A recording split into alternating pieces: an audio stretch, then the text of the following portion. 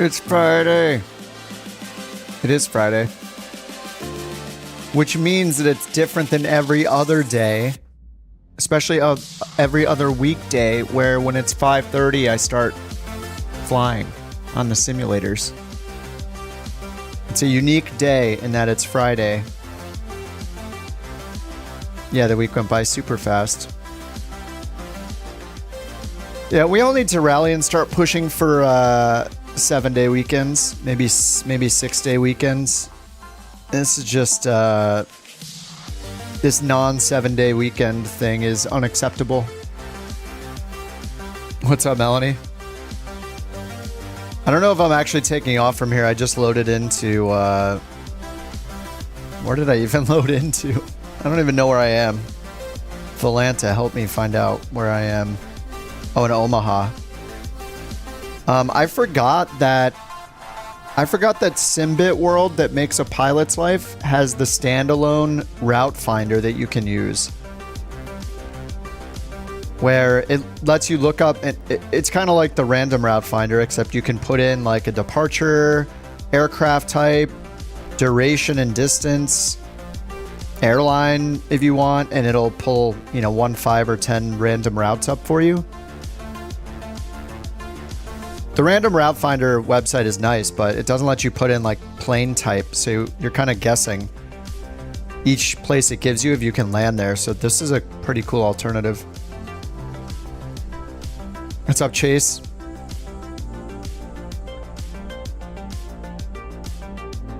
So yeah, I think I'm going to use this pretty often. Kind of nice.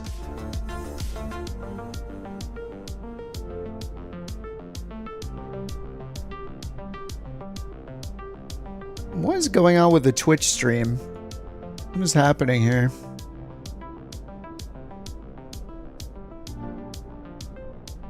Started the Twitch stream again, and the thing is, what is going on with this thing? It looks so weird. It's like glitching out. It's like a quarter screen. I think the resize isn't working or something. What have I done?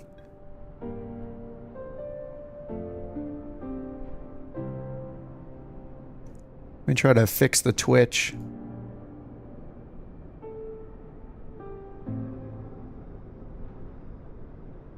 List of coming flights? No, this is just a flight route generator.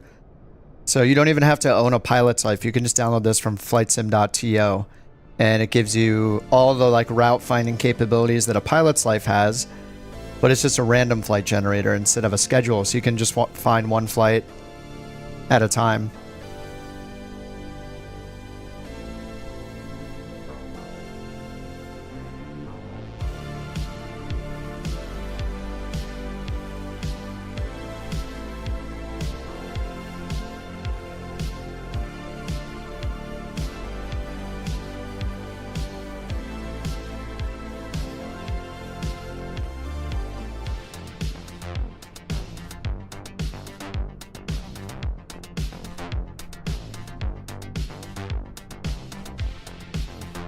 I think I broke Twitch. Sorry, Twitch. Yeah, so it's kind of nice because this is a good way to get a realistic flight, mattering which plane you're flying. All right, I think I am gonna be back in the Boeing, at least for now. The 700. Chase made some new liveries. We got a 700 now, in all its glory. Painted tail wing, or painted vertical stabilizer. It looks very nice, I must say. Okay, I think Twitch likes me again. There we go. What's up, Jack? Twitch likes me again, but GSX does not. What else is new? So, yeah, I guess we could just fly from Omaha. I just want to do some random flights. I thought what would be kind of cool is... I don't know, maybe I'll just stick with either the airline, maybe I'll just stick with the airliners, but what's kind of cool about this app is you can leave the aircraft type blank. So like here, if I type in all flights from Omaha, and I click generate flights, you can see all the different aircraft it's showing. So this could be a fun little randomness too, where we land at one airport and then we just roll it and then we see a certain plane type. Like there's CRJ-9, 8. These are all airliners, I think. What's the B-38? What's a 38M? B-38M? Oh, the MAX. That's right, the MAX. So yeah, these are all airliners, but there is a chance that when we roll it, we find like a Grand Caravan or a Learjet or, you know, a 787 instead of a 737. It could hop into a different plane, or I could close that. I could remove the departure ICAO and just type in, you know, C208, click it, max it out at 2-hour flight or say an hour flight, hit generate flights, and then bam, we have a bunch of like feeder routes or something. Here's ones based on like West Air, Southern Airways, Sounds Air.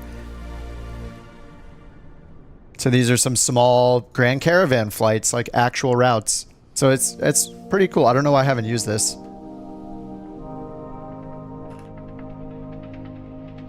But it's a cool app. All right, so from here it's saying in 2 hours we can go to, let's see, we can go to O'Hare. We've been there a bunch. Minneapolis, Denver. What's BBW? Ameriflight to BBW? It says an Embraer, right? E99? E99 plane. Embraer R99. Electronic Warcraft. Electronic Warfare Aircraft? What? BE99. Beechcraft Model 99. Okay. Never mind. That's a turboprop or something, it looks like. Twin engine, unpressurized turboprop.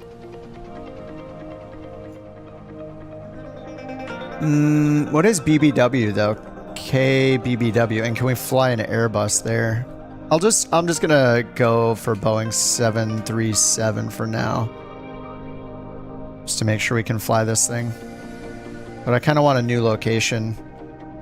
Oh, we haven't gone to Dallas for a bit, or St. Louis.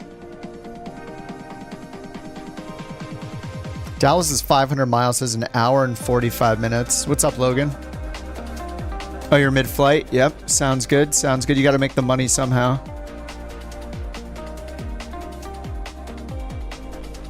Need some new locations here.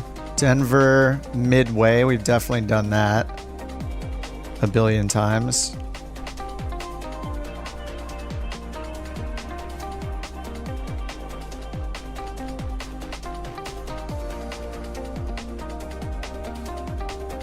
Nashville, Midway, Denver, Dallas, St. Louis. Jack, hurry up. The mods are coming after you, dude.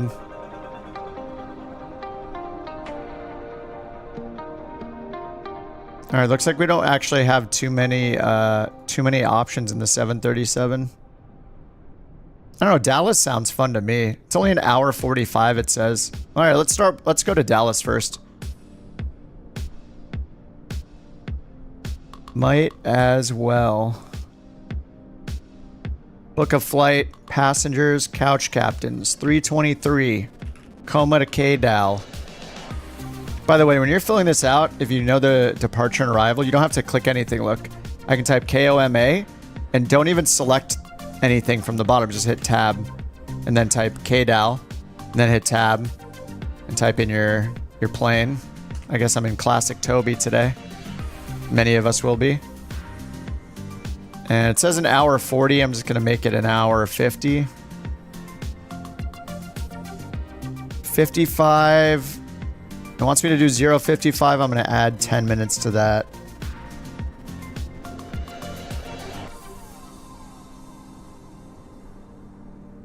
Yeah, 105. All right, book flight. Generate flight plan.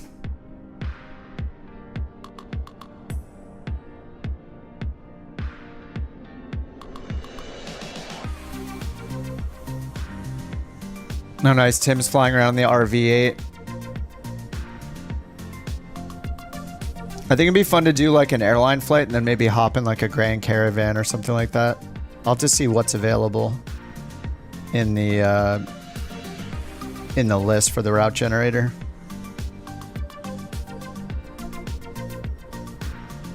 All right, beyond ATC loading.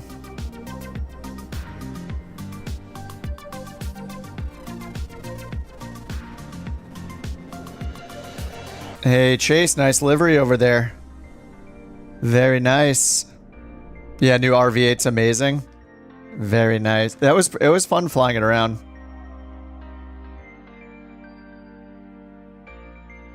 All right, Omaha to Dallas.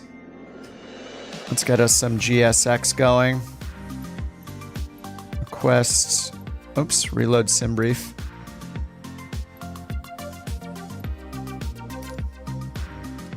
Let's try again, sim brief. Do you need a yoke for landing an airplane? I mean, if you're just trying to play with a keyboard and a mouse, you're going to have a very hard time. Technically, though, if you're flying an Airbus or a Boeing, an airliner that has an auto land system, and you rely very heavily on the autopilot and the auto landing capabilities, it is possible.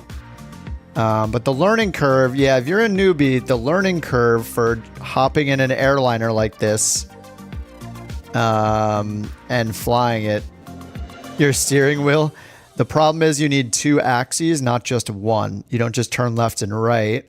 You also push forward and backwards. Like this. So you have multiple, you have to go left, right, forward, and backwards. And then there's also rudder pedals down at the bottom. So you kind of need 3 axes, like a flight stick and or Xbox controller.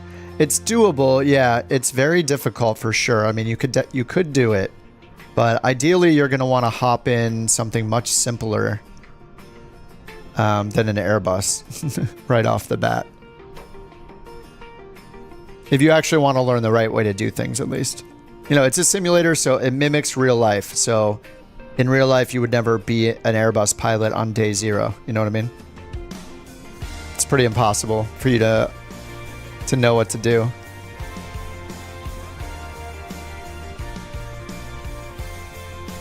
Do you not use a mouse and keyboard? What's up, Versa?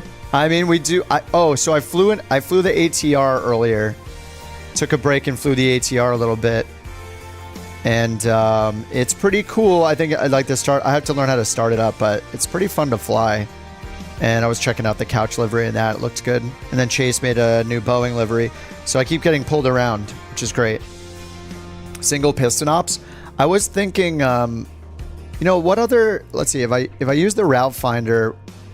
So we're going to go to Omaha. But if I close all this out, I wonder what the smallest plane type we can find in here is. What's the Duke code? It's the Beach Duke. Is it... What is it? The B... I don't know. I forget what the Duke airline code is. Duke ICAO code.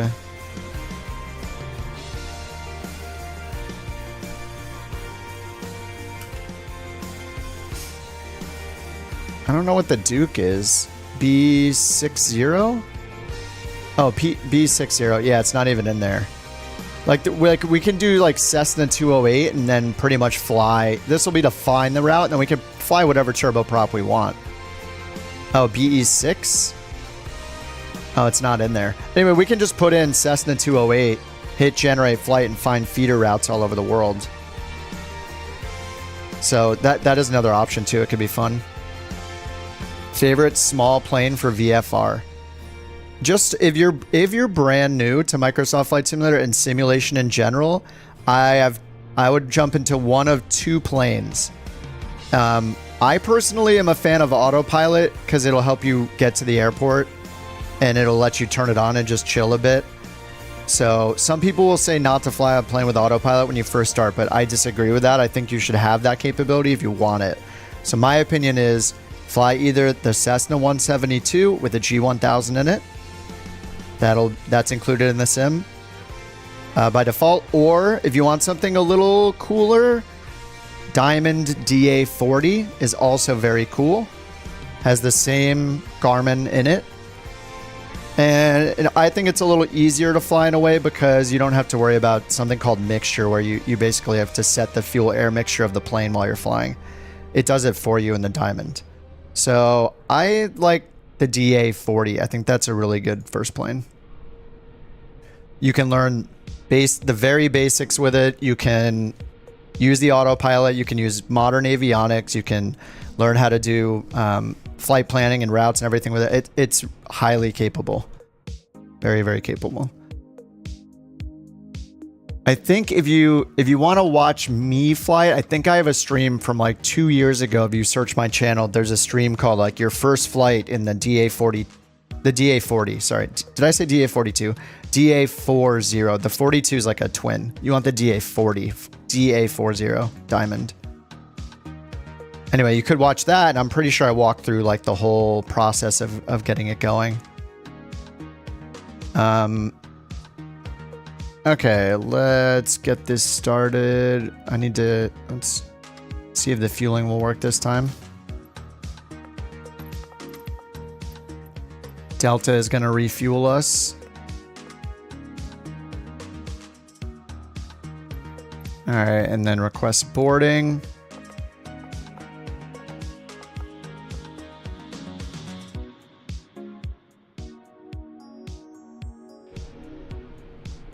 Connect it up. You ready, Melanie? Well, I have to do all the flight planning, all the boarding, all this stuff. So it's going to take probably like 15 or 20 minutes for me. Coma. We're going to go to Dallas first. We're going to probably want a little time acceleration. You know, Melanie, if you're having AI do the whole flight for you, what you should do is go to the world map, put in Coma as the departure, put in Dallas as the arrival, and then in the top left corner, there's going to be a drop down that says VFR direct, and it's going to have you just go in a straight line by default. But if you want it to be realistic, change that to IFR, high altitude airways. And that'll give you a flight plan similar to what we're going to be flying. It'll be like more of a realistic flight plan that an airliner would fly. And then it'll take you through all sorts of waypoints. And I don't know if that's how you've been doing it or not. All right, the boarding has begun.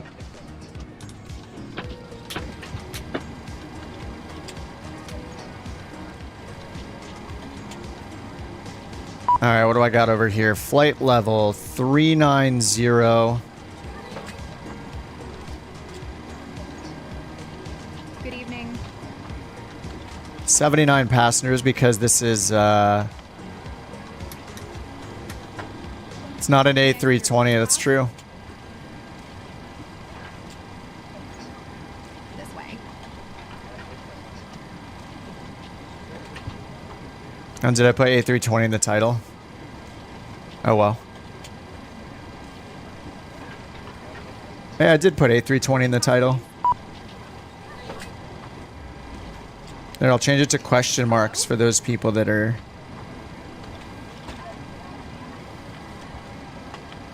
pointing at the inaccuracy. Good evening. What was it? 390.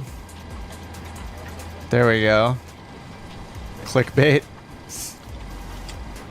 I was going to fly the A320, but we have a new couch captain's livery for the 737-700. So I got to at least do one in this. I do think it'd be fun to hop in a turboprop for one of the flights too. All right, 390. And ground power's on. Beautiful. FMC position. All right, I forgot the alignment.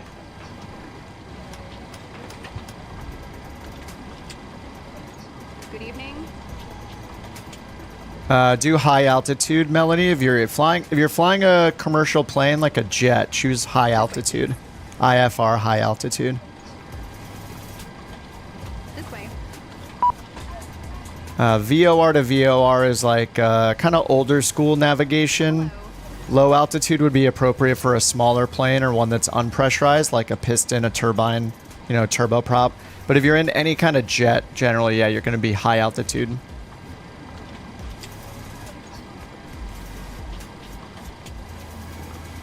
Hello. All right, fuel trucks here. Grand Caravan needs a couch cargo livery. Yeah, that's a good point. Yeah, I don't even know what the cargo... Yeah, I guess we'll need it to say couch cargo. No, Glitch, I'm not. I just play the sim a lot.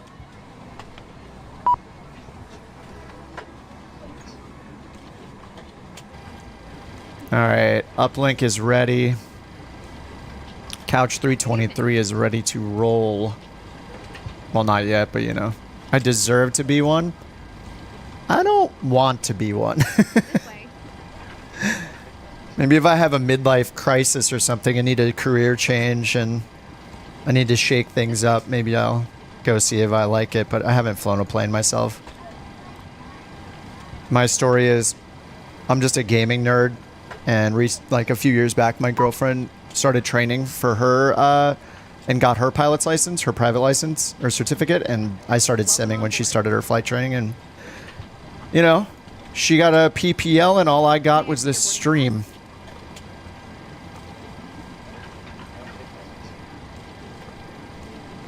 All right, performance, import. Let's see what we're going to get for our weights.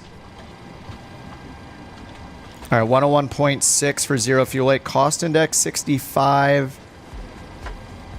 And fuel is 14.5 roughly. Let's see if it brings in the right stuff here. Hello. 65. Flight level 400 is wrong. We got 390. I'll have to fix that. Zero fuel weight, 101.6. Yes, that's correct. Okay, we'll accept that. Replace this with 390. Hello. Okay, let's do our takeoff performance. What are we expecting over here for runways? 3-2 left. Hello.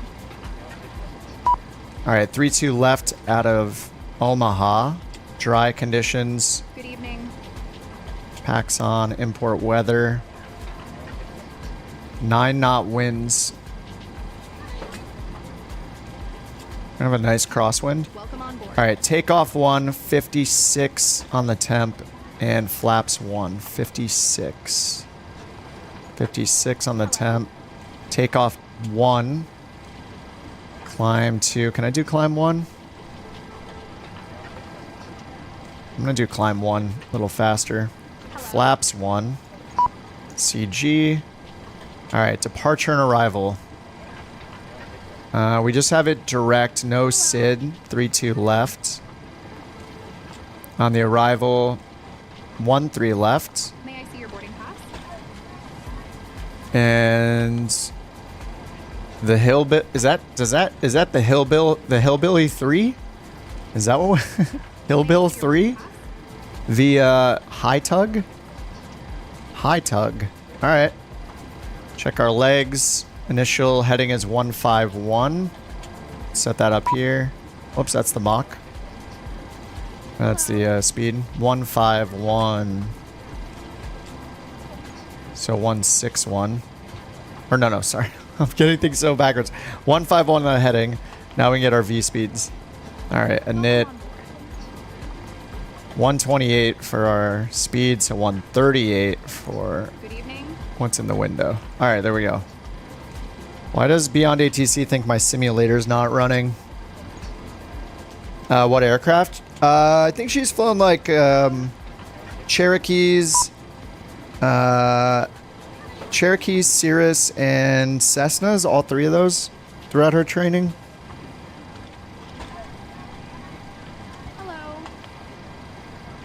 Okay, I guess I'm going to close and restart Beyond ATC. I can't find the simulator. Does my girlfriend fly for her job? No, she just has her private. haven't been available too much, you'll be a better fleet manager. I think I erased everybody's permissions except for Josh's, but I can give them to you, Tim, if you want to do fleet or route. Yeah, I've done VATSIM before. I usually use AI ATC because it's always online, unlike VATSIM controllers that just jump offline, but while you're like done, you're about to call for your clearance and then they just get offline. It's super annoying. Okay, now Beyond ATC is working. There it is. All right, let's get our clearance. Colt 323, request IFR clearance to Dallas Love Field Airport. All right, let's start the APU. Colt 323, Omaha clearance, cleared to Dallas Love Field Airport. Radar vectors Omaha VOR, then is filed. Maintain 5,000. Expect flight level tree 9 10 minutes after departure. All right, vectors 5,000. Departure frequency 124.5. Squawk tree 2 tree 5. Tree 2 tree 5. Cleared to Dallas Love Field Airport. Radar vectors Omaha VOR. Tree 2 tree 5. Maintain 5,000. Expect flight level 390. 10 minutes after departure. Departure. You got frequency kicked? No, you didn't get 124.5. kicked. Squawk 3235. I just Colt didn't know if you were 323. gonna keep doing the management Colt stuff. 323, read back correct. Contact ground 121.9er when ready for push or start. All right, I'm gonna hit B 3006 for the altimeter. All right, APU EGTs are going down. It should be ready in like 10 seconds or less. It's devastating when you have your notepad ready. Yeah, I've been embracing all the AI stuff. All right, APU gens on, APU bleed on, valve, auto, packs open, packs auto.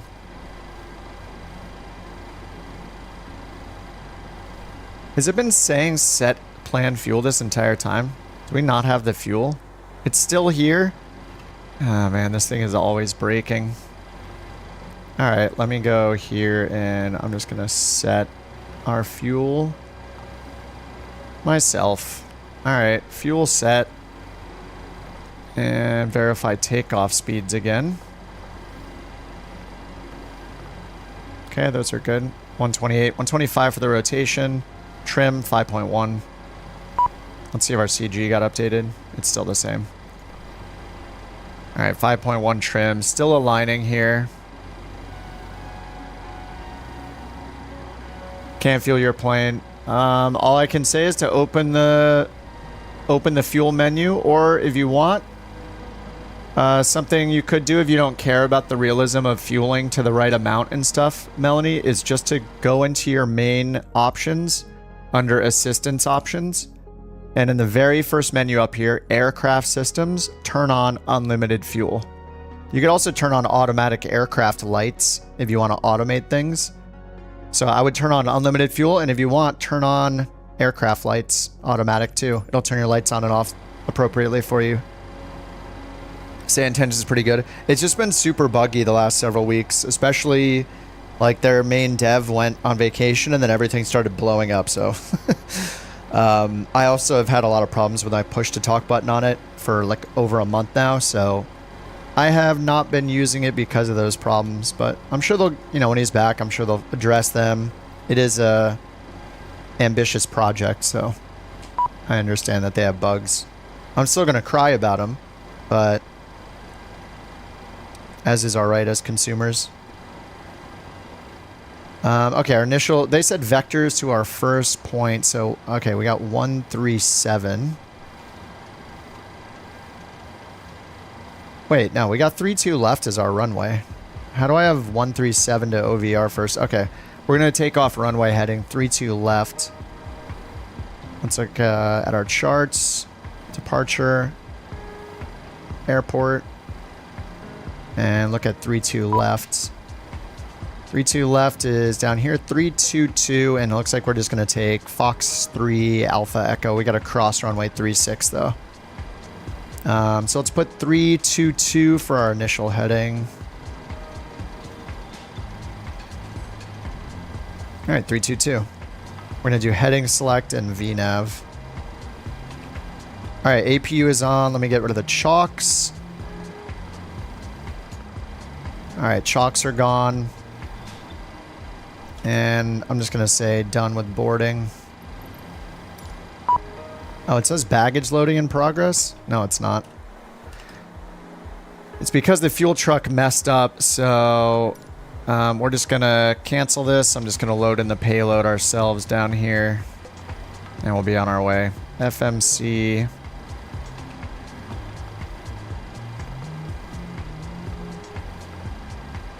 So annoying when I think I have to get the GPU, or sorry, I think I have to get the GPU on first before I start using GSX stuff at all. It seems to really mess it up.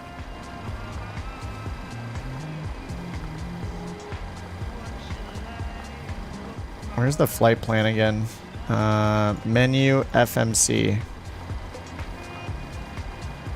There we go. Route, flight plan request, this, set payload, set fuel.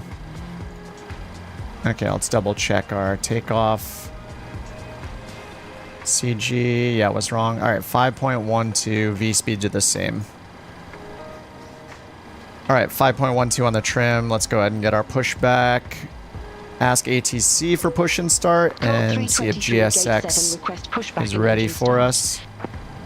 Colt 323, Omaha ground, pushback and engine start approved. Face east. Pushback approved. Face east. Colt 323.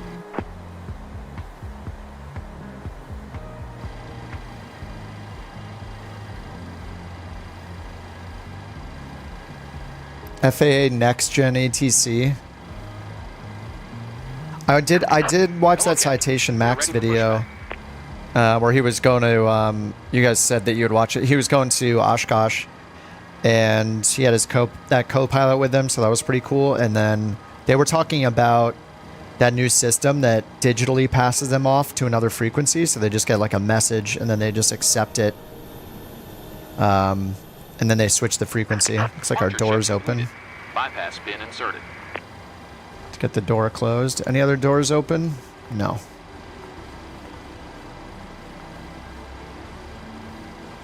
Alright, gonna get ready on our engines. We have no center fuel, but our wing tanks are pretty full. 7.25 in each one. Nice. You got your first flight booked on CCX for 16 hours? Yeah, that sounds horrible. 16 hours? You crazy? Alright, fuel pump's on. Packs off. Yaw damper can come on now. Alright, we're ready. I guess we're doing nose right. Release parking brakes. Commencing push. Alright, parking brake released. Clear. Start at will. Alright, engine 2 first. Because it's cooler.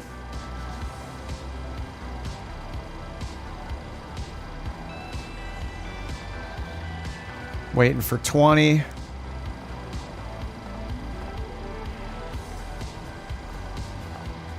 $23.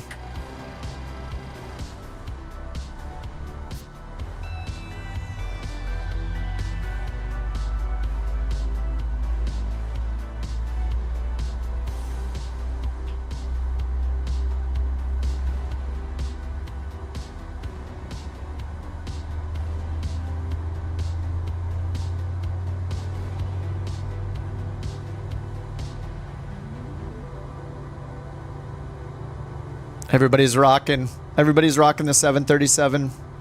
The new 700 livery. Alright, engine 1.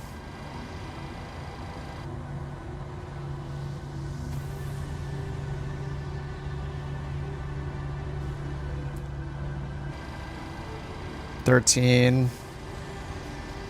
Runway 36. Nice. I got 3-2 left. Alright, engine 1 starting up.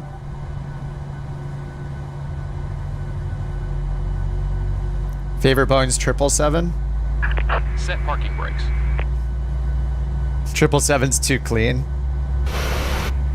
I only flew the 777 one time. Not really for any reason. Is our tail in the wall? Oh, nice. This is why you don't turn crash damage on.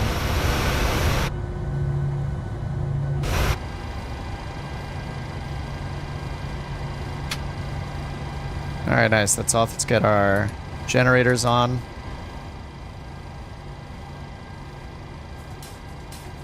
Okay, Gen 2 is good. Gen 1 is good.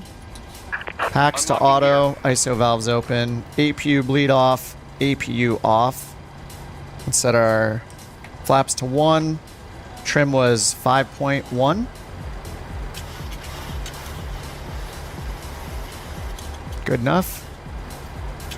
Been around there. Disconnected. Bypass bin removed. All right, auto brake RTO. Left is clear. Right is clear. Anti-collision, whoops. Taxi light on. Colt 323, request taxi to the active. All right, we're expecting Fox 3 Alpha Cross. Runway tree 2 left taxi via Foxtrot tree Foxtrot. Hold short Okay. runway tree 6. Okay, they want us to go all the way here to 3-6 and hold short and then... Hold short runway 36. Wait, are they Colt giving us 3-6 for 323. departure? No, 3-2 left taxi via Foxtrot. Okay, so we're gonna cross 3-6 and then we're going 3-2 left over here, so we are not changing runways. Oops, sorry, there's still ground crew out there. I'll wait for these guys to get out of the way.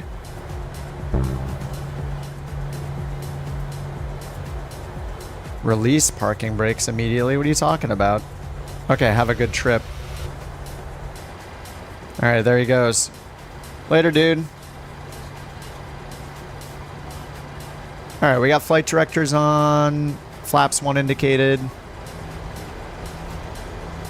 FMC's all set. Sorry, oh my god, what's this top thing called up here? MCP. Mode control panel, that's right. What's up, Nick? You hate when you can't see everybody at the airport? Make sure you turn on all players on your world map multiplayer options. If you have it set to live players, then you will only see people who are using real time, and a lot of people change their time of day, myself included, to make sure I'm always flying with the sun out. So that's probably why you're not seeing everybody. Okay, we're gonna turn right here on Foxtrot. Is it after this part? Yeah, turn right on Foxtrot and then hold short 3-6. Alright, our tanks are equal because we barely had the APU started, so didn't lose any fuel. TCAS is off. Same runway. I think you got 3-6. I'm gonna cross 3-6 and take off from 3-2 left. So we got a different runway. We'll be taking off in the same direction though. Oh no, you are over on 3-2. You are on 3-2 left. I see you over there, Melanie.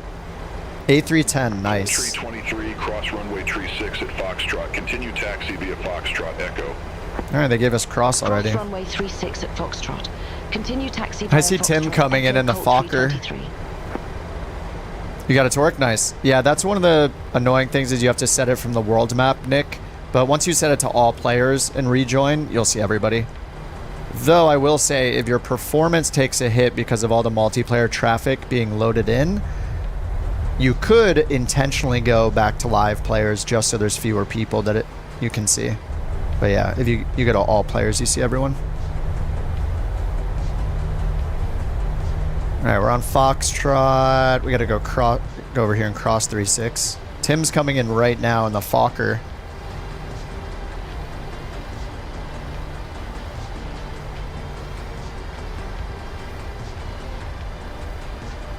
All right, they already gave us permission to cross. We're just going to turn our strobe on for the cross.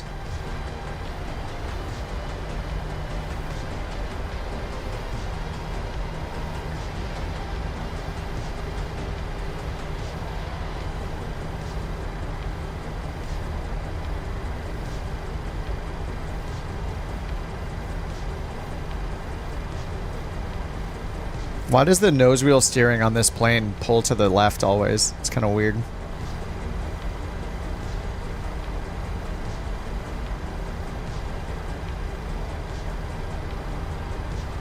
All right, let's get the strobe on.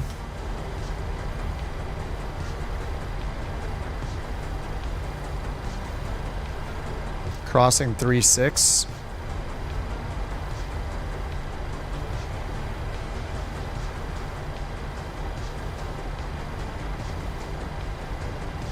Can't see everyone's liveries. You have to own all the liveries, or you have to have them all installed. What are we gonna do without the endless traffic warnings? rejoice. Oh, here comes Tim right behind us. Fokker F-28 coming in. Advised information uniform now current altimeter tree 006.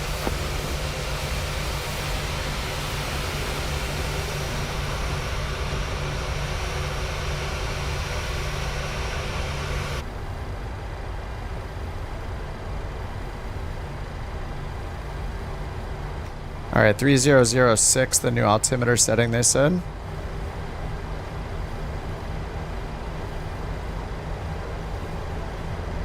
The happy Fokker.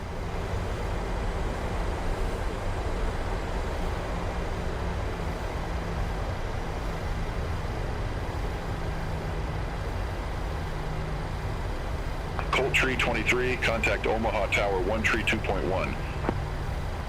Over to Tower 132.1, Colt 323.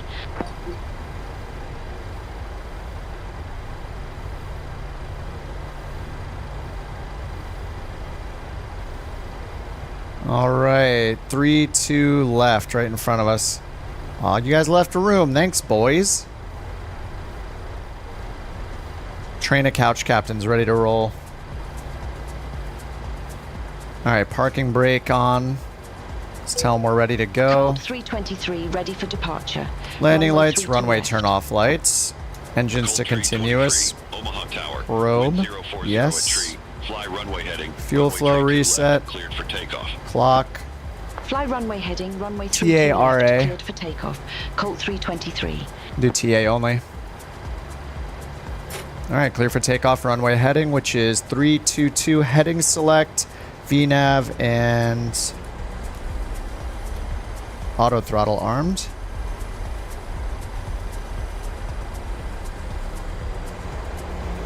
New driver got rid of the shadow that looked bad. Oh, gave you extra performance. Nice.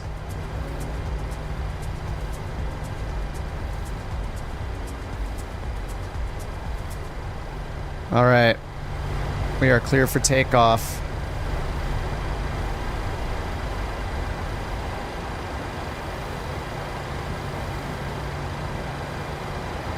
Bring it to 40%.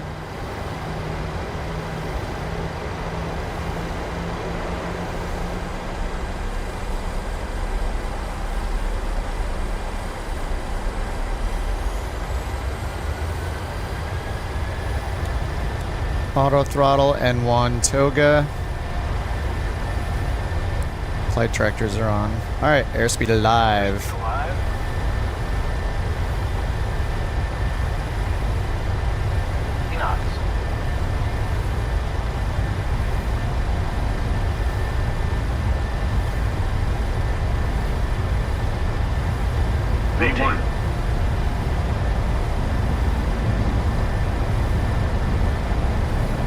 Oh, that took a lot of back pressure. Ooh. Positive rate of climb. That was not center line. I'm going to get dinged for that for sure. Maybe my trim was set wrong. I did 5.1.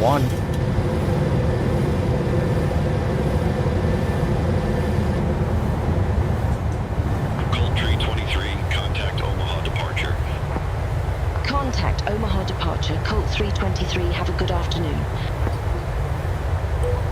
Omaha, Colt 323, 2300. Colt 323, Omaha departure. Good afternoon. Radar contact. Climb and maintain flight level 190. Climb and maintain flight level 190, Colt 323. Colt 323, turn right, heading 135.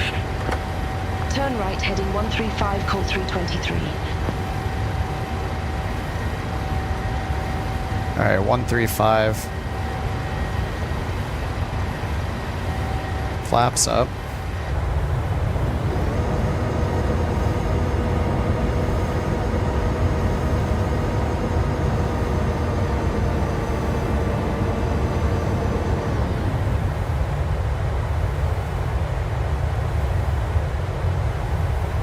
All right, let's get our lights good. Runway turn off lights. Taxi lights are already off. And just check our altitude, 4,000. In-flight entertainment activated. What's up, bro? Where are we flying? We're going to Dallas. Omaha to Dallas first. Oh, we see Underdog right over there. 737-800, the longer boy. Not quite the longest boy. Some boys are longer than others. Ours is, you know, a little lower than the middle. There's a non-existent variant between the 7 and 800. Ours is 7, his is 8. There's also a 6 and a 9. Who's counting? You know, today we're the 7, and that's good enough. All right, we'll probably get direct OVR soon. Colt 323, turn right, heading 190.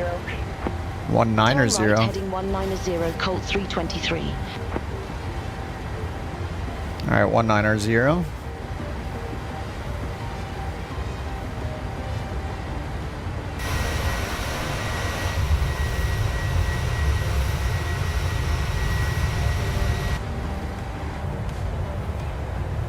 All right, Lake Pilot's up. 787-10. Colt 323, clear direct Omaha VOR, resume navigation. Omaha. Cleared direct Omaha VOR. Resume navigation, Colt All 323. right, execute LNAV. All right, OVR, left turn, direct Omaha, 10,000 feet. Landing lights off.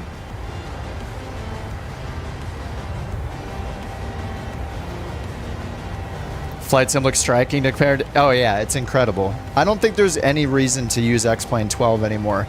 Unless there's a very, very specific plane you can't yet get in Microsoft Flight Simulator, I don't see a reason to fly X-Plane.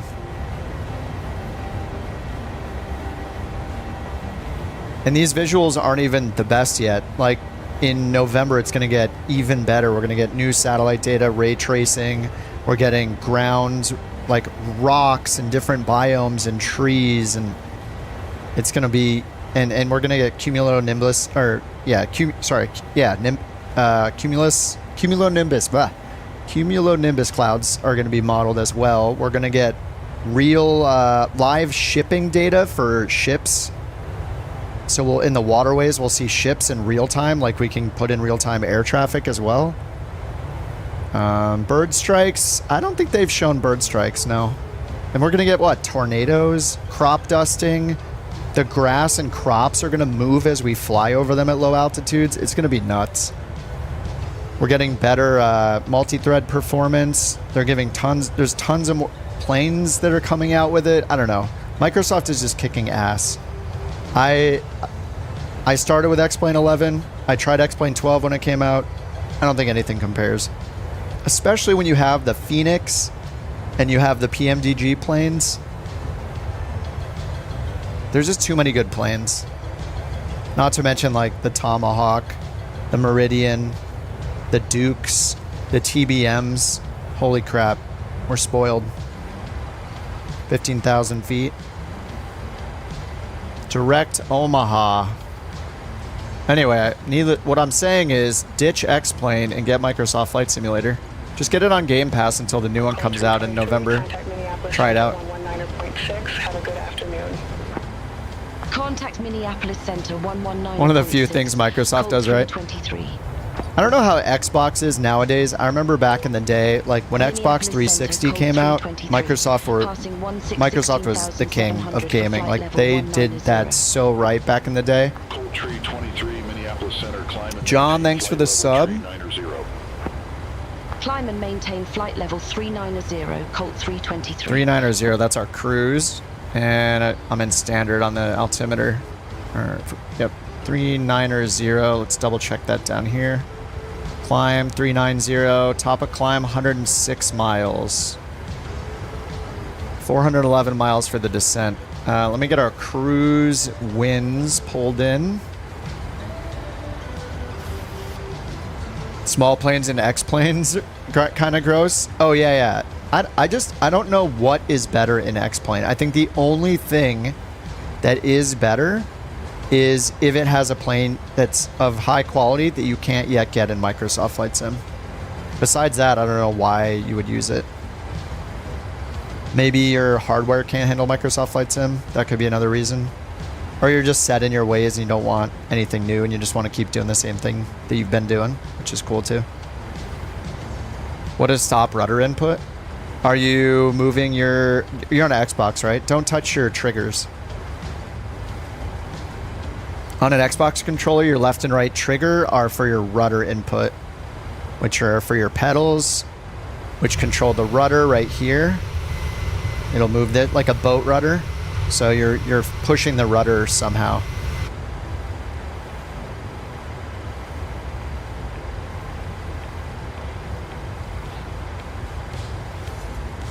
All right, we got all of our wind data in there. Cruise winds are set and descent wind forecast.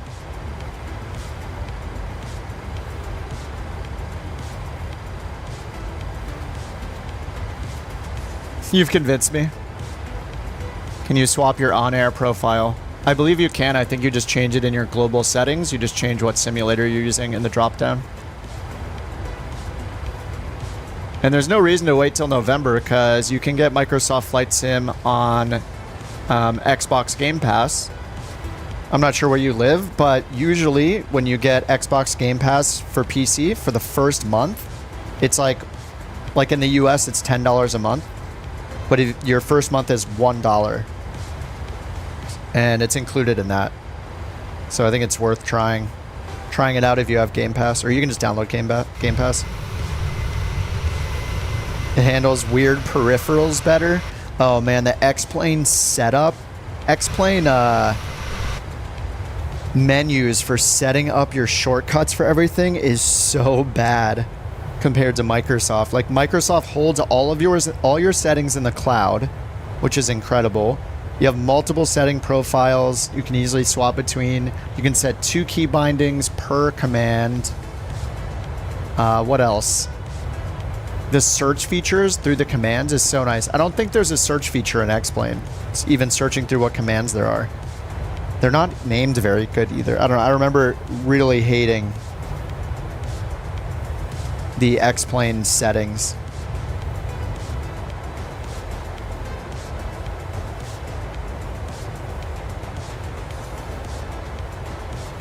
Why does Twitch keep kicking me off?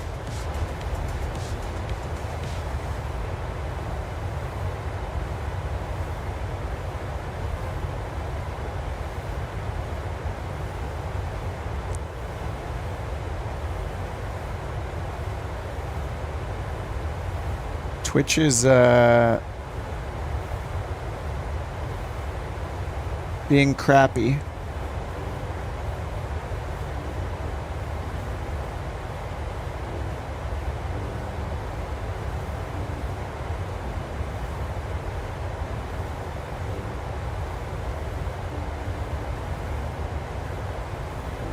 Oh, Josh, I just saw your message about the Vision Jet livery. It's not in there yet, but they have access to that Google Drive to put it in themselves. I think it's just a work in progress. That's why.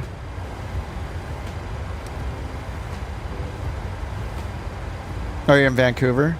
$20 a month. Usually the first month is like way cheaper though. They give you like a heavy discount for the first month. You know, Flight Sim, I don't think it's on sale right now, but Flight Sim 2020 was half off like a few months back when they announced 2024 coming out in November. But yeah, you could just wait till November. No. No behind the scenes. All right, 27,000. I'm glad I did Climb 1 instead of Climb 2.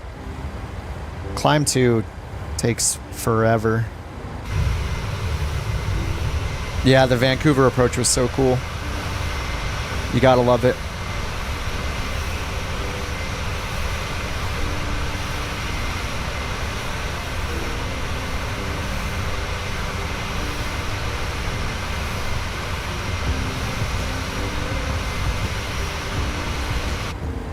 I think Twitch kicked me off because I was streaming at too high of a bit rate.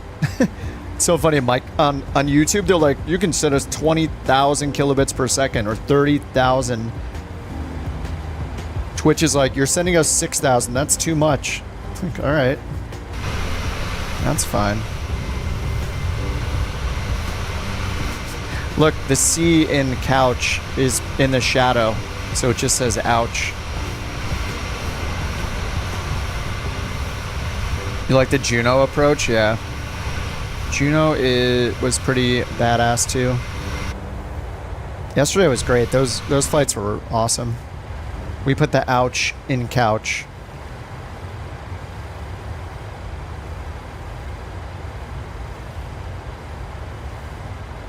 And we have no SID, so we'll just have our star, which is the wrong one.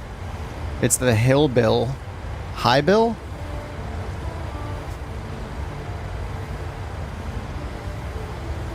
The High Bill 3. Look at this haze. What's going on? This is gross looking. Are there fires in Are there fires in the Omaha area too? I saw that like Portland and Idaho have like 1 billion fires right now. Twitch does not support AV1, I don't think. Chemtrails. I'm not seeing any chemtrails right now. It's probably, what is it, too warm, I guess? We are in icing range, actually. Or not humid enough. Let me just make sure SimFX is on. Should be. Haven't touched it.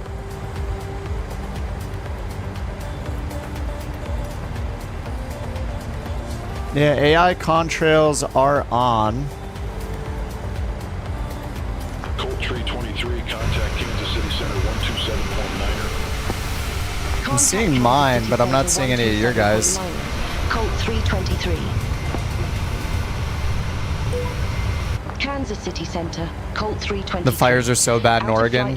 Yeah, I loaded up, was it Quake Feed? 323, Kansas City Center, roger.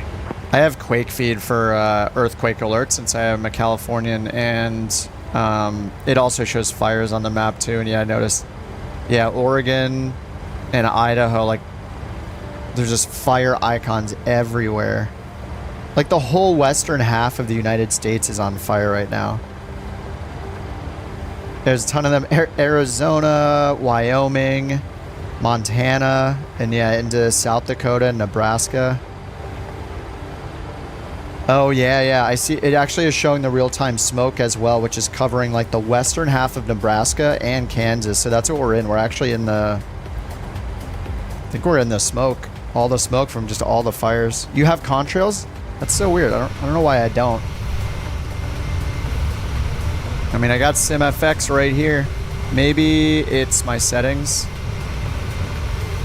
I have it on balanced. Yeah, 100% quality. Maybe I'll just leave it on quality again. Maybe it's trying to be nice to me. I see nothing. I only see my own contrail.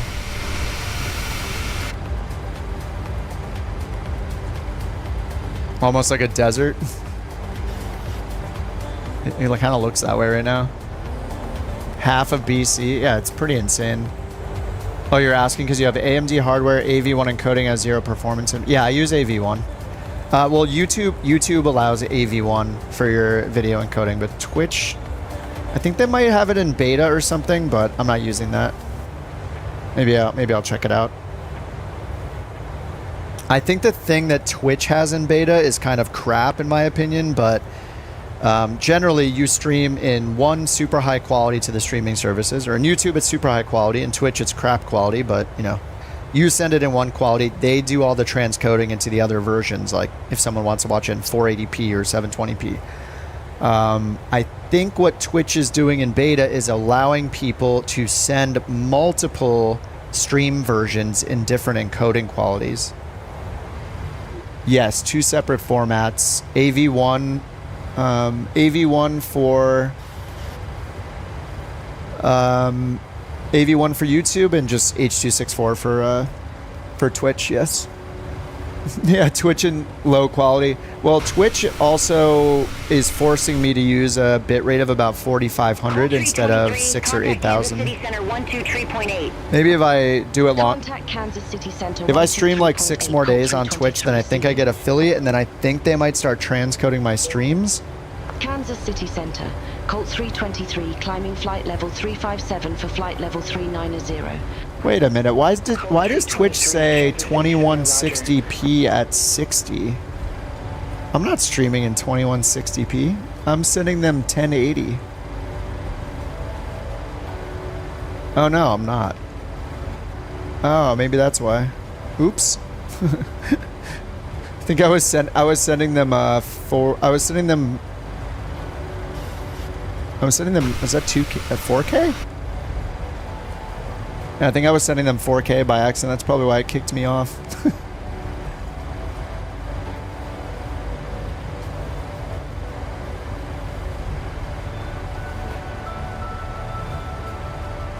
It said 2160p, which I think is 4K.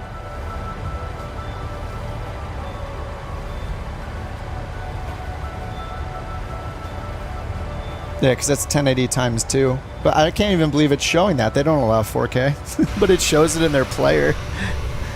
The problem is you can't do 4K streaming at 4,500, 5,000 kilobits per second. It's just all blocking. I should probably just send them 720.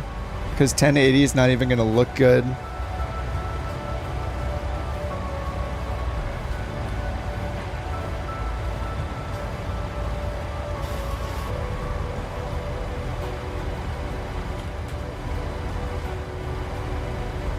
I think a lot of people do some weird 936p thing on Twitch for some reason.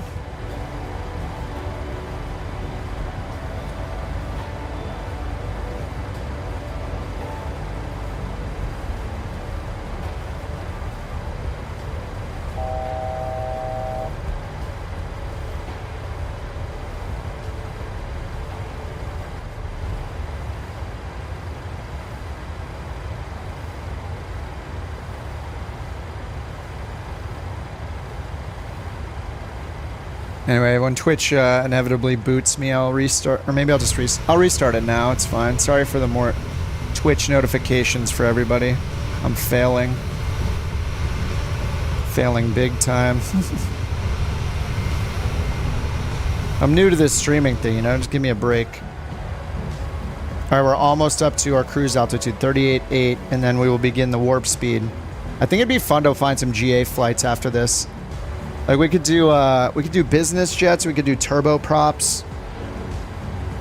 If I use the route finder here, what's nice... Actually, can I put a 172 in here? No, they don't do a 172. I think the 208 is probably the smallest you can pick from here and generate flights, but pretty much any turboprop or even a piston will be fine for these routes. And I could put in a max duration of like 1 hour. There, and here's a bunch of little feeder routes. Pittsburgh to Bedford, Santa Barbara to Ontario, Oakland to, what's Kooky? K-U-K-I. Anyway, there's some, you know, not outside of the US as well. All right, 39,000. We're at cruise. Did I turn my landing lights off? I think I did. Yes. All that's good. Pressurization is finishing up.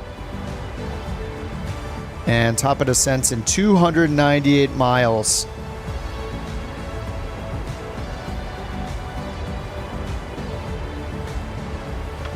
Sorry, Josh. Josh is trying to hold down the Twitch stream. Thanks for being my one viewer, Josh.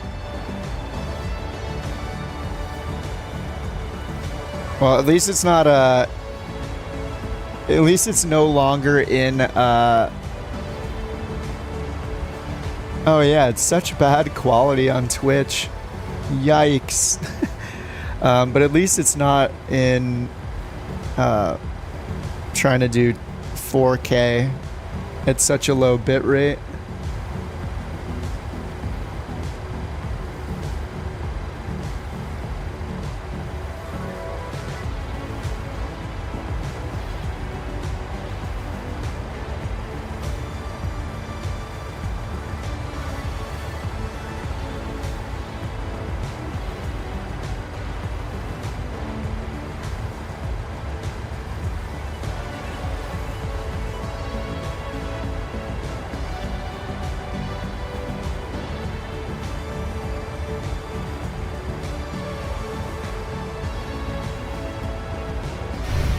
Pushing back from Omaha. Oh, you can catch up, yeah. Well, it matters what you're flying, though. I guess if you're, like, in the Phoenix, then maybe you might not be able to catch up if you can only do 2x. And I'm about to start 2x. Alright, I'm starting 2x. When this hits 40, you guys start it. And I'm going to hit it when it's about 50. You guys go now. And I'm going to go when it's right up here. Bam. Warp speed activated. You can finally get new ski installed. Get your couch license. Yes, Chris, join us. There is a new requirement, though. What's up, Mirth? Weird seeing y'all here. Yeah, I've hopped on Twitch every now and then. The YouTube Shorts thing was nice for a bit when they were like promoting it like crazy, and there were tons and tons of people coming in, but it fell off. It just fell off completely. So, what's up, Raven? Contact Kansas City Center 127.725. Raven's trolling. Contact Kansas City Must be a real pilot. 127.725. Colt 323, see you. Real pilot and PMDG dev, according to Toby. Kansas City Center, Colt 323. Flight level 757 spy. Colt 323. I've watched Kansas City 757 Center, before. Roger.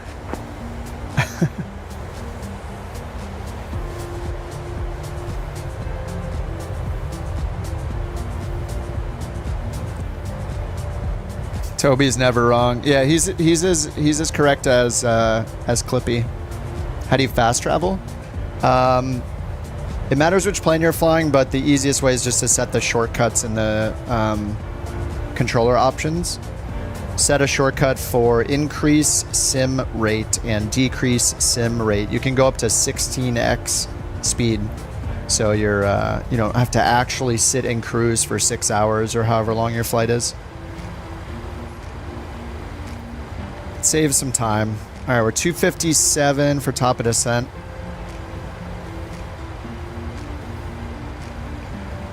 Wait, am I in 4x or 2x? Let me double check here. I need to get these lights on.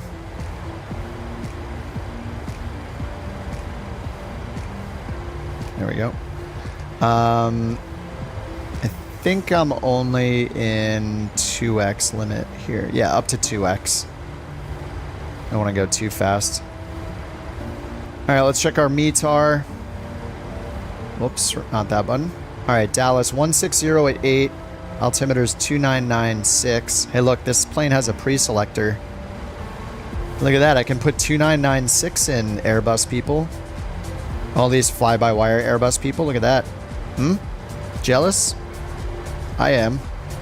When I fly the Airbus. And what do we got? Temp 37. Whoa. 37. 16088. And we were planning on 13 left. So let's see, 13 left. Okay, nothing different here. We're at 9,000 on the star. I'm typing that in my notes. That's our bottom altitude for the star. And if we get 13 left, we got a Cat 2 approach.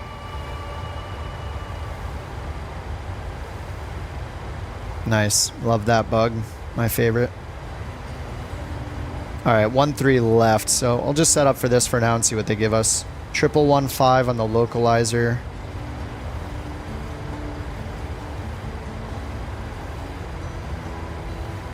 One 1115.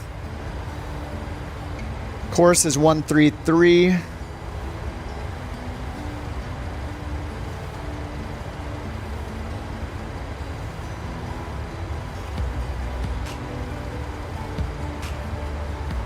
All right, 133. We got DME on the ILS. And final altitude's 1900 at Nate. So I'm going to type in FAF, 1900 feet. And then go around, climb to 1,000, climbing left turn at 3,000. On a 060 heading. All right.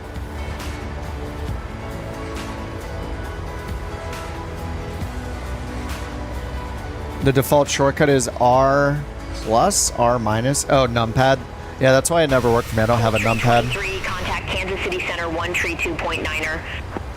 Niner. Contact Kansas City Center 132.9. Let's get some of these Colt turned down a bit. 323. Kansas City Center, Colt 323, flight level 390.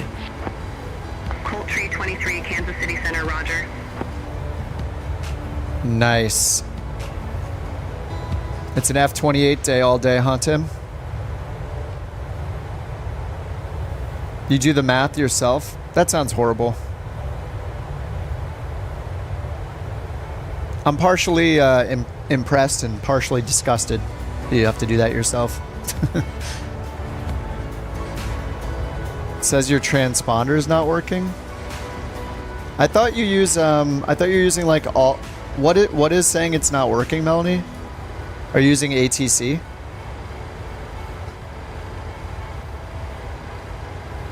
It should do all that automatically for you if you have all the assistance modes turned on. In your top toolbar, you should have like an AI pilot mode. I think you're using all that stuff, right?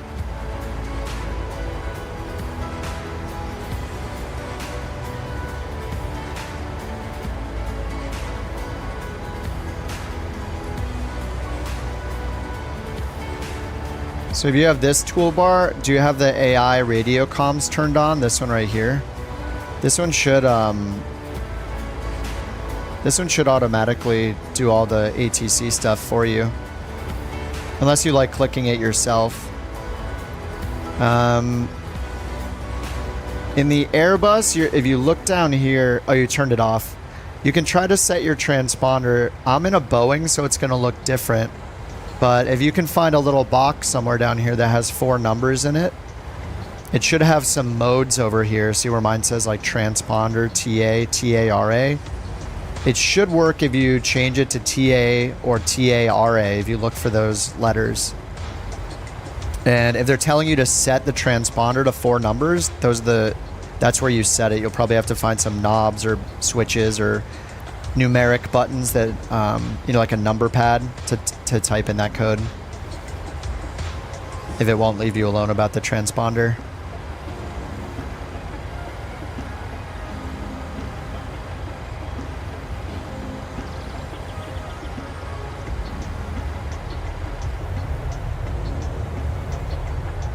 Imagine Dragons, yeah, a little bit. That last song. Agreed.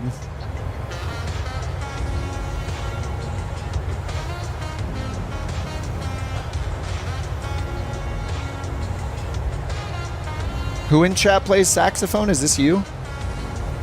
Was it Tucson? I think Tucson said that he plays saxophone. And he was leaving the stream to go play saxophone to practice yesterday. And now we have this song. Coincidence?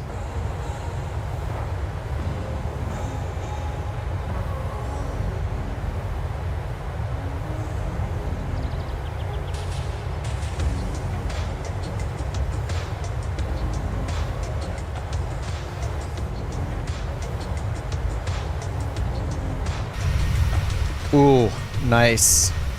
It's so dark probably on the stream.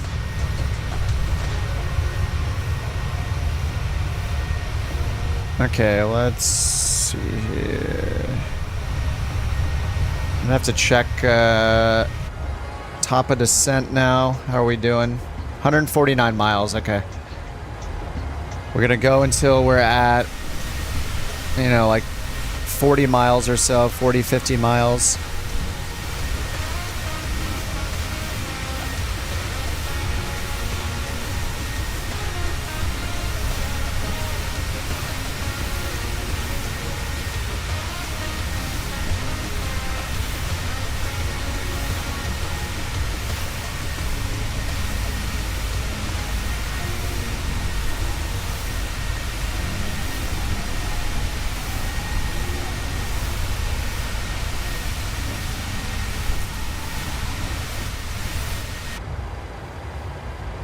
Do I see you anywhere? Let's see.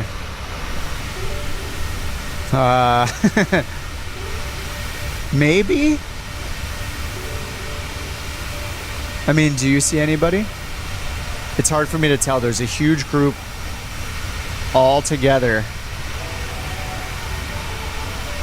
Colt 323, contact Kansas City Center 128.8.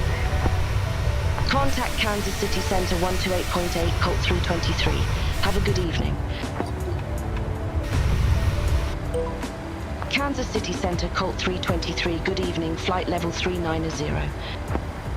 Colt 323, Kansas City Center, roger. 390.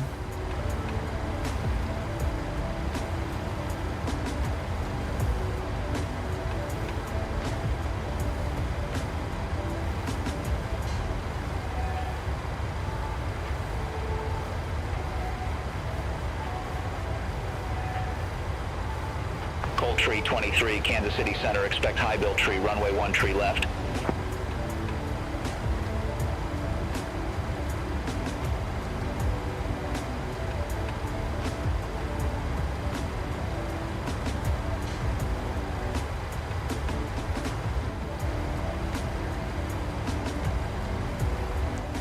You Colt 323, Kansas City Center, expect high build tree, runway 1 tree left. hi, Bill. Okay, 1-3 left. Nice. That's what we set up for. All right, top of descent. 110 miles still. We got a ways. To us, it'll feel like 50 miles. All right, 1-3 left. I'm gonna go ahead and Colt they're yelling at me 323, again. Kansas City Center. Yeah. Accept clearance. Expect high bill 3. Runway 13 left, Colt 323.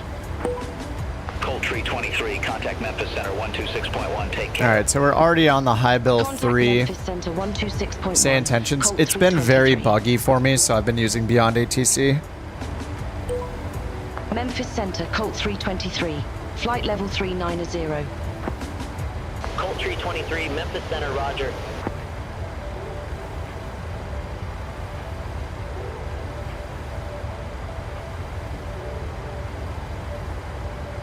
Colt 323, contact Fort Worth Center 132.2. Contact Fort Worth Center 132.2. Colt 323. Charity Worth Center. All right, Colt we're gonna get. We 323. get descend Good via. evening, We're gonna flight get, put in level 9,000. 390. 97 Colt miles. 323, Fort Worth Center, roger. All right, I'm bored of the real time. I gotta put the sun out. All right, we're gonna go plus 12. All right, I'm gonna hit real time, and then plus 12 hours. All right, minus 6 hours. Oop, that's plus 6 hours.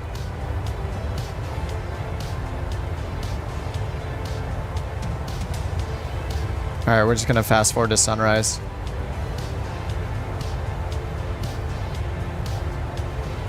It is going double speed, so I'm gonna have to fix that in a second. All right, 85 miles. Do you guys want to do another jet flight for the second one, or you want me to use one of these? We can find one of these turboprop. Do a GA flight in like some kind of turbine. What kind of GA? I thought we just find like this route finder is so good because it finds realistic routes. It's like way less work than trying to pick somewhere because these are all like based on real world routes. And there's a bunch of Grand Caravan routes in here. Now here's one in New Zealand. That could be fun. 2 of them in New Zealand actually. 44 miles. Wonder if I can put 1.5 for the hours. Oh no, I can't.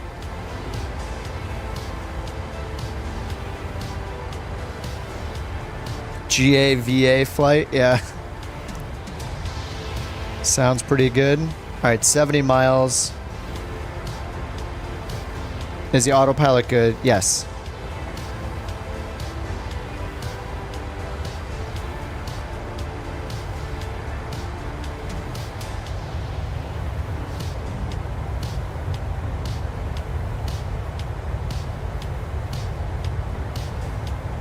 You want to buy it? Ew, analog.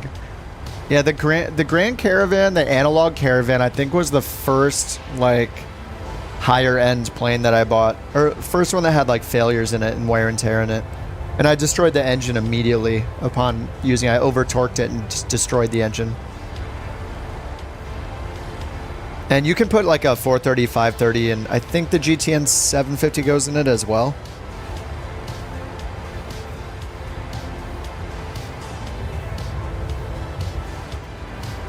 All right, 54 miles, top of descent. Soon I will turn off the acceleration. Soon. All right, let's check our landing. En route, import. Runway 13 left. Packs on, VREF +5. 30, auto brakes 3. Beautiful. 127.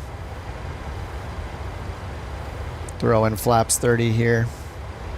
123 final speed. And what were our minimums? I did not look at our minimums.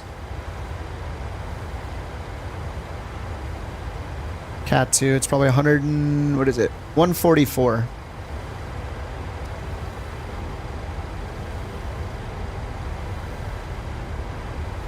All right, 144 minimums are in.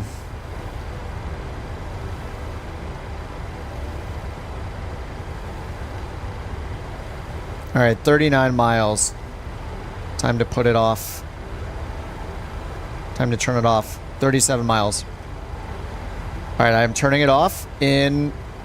You guys turn it off when it hits 40, or when it hits 50. Here it comes, and you turn it off now. I'm gonna wait till it's a little after 60. And I'm gonna turn it off now. Bam. All right, back to real time. Descend via High Bill Tree Nice. arrival. Dallas Love Field Airport landing, runway 13 left. Altimeter 29er 6. Perfect. Descend via High Bill 3 arrival. All right, High Bill 3 is 9,000 on the altitude pre-selector. Done. We got LNAV, VNAV, auto throttle, flight directors. And top of descent's coming up in 29 miles. Altimeter 29er in the pre-selector, and they're landing 13 left. Oh my god, who's that? That's so cool looking. Who is that? It's Pickle Nick in the A320. Pickle Nick. That's a good name. Oh, there he goes. He's gone. He was here, but now he's gone. Rip Pickle Nick. It was nice to see him, but now he's gone. Colt 323, contact Fort Worth Center 124. All right, I'm going to sync up the clock to real time. Contact Fort Worth Center 124.875. Colt 323. Plus several hours. Clarity Worth Center, Colt 323 descending via High Bill 3, flight level 390. Colt 323, Fort Worth Center. All right, we'll do this right before sunrise. So the minutes and seconds should be accurate, but the hour is customized. And let's see. Thinks we're going to arrive. When are we going to arrive?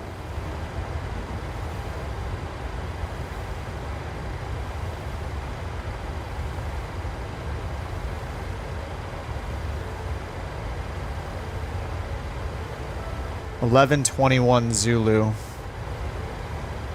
right, 25 minutes.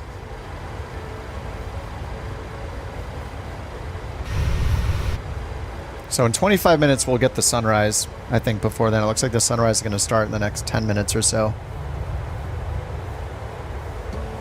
Oh yeah, we're seeing it already. How did I determine the time frame?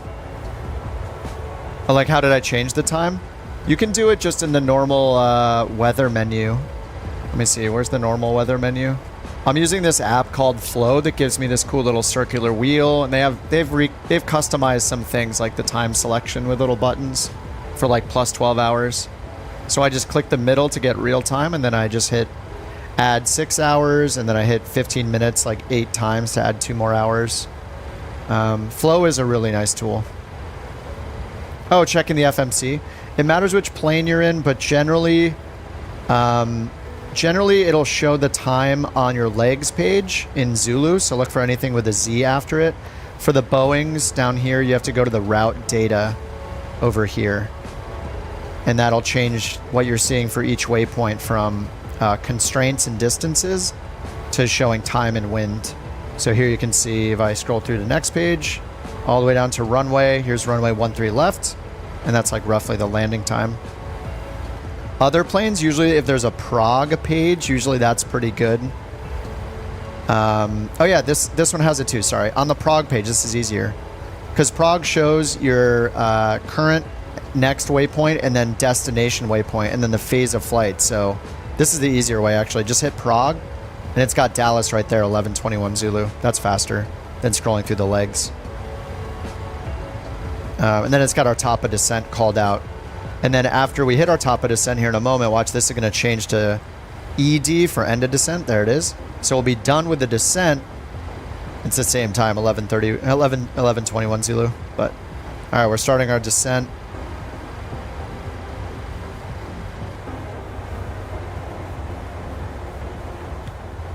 Trying to activate the sun.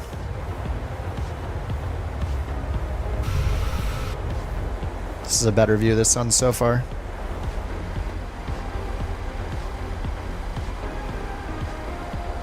I don't want to increase the time by an hour, but all right, who cares about the clock being accurate to the minute? We're gonna go ahead 15 minutes.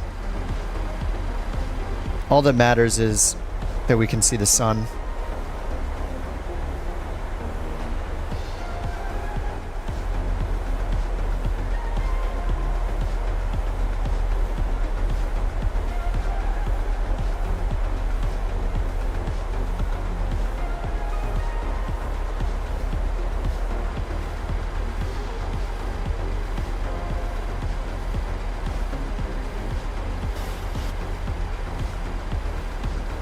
You want to, yeah, you should buy it, Tim.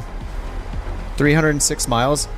Melanie, we're getting there faster because what we're doing is turning on time acceleration, so we don't have to sit in the cruise phase for like actually for an hour or two just sitting there waiting for our top of descent. If you're on Xbox, it's a little tricky. You can still bind controls, but you'll probably have to figure out a button combination that works for the time acceleration.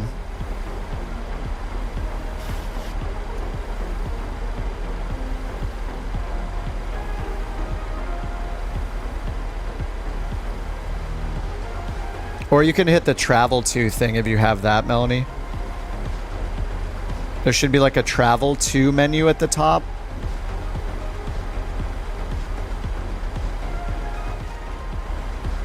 What's it called? Navigation or something? Is it in the log? No. Slew on Xbox? What's the... There's something in the flight sim menu where you can get to... You can skip ahead. I forget what the menu is called.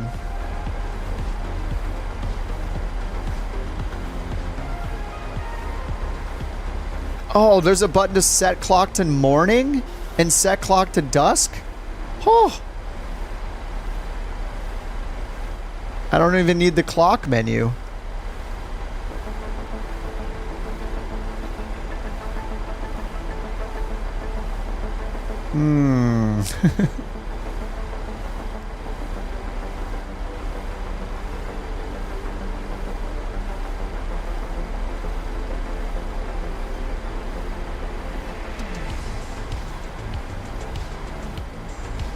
Set to dusk, set to dawn. I really only need the set to dawn button.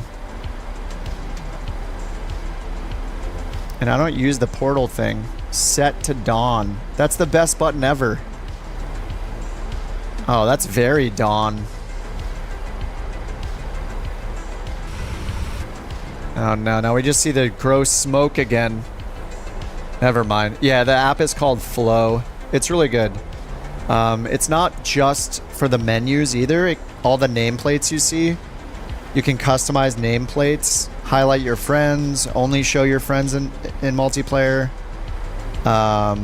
You can, it has a landing rate calculator or landing rate notification. It'll tell you you know, your landing rate and G-force and centerline and all that.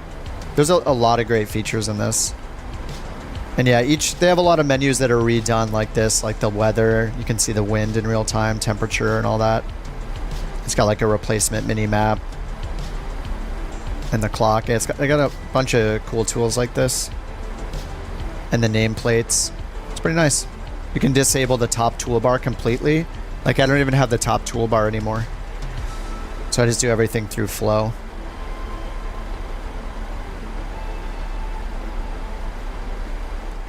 It's a good tool. I think it's like $15 US on the marketplace, or you can buy it from their website if you're on PC.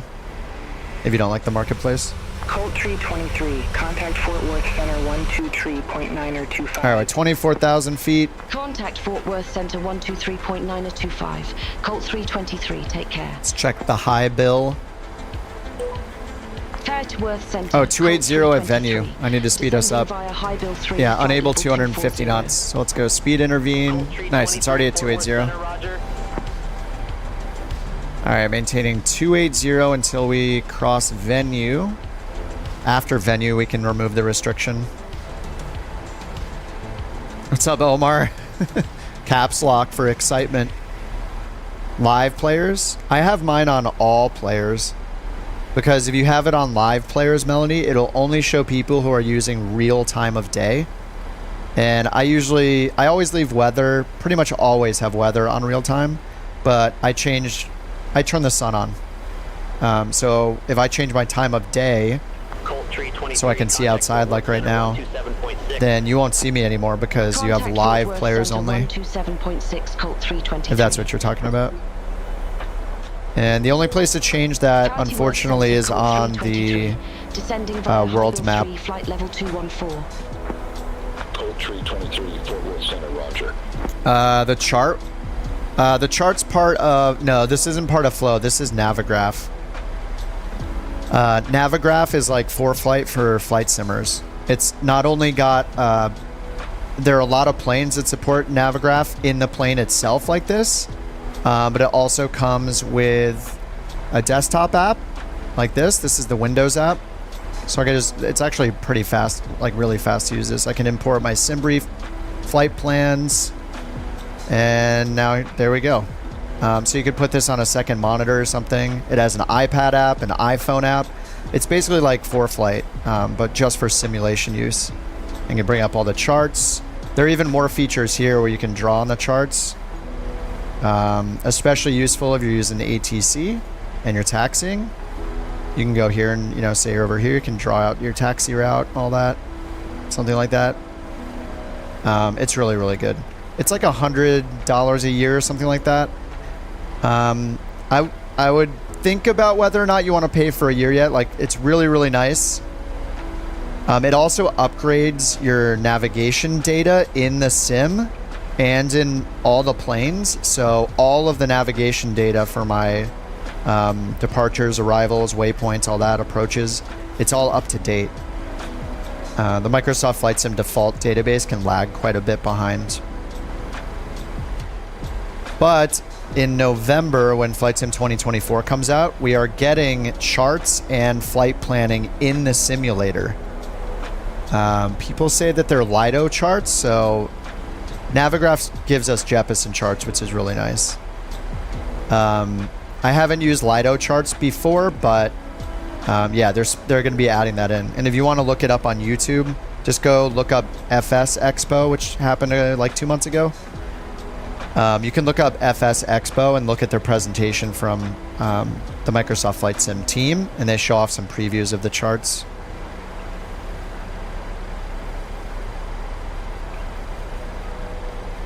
Map enhancement. I have used it a little bit. It's nice, but I don't like the performance hit I get, and I've had like crashes I think were caused by it, or like extreme frame rate loss because of it. It looks really, really nice though. For me, I don't think it's really worth the performance hit and frustration, but yeah, if you do use it, use the Bing map, the latest Bing map. It's yeah, it looks great. We're not seeing too much of the ground with all this smoke here anyway. But yeah, I think it's worth giving it a try. It's free. You might as well try it out and see if you like it. You don't understand the hate for AMD? I mean, NVIDIA has just been so good for so long that it's... If you've used a few of their video cards, then you just kind of stick with it, you know? They were the first one with the super sampling. They were the first one with AI scaling, right? Or AI super sampling, whatever. The first one with frame generation. It's hard to not want to use the card of the people that are kind of at the forefront of all the graphics evolution we've been seeing. I think that's why.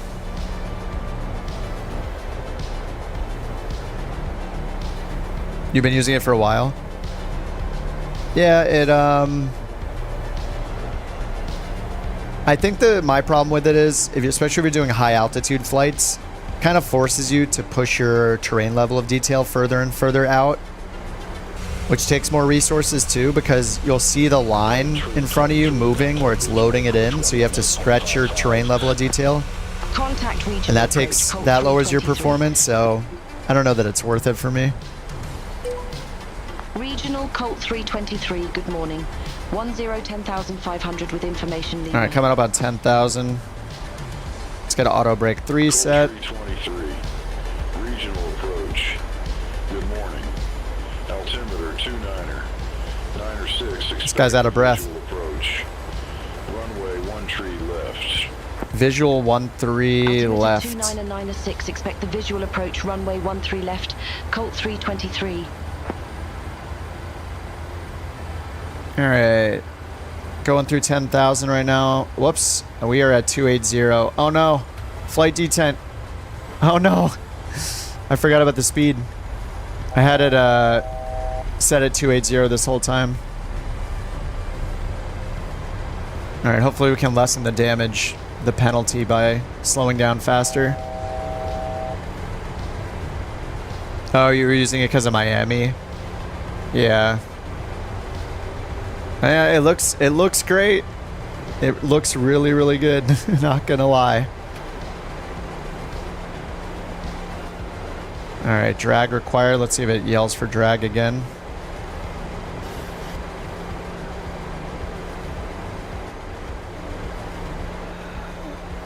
Alright, 250 at finger, and then we're at 9,000 feet. Let's get the approach in. 13 left, cat 2.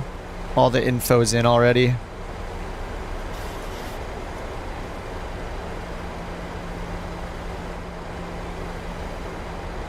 My heading, 228.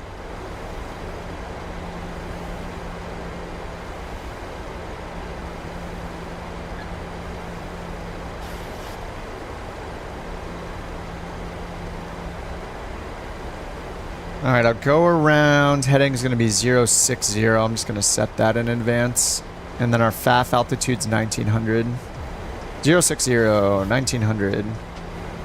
Alright, they told us to expect the visual. They haven't told us that we can descend, right? Yeah, we told them we were descending via the high bill 3. They have not given us permission to go lower than that, so.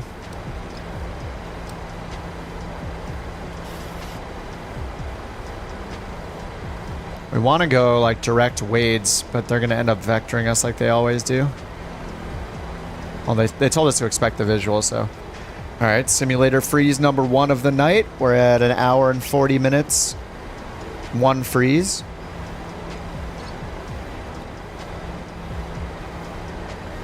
Someday we'll be back. No problem, Stout.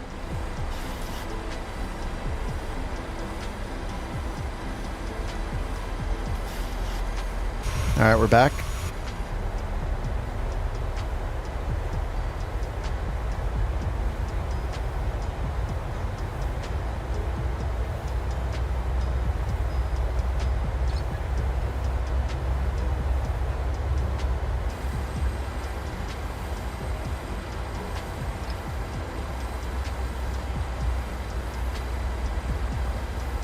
This is such a slow speed.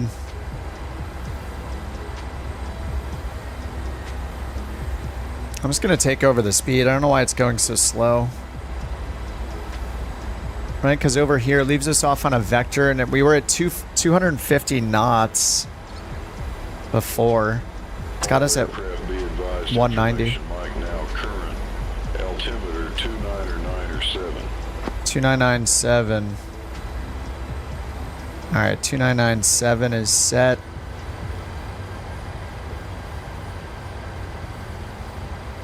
We're just speeding up a bit.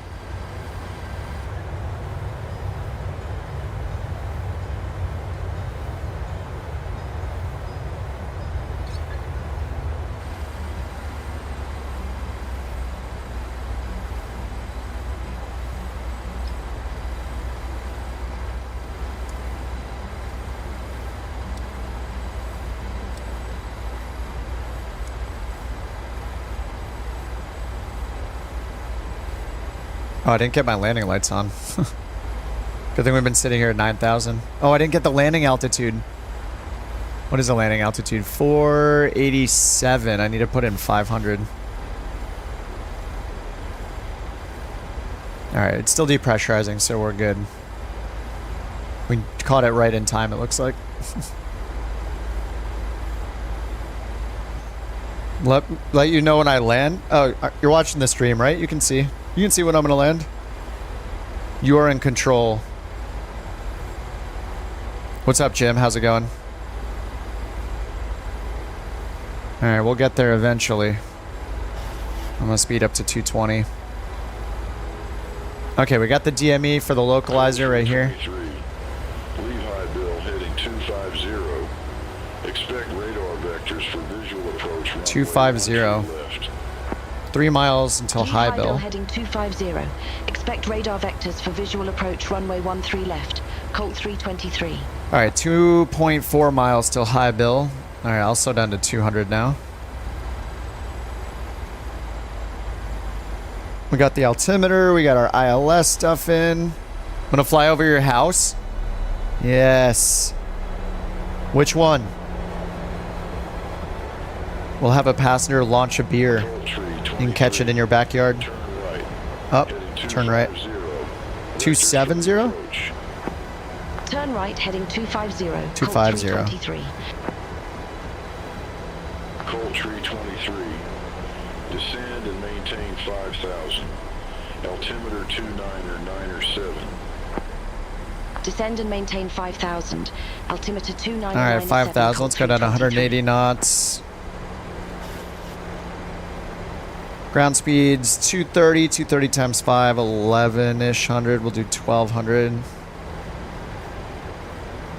Now let's get this centered, zoomed in. Whoa.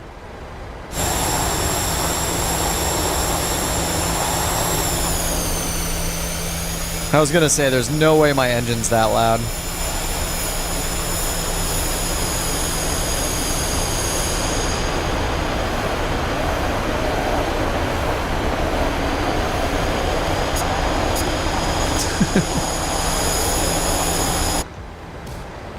Alright, 8,000. Gonna need to descend a lot. Yeah, the FAF altitude's 1,900.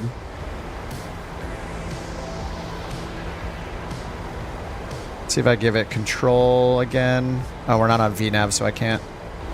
Right.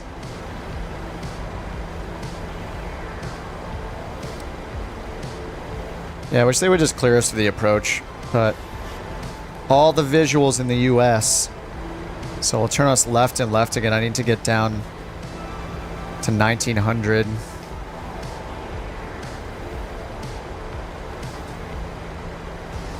$1,900 by Nate, which is...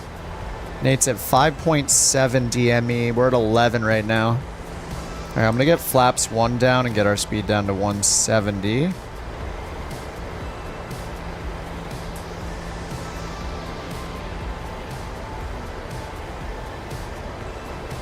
Looks like Josh just landed. Or he's on final still. Oh yeah, sorry, he's on final. There's the airport.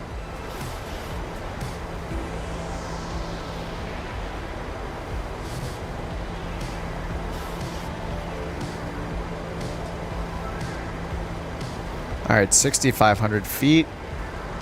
Going down to 5,000. Auto brake's on 3. Speed brake is armed. Landing lights are on. Still depressurizing.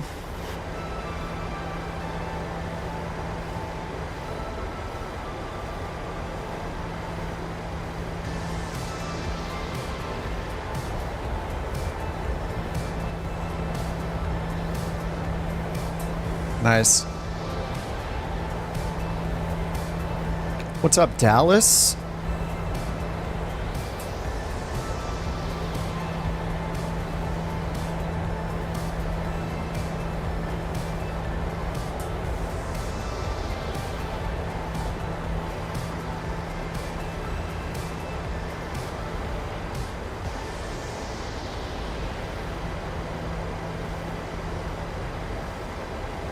Colt 323, turn right, heading 285. 285. Turn right, heading 285, Colt 323.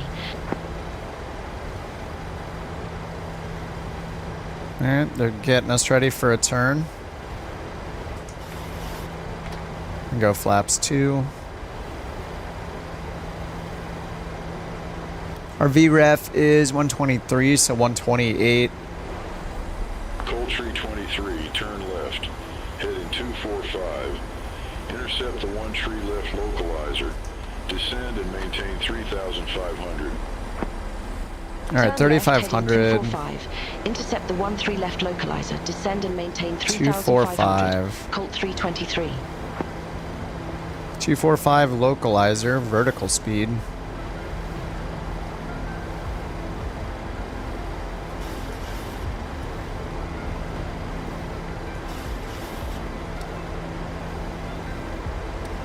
And Nate is coming up. We need to be down to 1900 by Nate. Alright.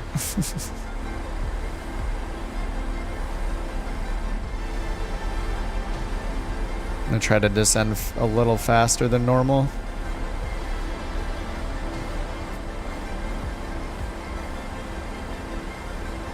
Alright, intercepting the localizer. Let's get down to VREF plus 20. Gear down. We are high. Yeah, we're way above the glide slope. Their vectoring needs a lot of work.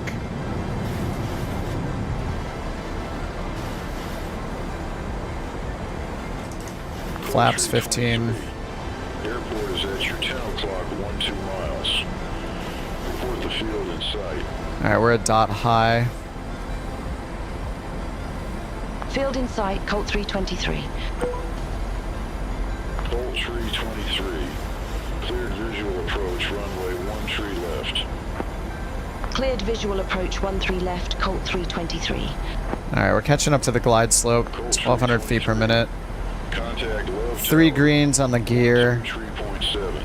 And the glide slope's like getting away from me a little bit. Go a little bit faster down. Alright, capturing from above is Love tower, Colt 323. Visual runway 13 not the best. Colt 323. Alright, flaps 30. Wind 115 at 6, runway 13 left, cleared to land. VREF plus 10. Colt 323. What's up, Mark? How's it going, dude? Lots of episodes. Been streaming a lot.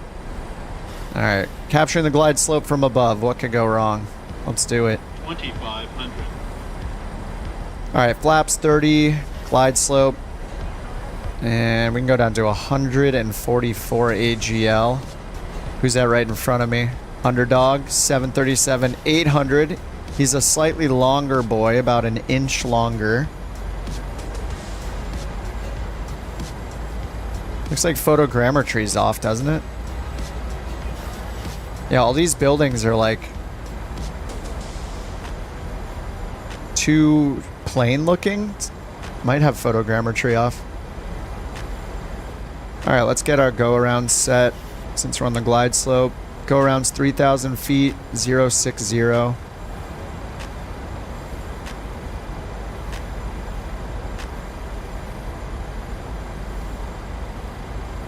Alright, let's get our throttle to the correct position. Done. mentally prepare myself for flying this manually. No photogrammetry in Dallas? Don't they have like worldwide?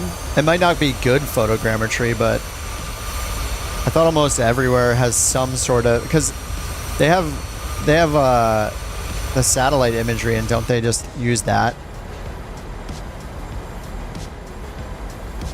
Yelling at you for low airspeed? Well, give it some power. Pitch the nose down.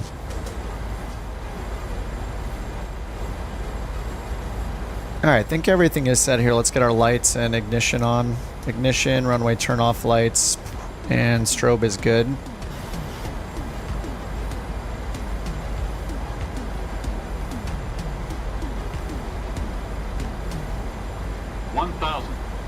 Alright, 1000 AGL. Let's get autopilot off.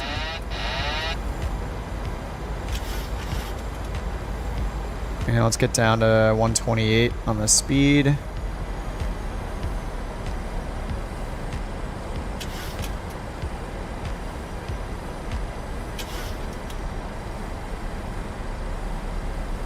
Calm wins. I have no excuse.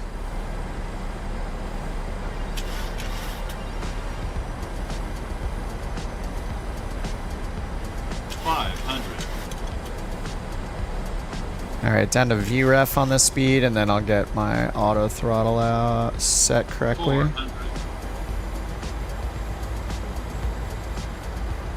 Alright, auto throttle's off. 300.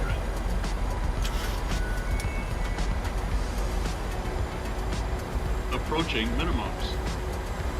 200.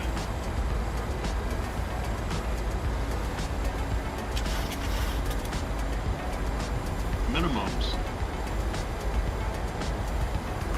100. 50. 30. 20. 10. Speed brakes, reversers.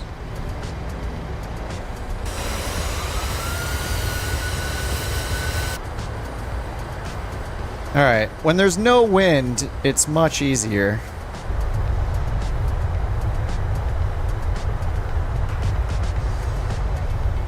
Colt 323, exit right at Mike 2. Exit right at Mike 2, Colt We got a 322. couch. We got company traffic right in front of us. Couch company. Speed brake is up. Yeah, no wind, easy mode. I love it. Oh, whoops, I don't have rudder. I forgot I switched my nose wheel steering to my twist axis now. There we go. Turning out here. Flaps up. Speed brake is up.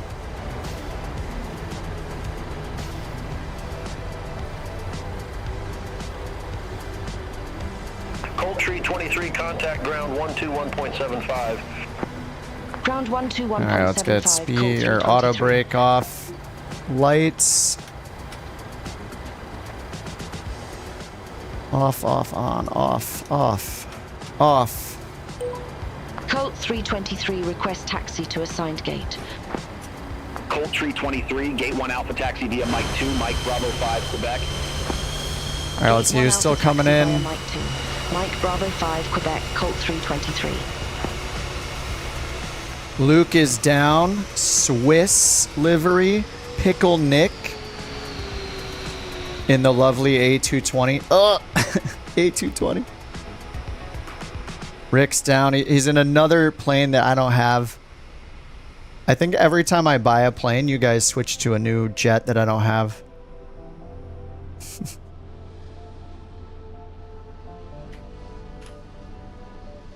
Alright, here we go. Oh my god, Chase and Versa are right on top of each other.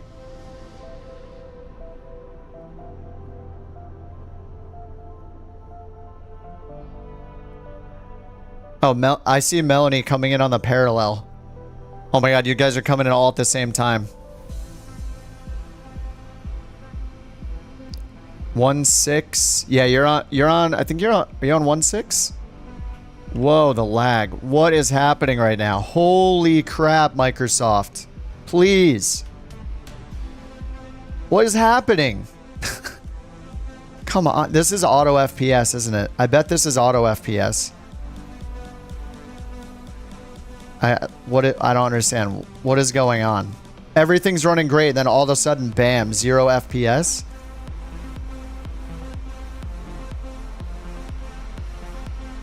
I don't think it's an auto FPS problem. Nice. You got rid of it, Chris?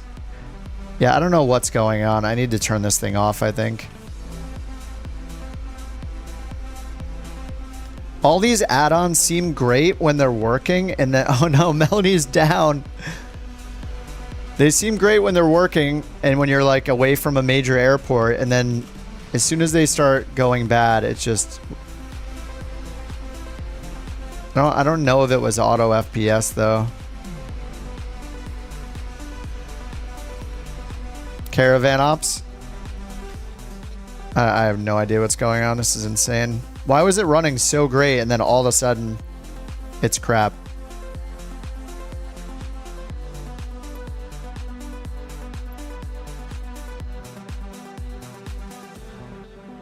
Yeah, it's still like dying. Why did I turn my clouds to high too?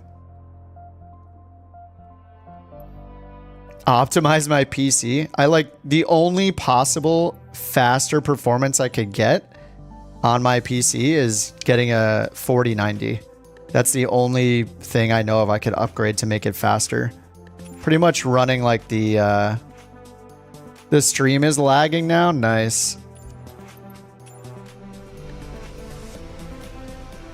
Yeah, I have no idea what's happening. Let me look at my task manager to see what's going on here.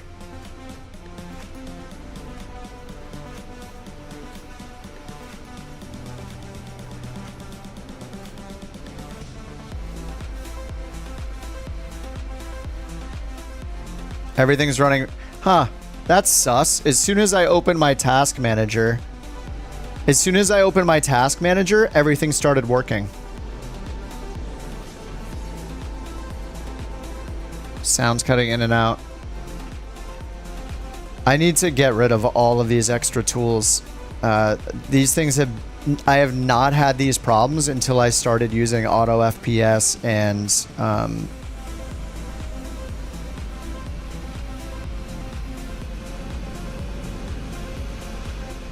until I started using auto FPS, I never had these problems.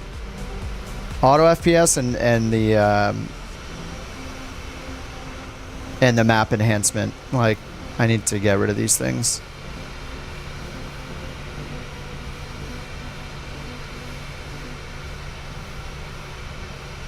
I gotta quit auto FPS and never use this again. And make sure it's not in my auto start anymore.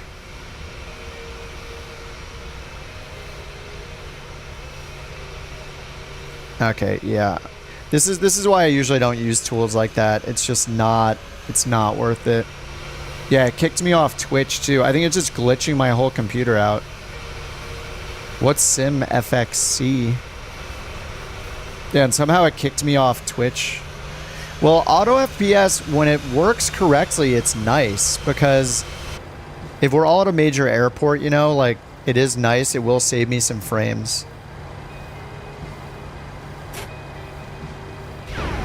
Anyway, yeah, I just need to stop using these tools. Oh no, now frame gen is going crazy because, oh man. Can somebody just make something that works, you know? Is that too much to ask? I don't mind it dropping. I don't have a 4090, I have a 4080. But I mean, Microsoft Flight Sim is one of the most demanding games that exists. Especially when you're running airliners and lots of airliners near each other at a major airport. Yeah, it's one of the most intense, most demanding games that exists. Which is why it's used in benchmark tests from all the like big channels. All the big like PC review and video card review and benchmarking channels. They'll use Microsoft Flight Sim as It's the new crisis.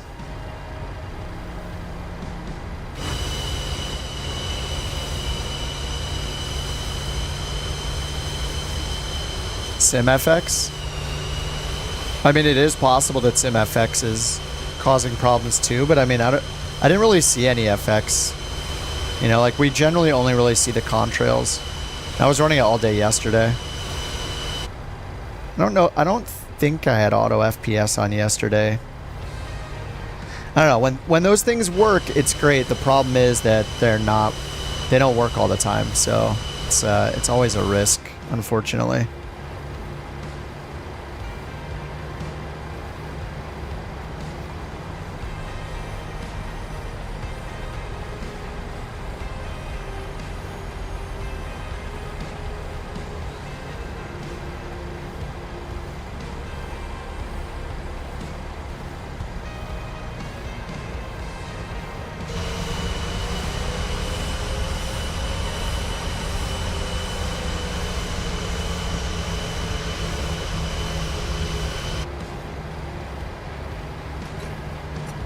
All right, that was a smooth landing though, so I'm not upset about that part of it. I mean, who knows? I have Navigraph running beyond ATC. There's all sorts of stuff. It could be anything. 162 feet per minute auto land, nice. Sounds good. All right, taxi light off. Let me get the engines off.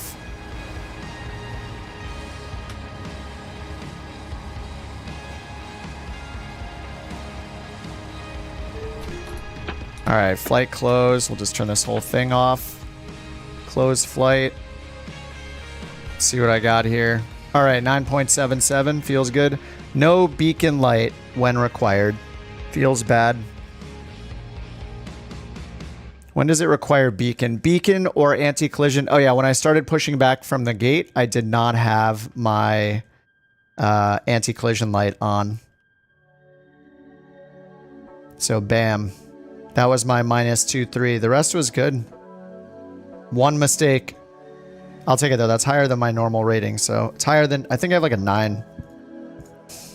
9.1.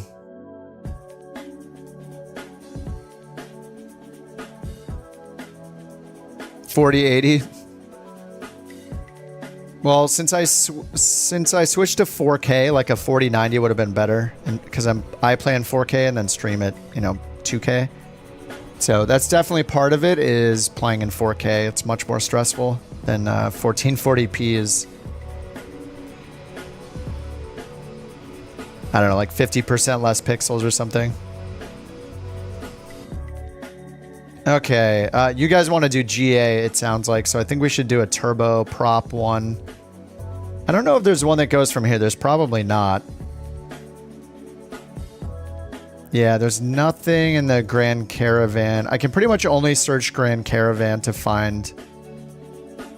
Yeah, no routes available. But if I just do 208, and we'll do it like under an hour, I guess would be fun. And this gives us places all over the world. Mostly in the US here. Where is Y? There's one in New Zealand. What is YYKI?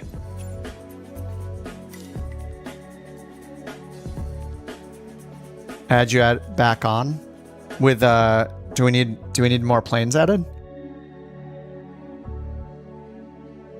Yeah, just let me know what you want to be able to do. I think our fleet is pretty good though. We mainly need to, I don't even know if we need to do anything. Routes are the coolest thing to add, I think, is like doing scheduled routes and taking stuff like this and putting them in. 4K is tough, yeah. 7800 X3D is the best chip you can get right now for Microsoft Flight Sim. Even better than like 7950 X3D. But that might change a lot in November when their multi-threading support gets better. But yeah, Keith, removed map enhancement, all the gremlins went away. Yeah, not surprised. Yeah, any of those, if it feels like it's hacky, a hacking type of add-on, like auto FPS and map enhancement, generally, I would say it's going to be unstable. Yeah, I need a fire extinguisher.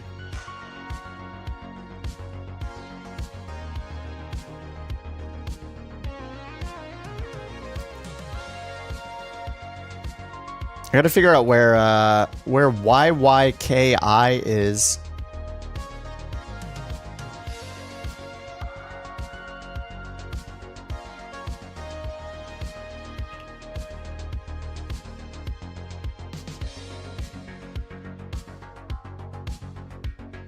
I made it sound like there was a thing I needed help with. Oh, no, no, I mean, really, if people want to make scheduled routes, like Josh has been making some of them and making little challenges, you can add like awards like these. Like Josh made one on the fly for the flight we did from Anchorage to Juneau yesterday, and so the people that flew along, if they got a good rating on the landing, they'd get the award, like a one-day thing. But yeah, it's cool. We can kind of make it what we want. Okay, let me see what,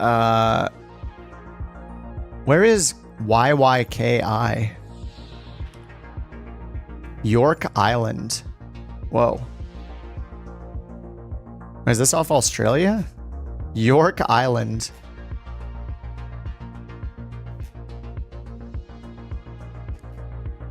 In like Papua New Guinea area? This is Papua New Guinea right here, right? This one is a run from York Island to YHID to Horn. That's just like mostly over water. What's YBOI?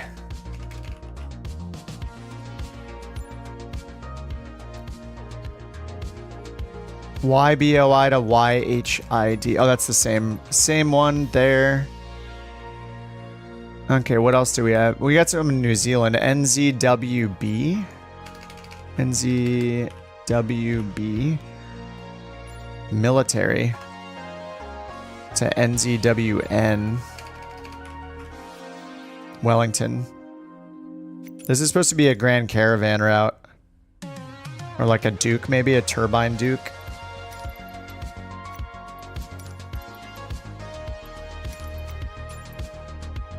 It's only 22 minutes. That's really short. Am I telling you to download the C208? I mean, if you want to, I love the Grand Caravan.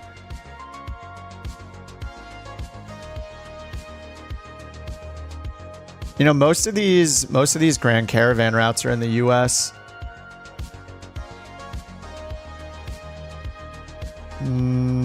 What's KVIS to Oakland?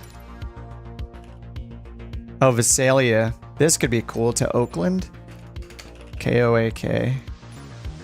42 minutes in the Duke. This is probably really pretty, actually. When we get into Oakland and we can see like San Francisco from the side. Little low altitude along the mountains here. A lot of planes. I definitely have a lot of planes. This could be fun. Thoughts? Comments? Objections? A little turbine run here. Visalia to Oakland. Dynamic LOD. Didn't you ditch auto FPS, Keith? Oh no, you ditched map enhancement. That's what FPS auto FPS does though, is dynamic LOD. It changes your levels of details. Works for you guys? Okay, Visalia. Is it Visalia or Visalia? I don't know. I only live in California, don't ask me. Bunch of parking over here. Turbine Duke or Grand Caravan? Turbine Duke might be too fat. Let's see. Grand Caravan's 195. Turbine Duke is 290 knots. I haven't flown the King Air actually, Deuce. All right, I'll go in the Turbine Duke.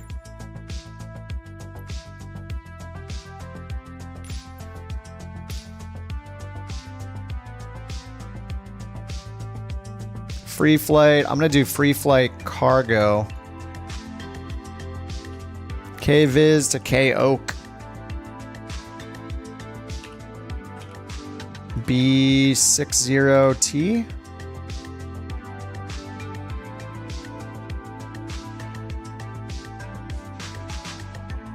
Or do we not have a turbine Duke? All right, now I'm gonna have to promote Tim.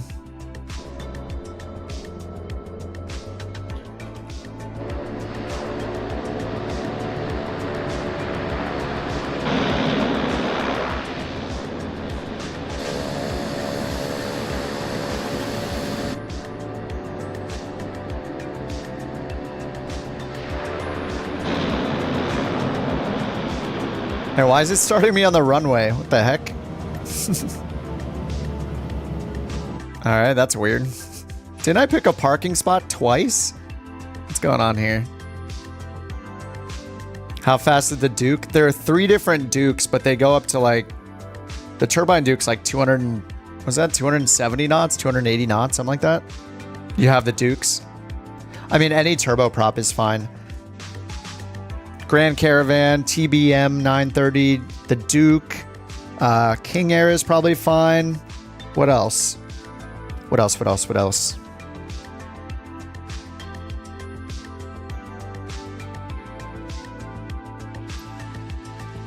I thought I added a Duke in here, specifically a turbine.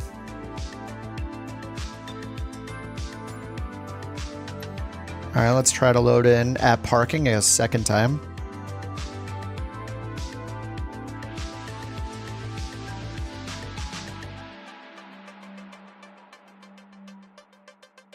Yeah, right there, B60T. There is a Duke. Can I only take passengers or something? Mac Tannen is the Duke, turbine Duke. And then there's the B60, which is, I think, just the regular Duke. And then there's also a Grand Duke. Okay, there we go. At parking.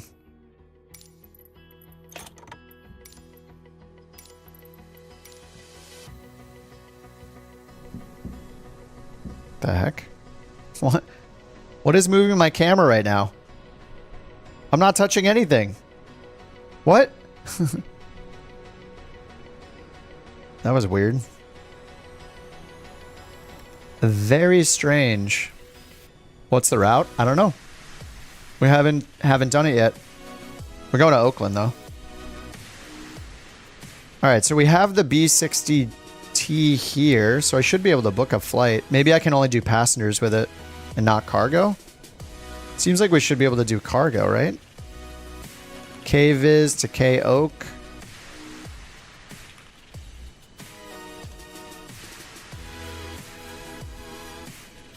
B60 Tango. No aircraft available. I don't get it. Why can't we do cargo in a... Alright, let's try passengers. Yeah, we can only do passengers. That's weird. This plane is incapable of putting cargo in the seats and on the floor. Only humans may be in this plane. What?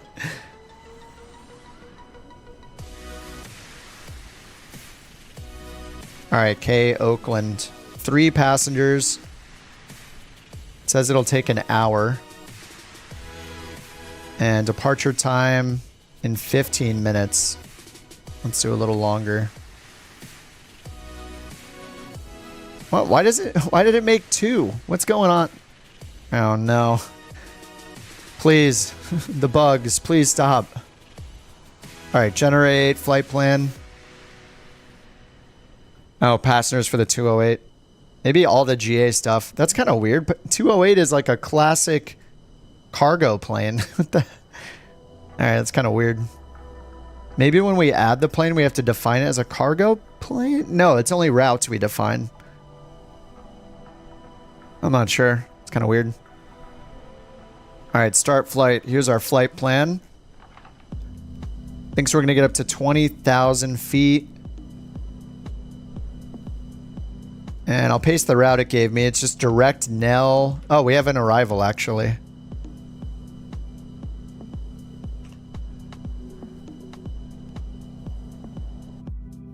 Beyond ATC connected. Beyond ATC connected. All right, remove. What's up, dog? Let's see. I gotta set my prop control again. Wait. Okay. Yes, I'm in the right plane. I had to unset my prop axis because you cannot fly. You can't fly the ATR and have a prop axis. It just messes with it. Or maybe it's the prop axis changes the. I think it's actually the fuel condition levers in that thing. Anyway, it messes with it big time.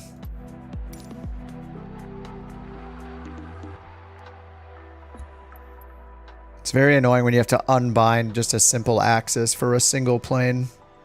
I don't like it. Okay, and it's reversed for some reason. Very strange. No. What? Joystick R axis? I'm not... External camera? I'm not hitting that. What? Oh, okay, okay. There we go. That's so weird. Why did that Okay, I don't even want to know. Okay, there we go. Prop axis and fuel condition lever. Sweet.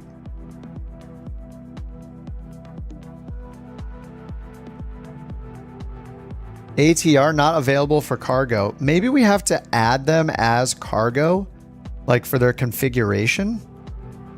That's so weird. Let me take a look real quick. I'll test one.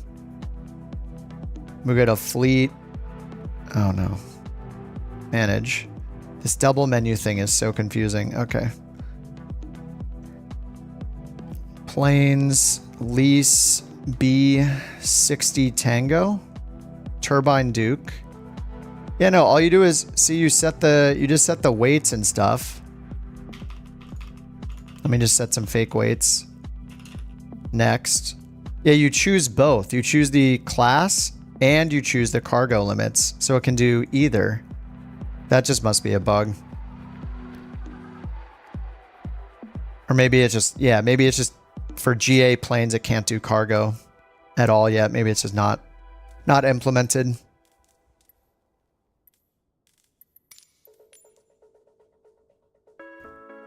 All right, can I do GSX in this little thing? That would be pretty funny. Request refueling by ExpressJet. Does this actually work? What's up, guys? What's up, crew? Man, we got a lot of help here. It's very nice of them.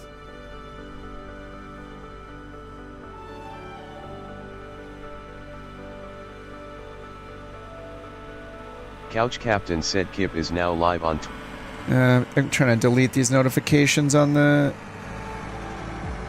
I gotta delete the bot because every time Twitch glitches out, it sends another notification. So I'm gonna have to manually do that from now on. Why is everything so complicated? Hope they use the belt. That's cool. It's a little overkill, maybe.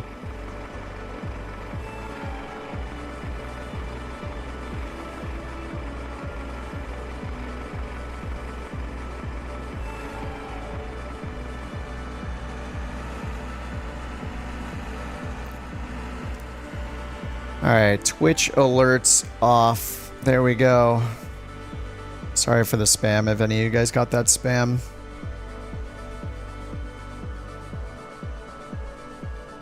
This is so funny. Alright, there's a tablet in this thing, right? I haven't flown this for a while. Oh, it has the GTN. Yeah, I'm gonna have to fix that. I don't even have the GTN installed. We'll go 530.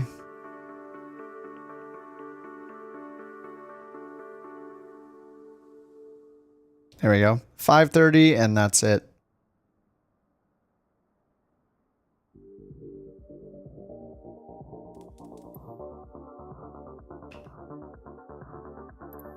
All right, let's see here. Beacon light. Beacon and battery master. Or is it over here? There we go. Battery master on, and then I think we go... Yeah, battery select both. And we need ignition on. Test annunciators, blah, blah, blah. Battery selector to both. Wing pump check, then off. Engine start. Right starter on. And then ignition on.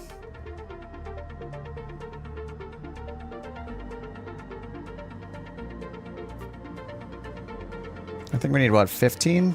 Yeah, 15%. Introduce fuel.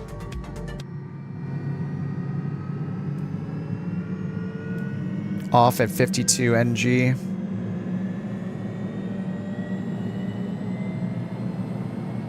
All right, there's 52. Ignition off. Starter off. Generator on. Okay. Now do the other one. Starter on. Ignition on. Is this thing ever going to stop moving? Oh, there it goes. 12%, 13, 15. Fuel.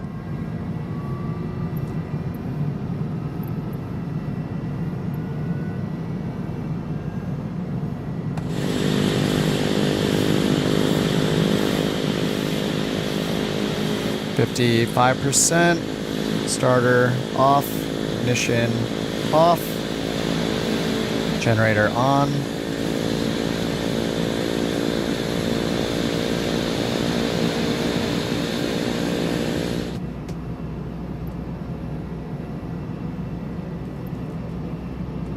All right, after starting, lights as required, avionics on, inverter to main.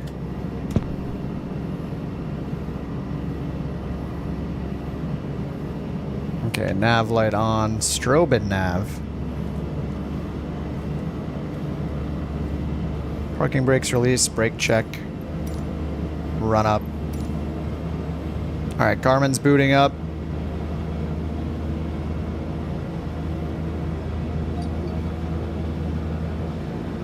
Get our IFR clearance. A320 request IFR clearance to Metropolitan Oakland Airport. All right, we're supposed to have 3 passengers. Cleared to Metropolitan Oakland Airport. Radar vectors intel, then as filed. Maintain 4,000. Expect flight level 200, 10 minutes after departure. Zero fuel weight 5194. Cleared to Metropolitan Oakland Airport. Radar vectors and TEL, then as filed. Maintain 4,000. Expect flight level 200, 10 minutes after departure. Departure with you. Squawk 6524, Colt 323. Block fuel, 934 pounds. Correct. Starter taxi at pilot's discretion. Hold for release. Report holding short runway tree 0. Start or taxi at pilot's discretion. Hold for release. Report holding short runway 30, Colt 323. Have a good one. All right, we got 1,000 pounds of fuel. Okay, 945. We only need 934. We got 945.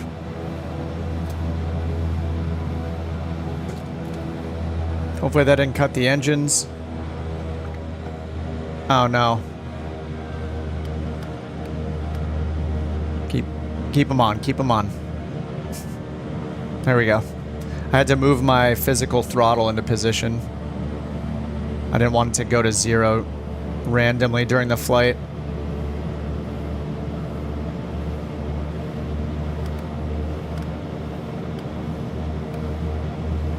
Okay, looks like we're good.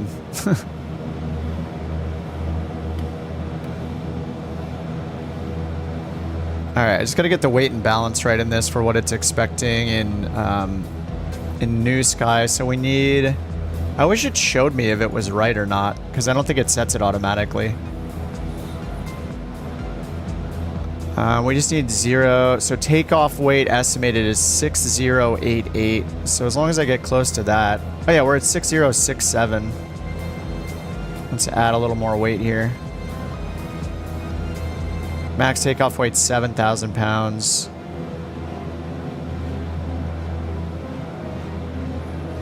Okay, hopefully that's fine. Here, we'll do this. Add a little baggage. Little aft heavy. Alright, let's see if I killed the engine at all. 99%, 98%. That's fine.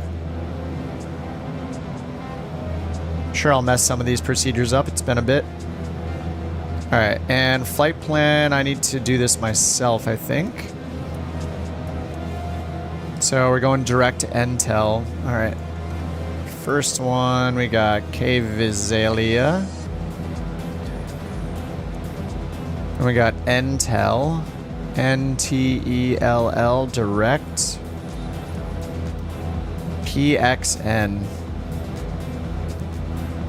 What? XN.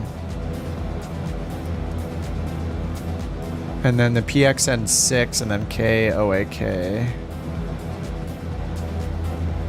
Alright, procedures. We got an arrival.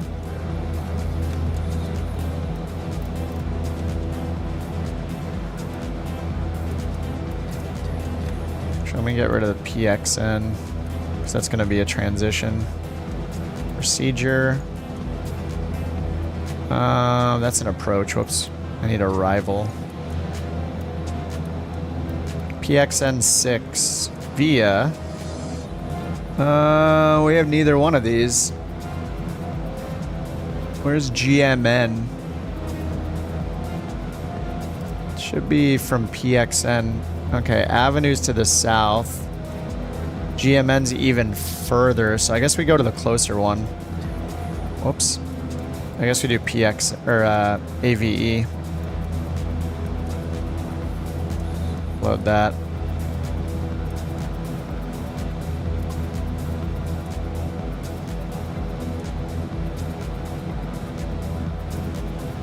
Okay.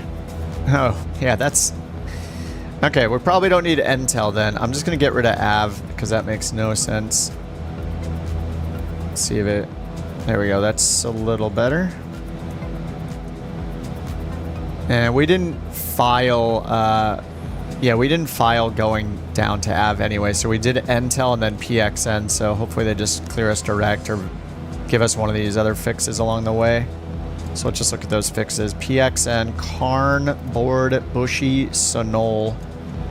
And we're expecting runway 30. So I'll put in the approach. Let's see where the transitions are. Fernie is down here. The other option is Parb, which is more to the east. I could see us getting that. We're just going to get vectored, but I'll just load Parb in there. We're not going to activate it or anything. Okay.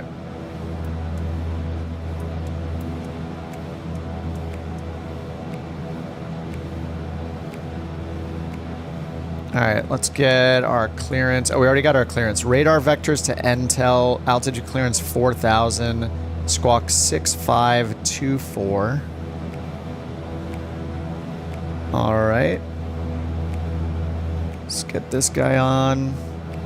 We're not going to use this.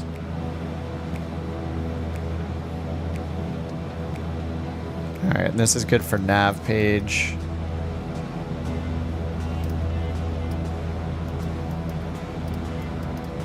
There we go.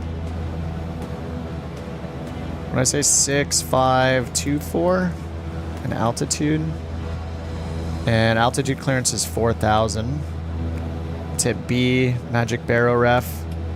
4,000 on the altitude, select. And vectors, Intel, runway. Why did I just get signed out of Navigraph? Navigraph just popped up and said, you've been signed out on Navigraph Simlink.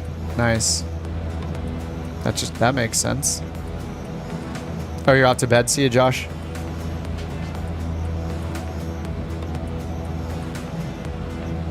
You're flying this one for New Sky Academy?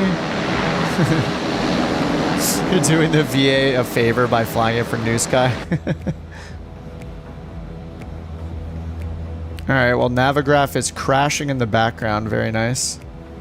What are they doing over there? Why? Why does all this have to happen during the stream, too? What's going on? Why can't they do it, like, late at night? Or, you know, early in the morning. Like really late. Please wait for authentication. Why? Why did I even get signed out? This happened earlier too. Off stream. Just popped up with this random "you've been signed out." All right, thanks guys. Oh, everybody got signed out? Nice.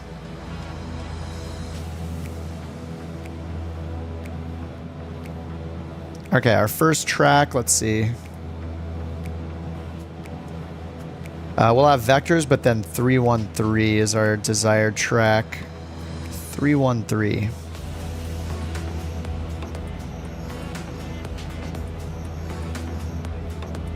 All right, right around there.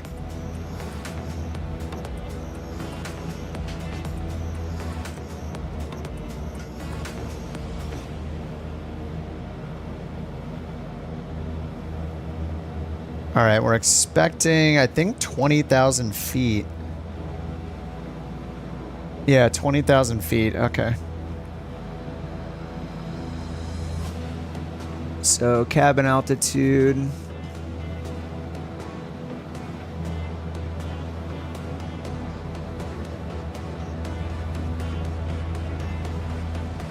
(113°F). Nice. Auto cool.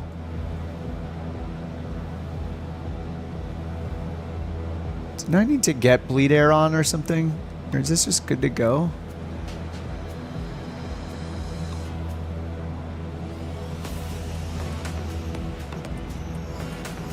Before takeoff, oil temps, air conditioning off, weather radar on, altitude mode.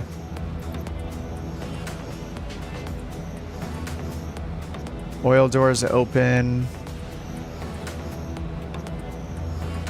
Ice deflectors as required.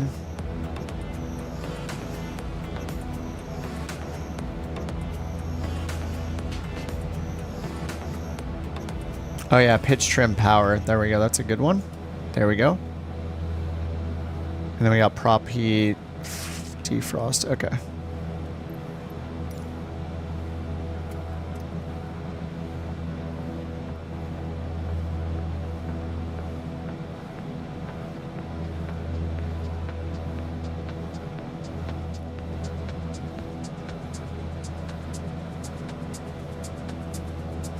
Okay, let's say holding for release. Oh yeah, it says report holding short runway 30. Have a good one. Okay.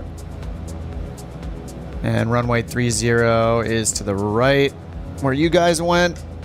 Parking brake is off.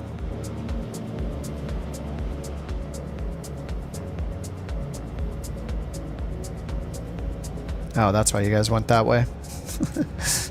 No taxiway here. Whoa, this thing is fast. Holy. All right.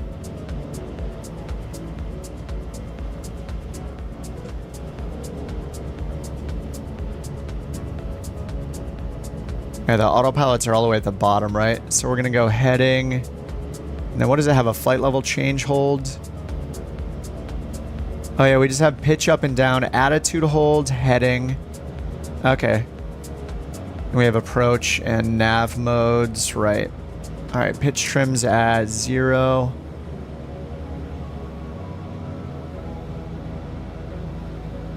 Move it a little more towards nose up.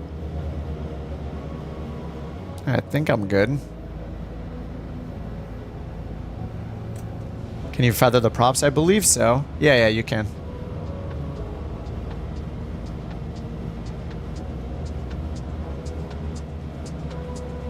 Oh yeah, I need Navigraph. I need actual Navigraph because I have no Navigraph in here.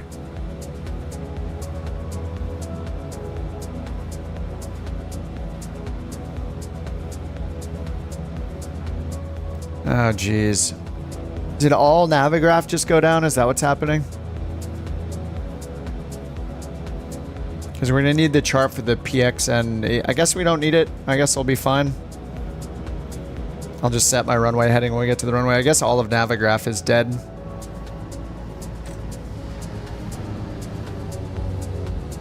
I didn't put my taxi lights on or anything. Was it control 4? Taxi light. Do my landing lights work down here, actually? Hey, nice. Nav and strobe. Okay, we need the strobe for when we get on the runway.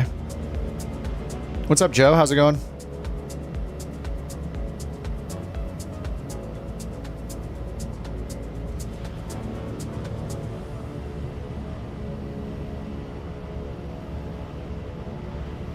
I feel like we're so fast on the ground. These tiny planes. This thing is just a rocket. You love to see it.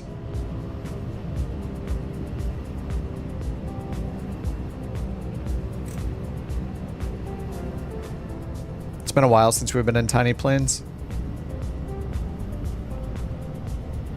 Yeah, this doesn't have a sit forward position.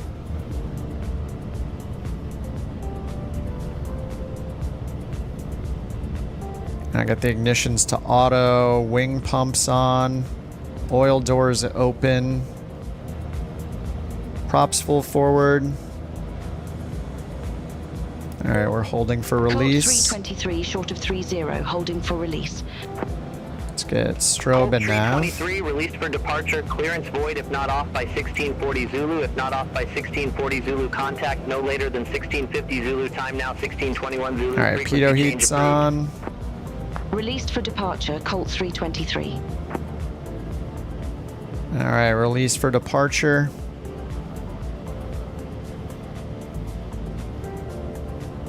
The MU2. Nice, Texas. Little midfield departure. What's our rotation speed in this? I don't even know. We'll find out soon. Sync the heading bug ahead. And let's not go in the red line on the torque. I think it's like 1250 or something.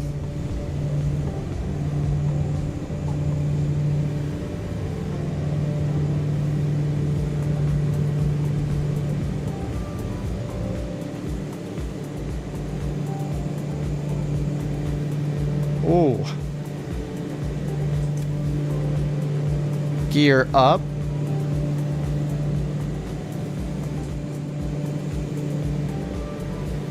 Alright, ignition's on auto.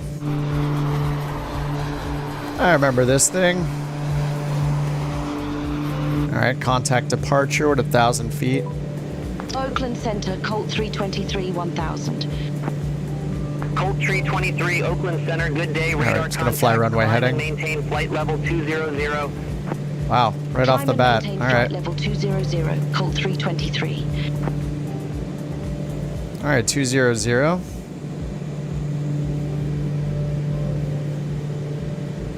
Dude, Joe, thanks for the $4.99 super chat, man. Chillin', sounds good to me.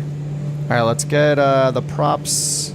Actually, the props are good. I think when we get, if I remember right, when we get into cruise, we get the props back to 2,000.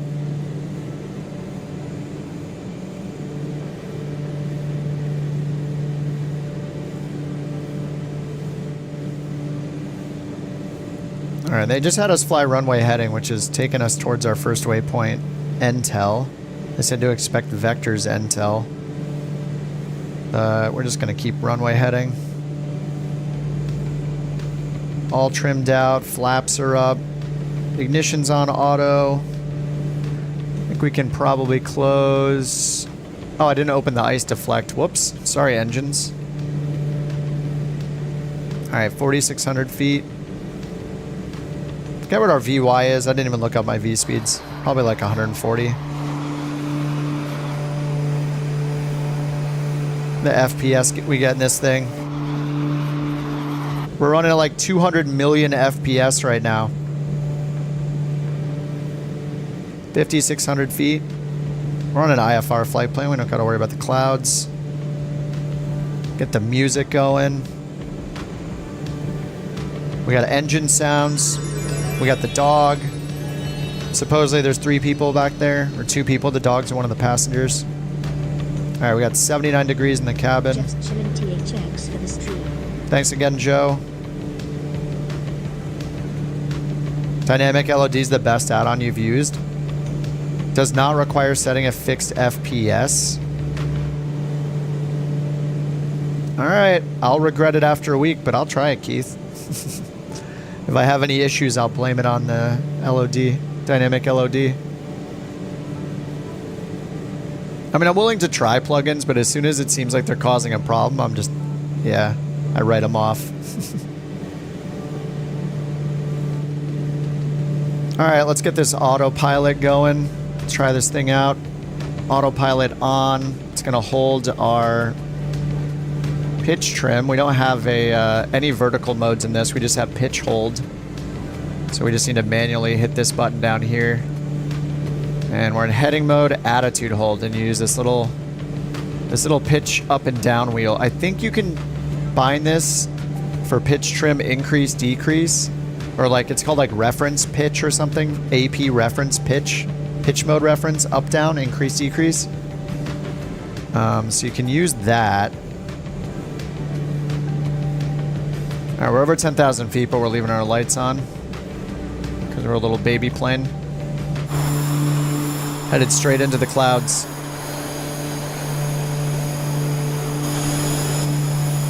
The jet.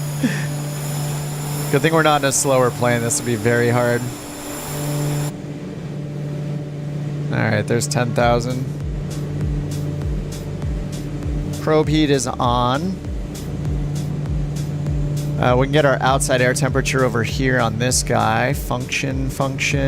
8 degrees Celsius. So prop heat's probably a good idea. I get that on. We got a prop heat. We already had pitot heat, and then we got de-icing over here. And defroster.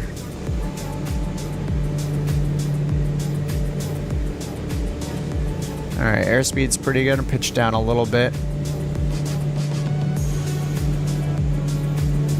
Alright, and 28 miles from Intel. They haven't given us a vector. We're just staying on runway heading still.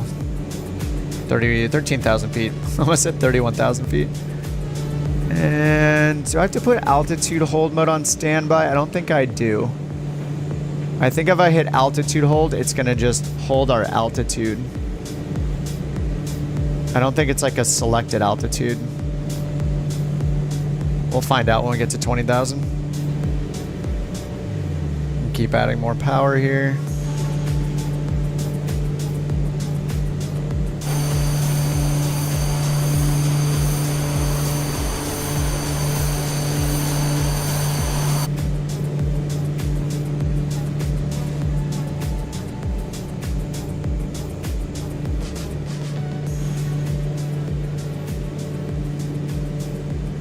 And we're out.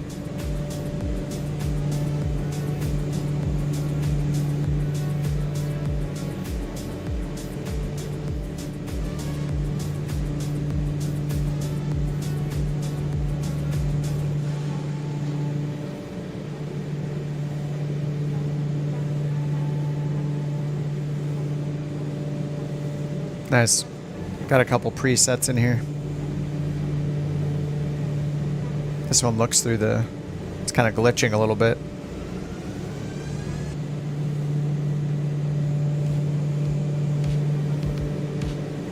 That's our message. Approaching VNAV profile. Alright, let's pitch down a little bit. 17,000 feet.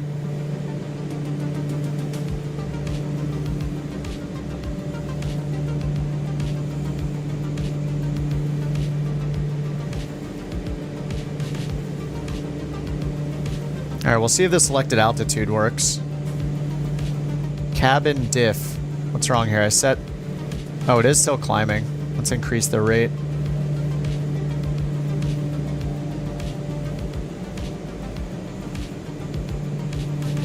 I think I just climbed. I climbed too fast, so we're getting a warning about our pressurization.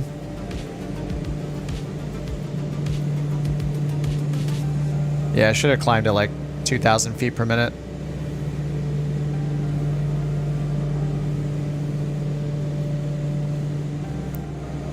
Oh, Navigraph's back. Beautiful. It has recovered. Alright, so here's the Panoche? I am gonna mispronounce everything. So we're off here to the east, so we're expecting this arrival though. Turbo, oh, this is good for turboprops too, nice. Turboprops and props expect 8,000. Sometimes it'll pick an arrival, like a SID or a star that you can't do in a smaller plane.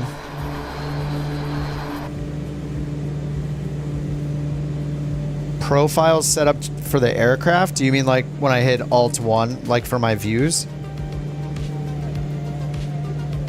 I bet it's per sim installation. I don't think it Wait, are you talking about your control profiles? Those are stored in the cloud. I don't know if they're going to go away in Microsoft Flight Sim 2024 or not. But if you delete Flight Sim and reinstall it, it should pull all of your control settings from the cloud, I believe. These presets, like camera presets, I don't think these are stored though.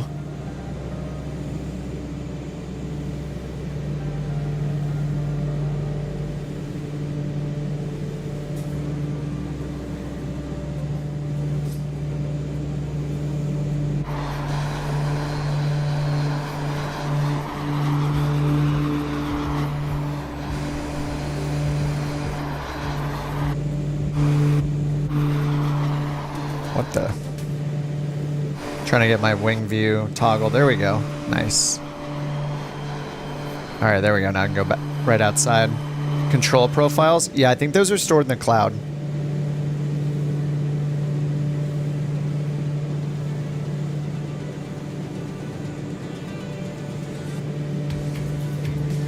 There might be a way to export them in the manage profiles section too.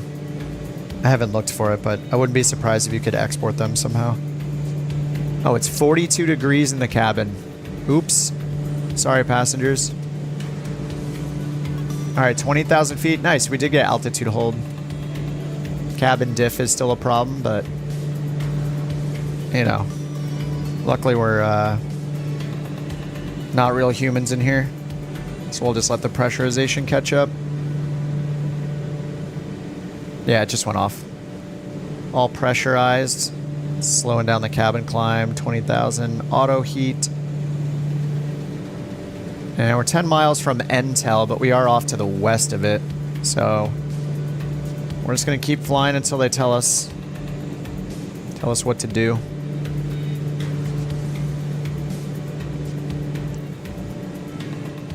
Oh, use bypass air?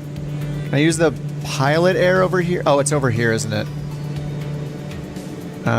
Is it this right here? I think it's these two.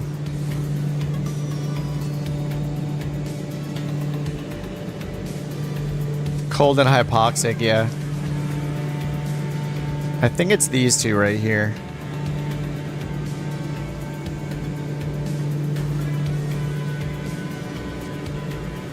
$42 degrees, yeah. It's warming up fast. 51, 52. Alright, nice. Holding at 20,000. Oh, I didn't change my altimeter. We're not at 20,000. Alright, there we go. 200 feet off. Alright, next waypoint is in 2 seconds. But we're just listening to ATC. And, oh yeah, we're in cruise. I need to bring the prop RPM back to 2,000. There we go. And I can set my fuel flow to taste.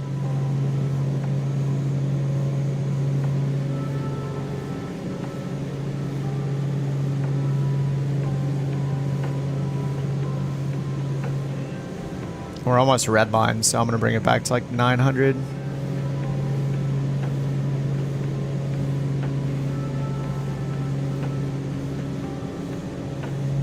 Ground speed 286.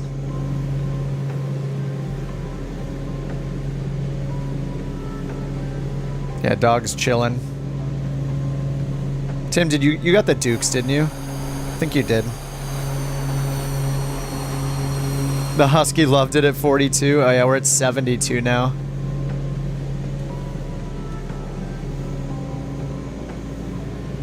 Alright, that should be good.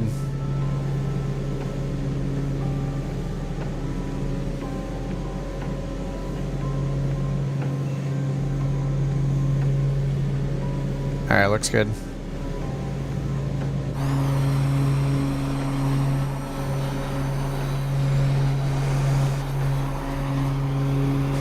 I really hate it when the majority of these external fixed cams are just looking at the plane itself. It's like, yeah, I get it. You're proud of what you made, but people want cameras. I assume most people want cameras that look at the scenery, not at the plane. We can see the plane just fine. Give us passenger views and really good views out the windows. Like, yeah, 72, the perfect temperature.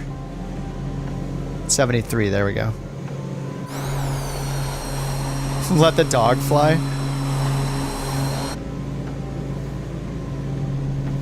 I mean, he is technically the co-pilot. He's good to go.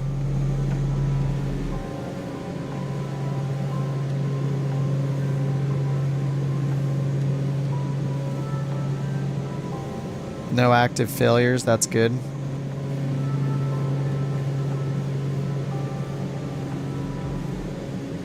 Alright, are we gonna get vectors? Are they gonna have us use the arrival?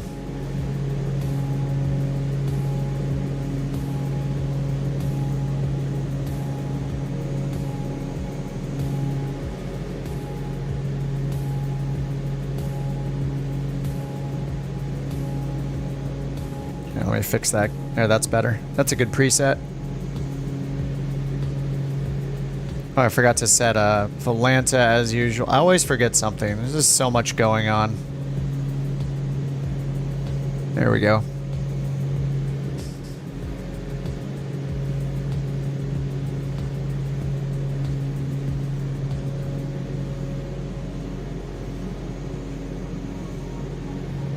Animals in the cockpit? Probably. Yeah, wasn't it like this famous YouTuber who was a helicopter pilot that his bulldog always flew in the left seat?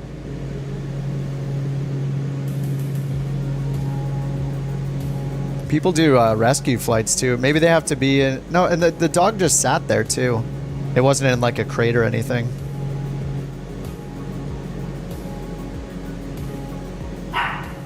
Speaking of dogs... Oh no, he said the word dog. She's awake.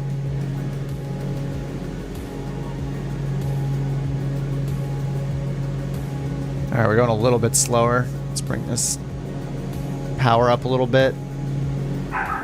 Oh my, why?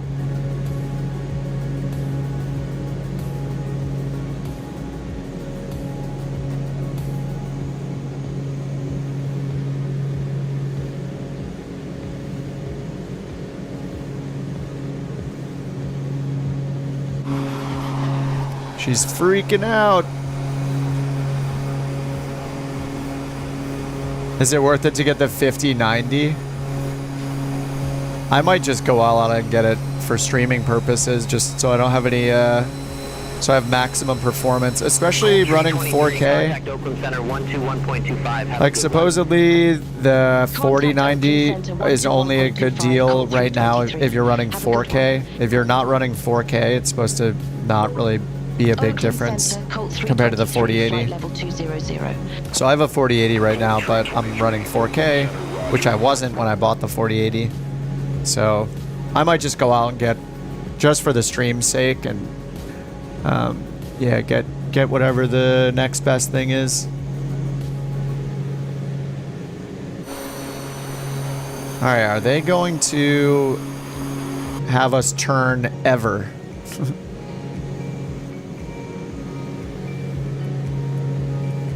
Let's take a look at our top of descent. If we went straight to the airport and we descend at, what's our ground speed? 250 or so. We'll descend at like 1,000 or 1,200 feet per minute in this, I think. Let's try that again.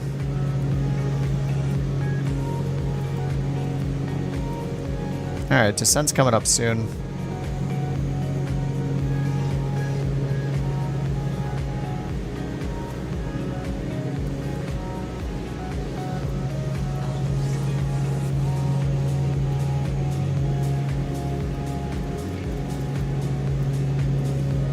All right, vertical speed required down here.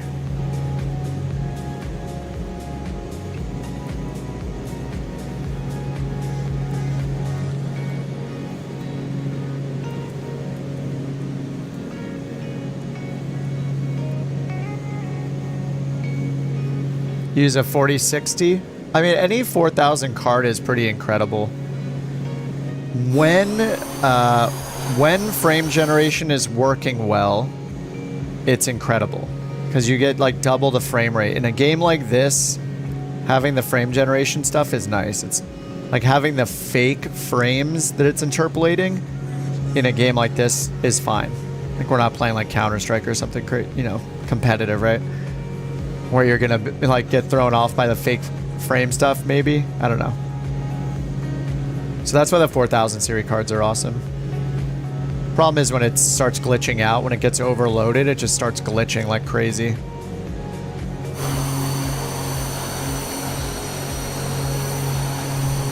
What card's best for VR? I don't really know. I mean, I barely use VR. I haven't used it in like a year probably. The answer is usually the best you can afford. I mean, Microsoft Flight Simulator is one of the most taxing games that you can play, especially if you're flying airliners. And if you're flying airliners at major airports, you need the best possible setup you can afford.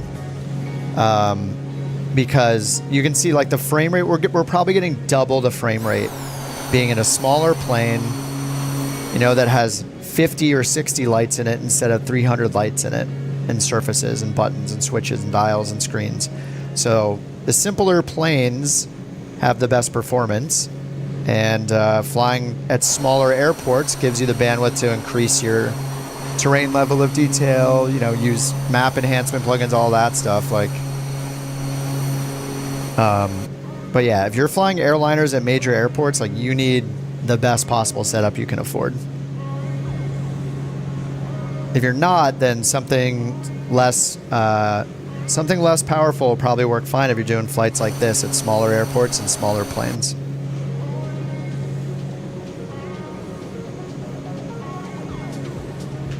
You're never gonna, if you can afford it, you're never gonna be upset with having more power on your computer than you need, right? You're not gonna be like, oh no, I have 200 frames per second and I only need 100. I only need 60. Oh no. You're not going to be upset about it. You're going to be like, wow. Yeah, Tim says playing on medium's acceptable. Yeah, I mean, it just looks so much better than other Sims anyway. Man, are they going to let us... oh, I guess I should have closed the oil doors. Are they going to let us go anywhere here?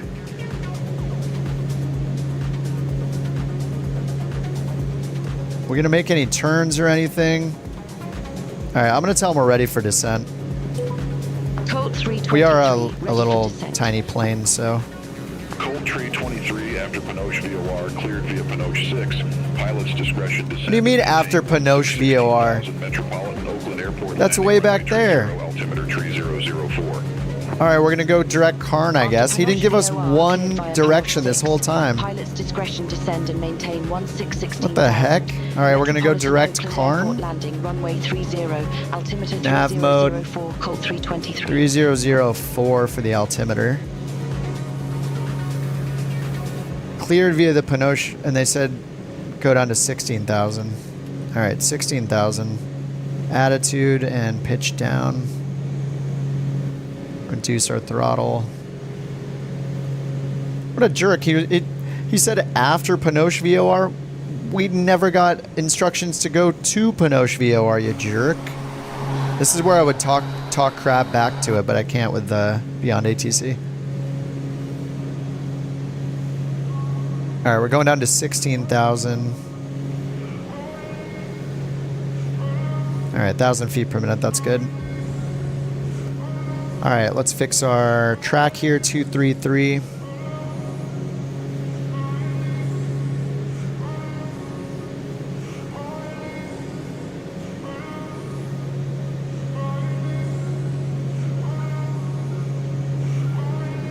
All right, 19,000 feet. We can go a little faster down, I think. Let's get the Get the weather radar off. Oil door is closed. I don't know when we even opened the oil door, to be honest. Probably some, is it for engine cooling? Is it literally for oil cooling? Colt 323, contact Oakland Center 127.45. Contact Oakland Center 127.45, Colt 323. See you. See you. Oakland Center, Colt 323. Descending via Panoche 6, flight level 186. Colt 323, Oakland Center, roger. All right, altimeter was 3... I gotta look at the transcript. 3004. All right, 3004. There's transition altitude. Speed looks good. Vertical descent looks good. So we need to get down, let's see. They said descend via, so ultimately we're at, it says to expect 8,000. So clearing us doesn't give us vertical.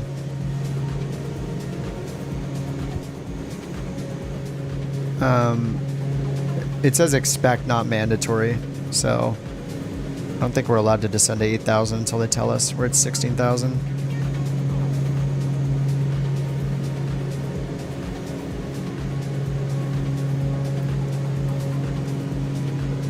All right, runway 30.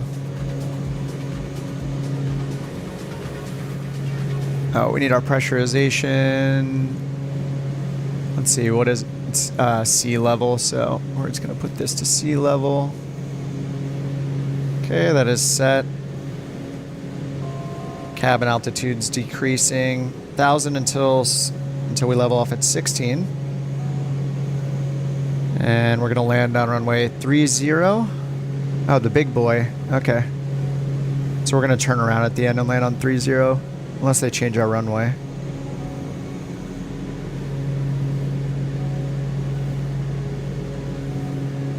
We need to get down to sea level. All right, we're going to Karn. Then we got Board, Bushy, Sinol. And then at Sinol, I guess we're just still go that direction. We're expecting, it says vectors to final approach course. All right, about to level off at 16,000. The only reason you want a high-end PC, just to play flight sim? Nice. You'll be happy you had a high-end PC for it, for sure. You can't have too much power on your PC for this sim. Do I ever use the RNAV computer? Oh, I've used it. Yeah, it's awesome. Yeah, it's a really cool computer. This guy right here. Oh no, I don't have it in. I have used it before, yeah. I think they introduced that with the Analog Caravan. It's really fun to use. I mean, it's a little predecessor to GPS, right? Use a VOR to set a virtual waypoint based on a radial and a distance. It's so cool. I love it.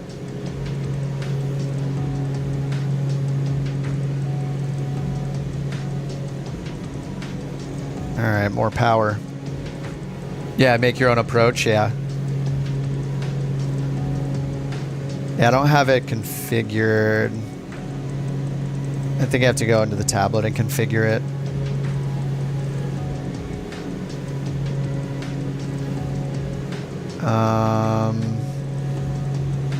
Oh, it's the, is it this? Yeah, I think it's the 155B. Pretty sure I have to turn that on.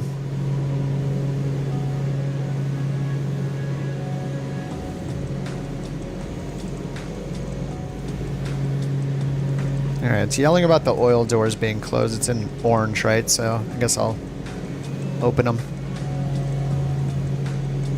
77 in the cabin. I guess we'll get auto cooling on. Turn the temp down a little bit. Get the dog back to 42 degrees. Place as many as you want to. It has a memory. I thought it has a memory in it for like 4 points, I think. something like that. It was really cool though. I liked learning that thing. All right, we're 3 miles from Karen. Descend and maintain 8,000 altimeter tree 004. Descend and maintain 8,000 altimeter 3004. All right, attitude, pitch Call down, 323. pull the power.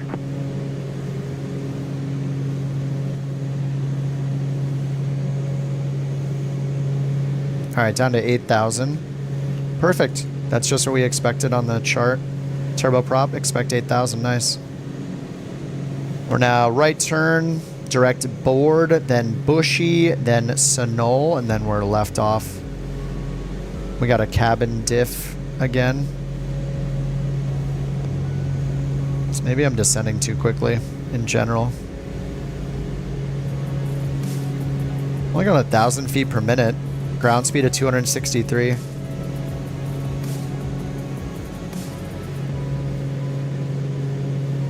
Doesn't seem too crazy. You don't have to use the oil lights or the oil doors. They couldn't replicate the color for a general alert. 4 or 6 what? Oh, waypoints.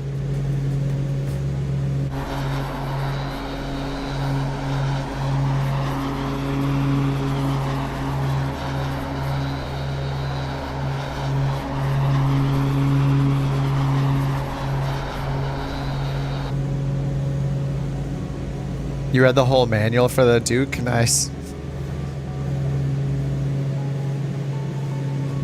63 degrees in here now.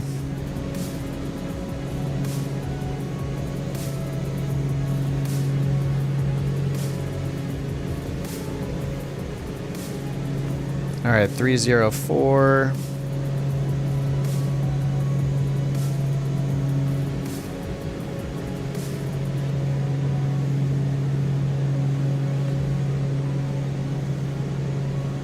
All right, it's supposed to expect 8,000 at Bushy, so we have 5 miles. Oh no, 8,000 at board, whoops. Yeah, I'm at 14,000.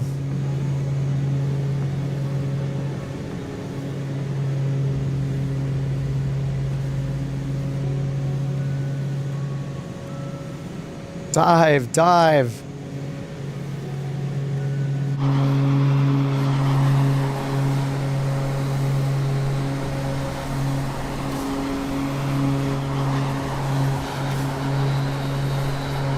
Yeah, it's not an A320. It's better. All right, 13,000. Got the cabin diff warning still.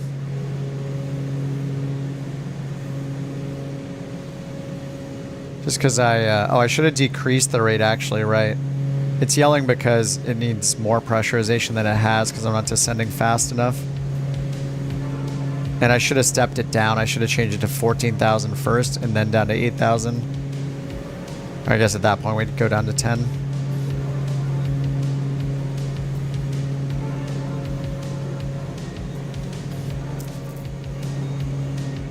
All right, 12,000.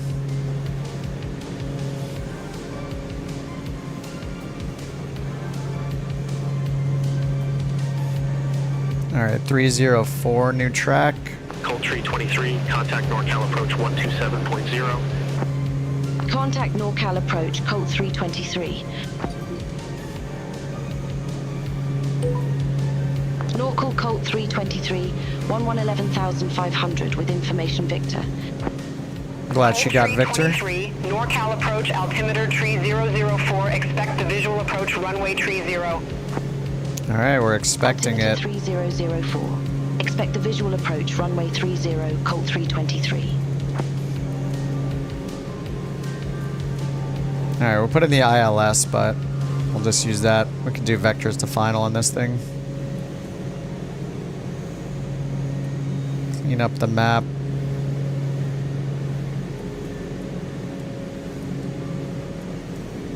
All right, 3 miles to Bushy. We're higher than we should be.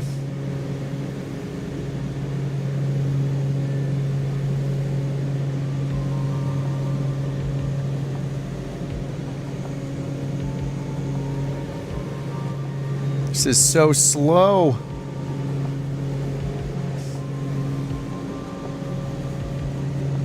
Actually, this thing's pretty fast. We're going 200 indicated almost. Cold Tree 23, descend and maintain 4,000. Descend and maintain 4,000, Colt 323. All right, 10,000 feet. Got our landing lights on. Oh, forgot the recognition.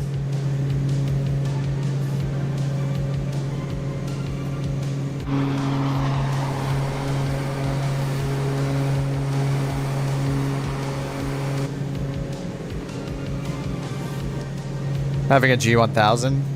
Yeah, I mean, we got the ILS. The GNS is pretty good too. I think we even have, yeah, we even have approach mode and glide slope in this. So we could have the autopilot follow the ILS glide slope down.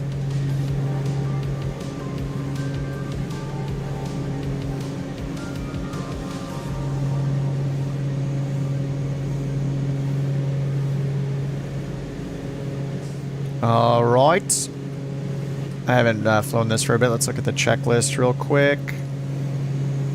Oh, oil doors. It says oil doors closed for descent. Okay. Ice deflectors as required. Power levers reduce. Ice protection as required.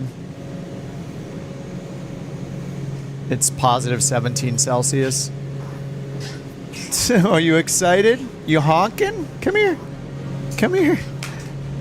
The puppy, like Chihuahuas and some other small dogs have like this reverse sneezing. It sounds like they're like honking almost. When they get super excited, they do it. And if you plug one of their nostrils for a second, so they slow their breathing a little, then it like cures it. She's done now. Fuel selectors on. Imbalance 25 gallon max. They're exactly the same?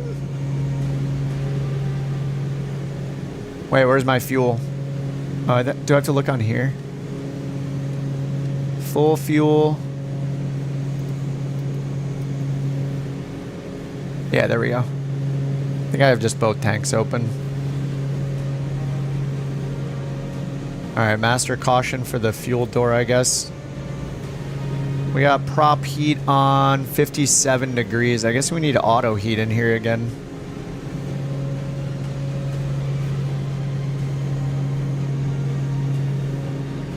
Alright, seat belts, yeah, fuel selector recognition lights.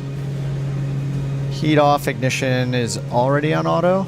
Yeah, ignition's on auto, flaps to approach. Cabin diff 0, wing pumps on. Oh, I have the wing pumps on this whole time. Whoops. Just redundancy, it's fine. Landing lights, alright.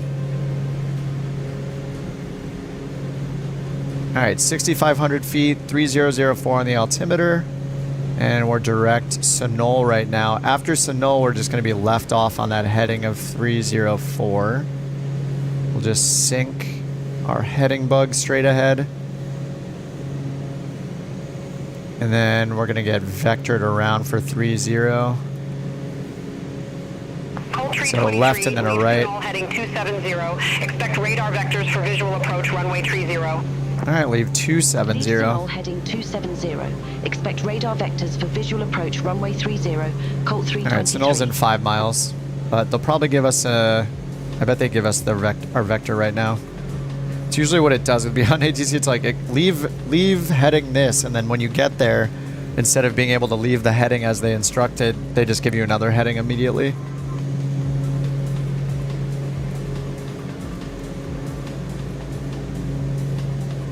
Alright, 62 Fahrenheit. The dog's less unhappy. How's our diff doing? We're all the way down now.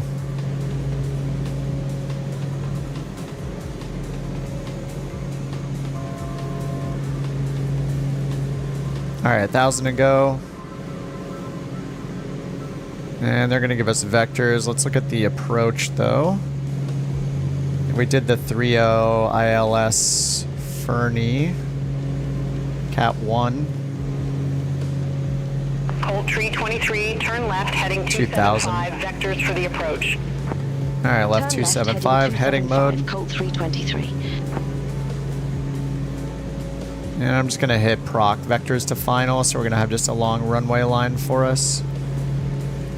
There it is. Cold Tree 23, descend and maintain 2000. Descend and maintain 2000, Colt 323. Alright, 2000. Attitude. VLOC is over there. Oh, okay, that's cool. For vectors to final, that makes sense. That's cool. It automatically changed to VLOC. This 2000 seems a little sketchy here. Doesn't it? There is no way we can be at 2,000 feet right now. We're at 4,000. What are these peaks right in front of us? 2,100? It's probably these peaks right here. 2,169 before Zalem. Yeah, these peaks are 2,000. They're just sending us into the mountain. We'll just make it a very shallow descent. Not very nice of them.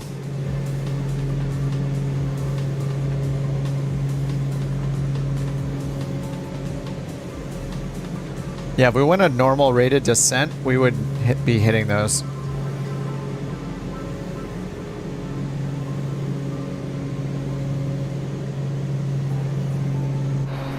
Not very nice. Ooh, rainbow.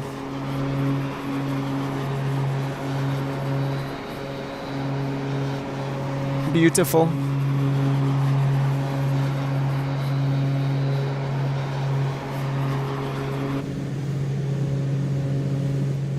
Alright, we can descend a little bit now. This is little sketchy.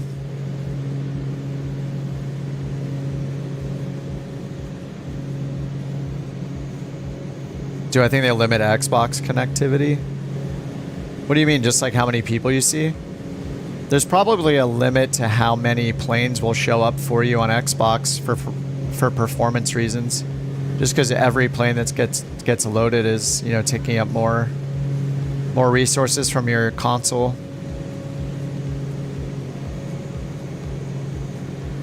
Colt Tree 23, airport is at your 12 o'clock, 15 miles. Report the field in sight. It's like right in front of us. Oh, it's right over there. Oh, yeah, we got the field in sight. Field in sight, Colt 323. Colt Tree 23, cleared visual approach runway tree 0. Cleared visual approach 30, Colt 323. Visual approach 30. Contact Oakland Tower 127.2. Have a good day.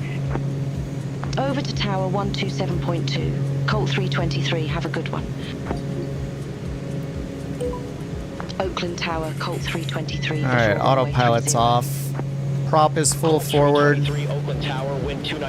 Ignition to on, wing pumps to on. Runway 30 cleared to land, Colt 323.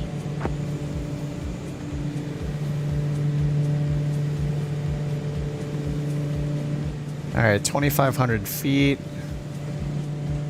And if we did the approach, we get down to 2,000, which is almost where we're at right now. Alright, and then we're just watching. We got VLOC on. We got our glide slope over here and our deviation. And we got, let's see, DME. Oh, I didn't put in the DME. Did I? IINB, was that automatic? It was, okay. 296 is the final course. Alright, so it does have it in on nav too.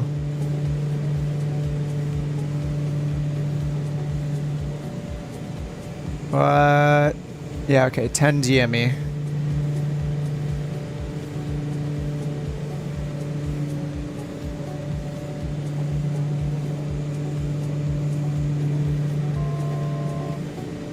And I should put in, what, 296 down here on the course. Right around there. Alright, altitude alert. Chill.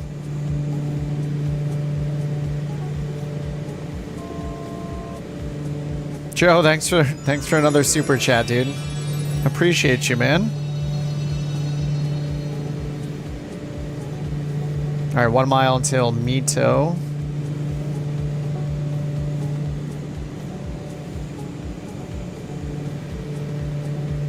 Thanks again, Joe.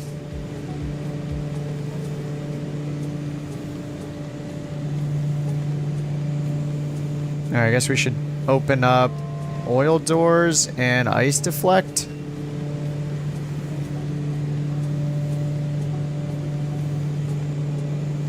All right, there comes the needle. We're below the glide slope, of course.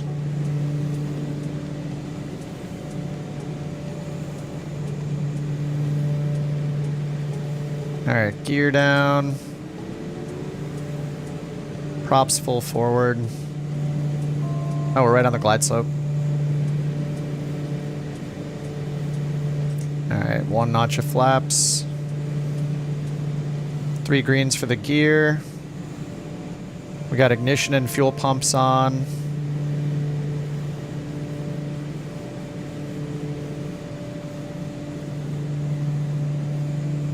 That's cool. Put in our nav 2 radio as well, so we actually get the glide slope here and down here on the CDI underneath the HSI.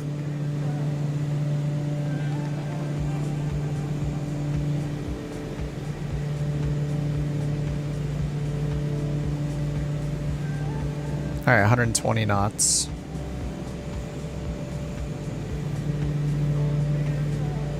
TME 5.3.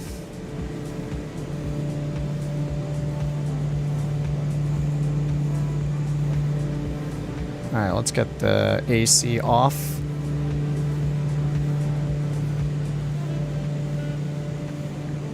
Full flaps. Add a little power.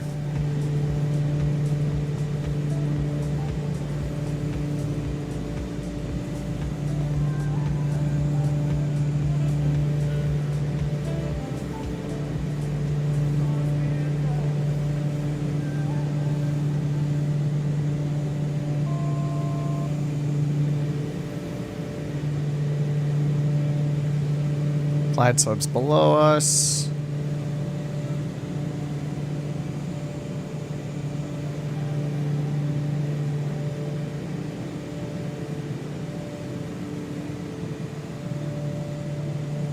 Got the world's longest runway anyway.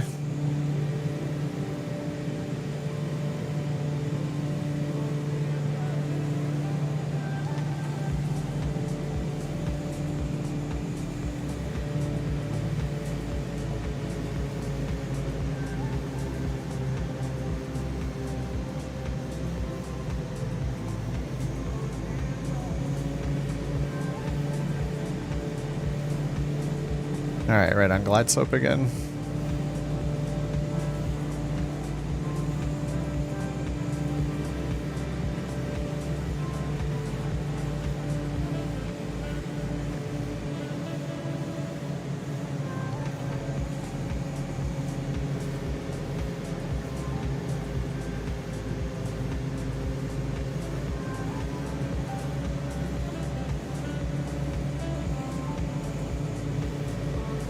Get to the center line.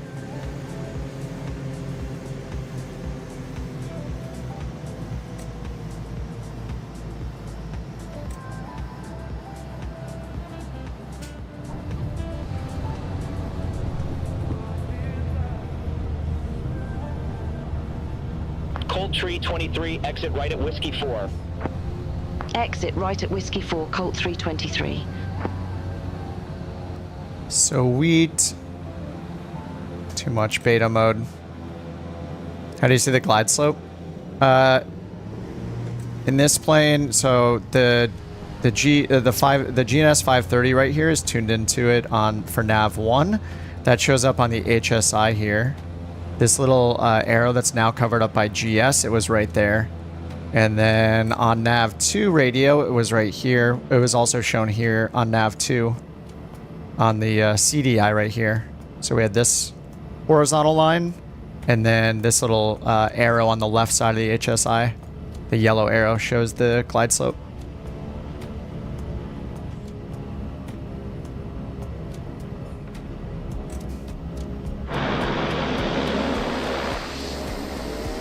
Alright, there's still some people to watch land. We can get off the runway. Contact ground 121.9er. Ground 121.9er, Colt 323. Alright, there we go. Brakes. Let's get our lights good. Beacon. Landing lights off. Taxi light on. And nav with no strobe. Flaps up.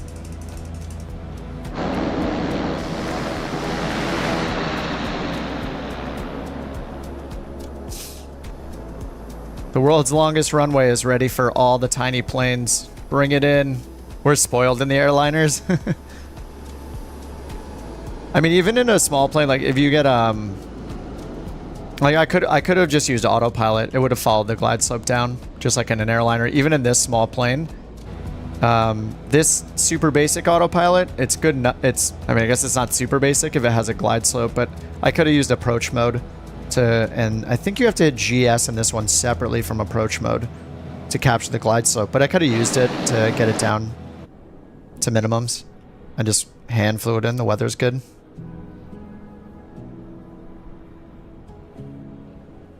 All right, here comes Versa and the Duke turbine.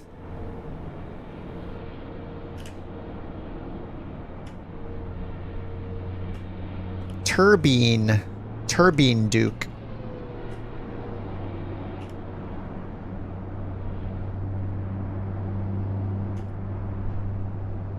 I think he's down. Do I? I guess I have scenery here at Oakland. Oh yeah, I flew here like last week. Sorry everyone. Elevation issues as usual. So many Grand Caravans. Oh, in Montana and Idaho. Must be using On Air.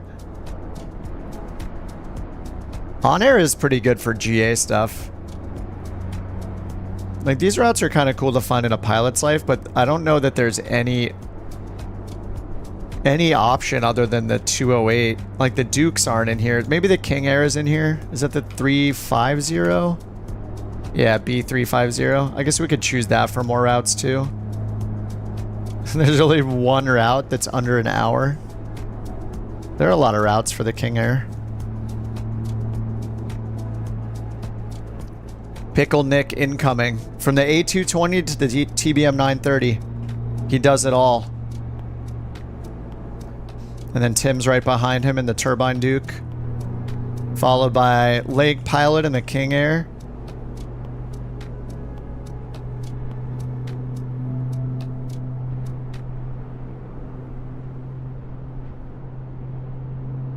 Boop. He's on the ground.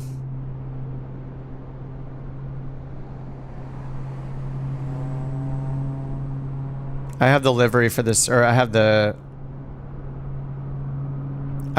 scenery for Oakland. Go to San Luis Obispo.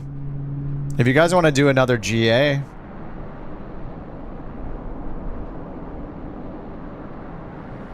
These flaps are just massive on that thing. Oh no, I missed Lake Pilot.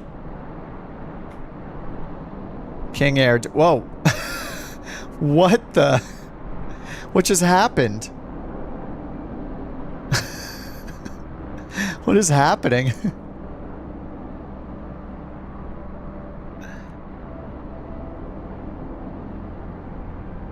I don't know if people want to do get back in the airliners. I kind of want to see some of the SimFX on the A320 again. Thing is so cool. I want SimFX for every plane now. Take my money. And all we saw was the wing condensation.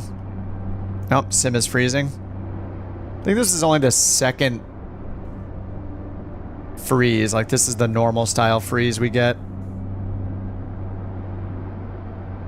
Or I get, I guess I should say. There we go, we're back. Another turbine oh. It'll come back in a second. Whenever I get the freeze, multiplayer turns off, then back on.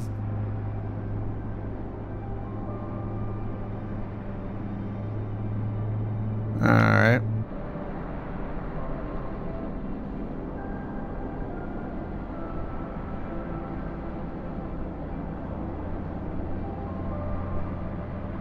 I don't know how to say that word. Cientos?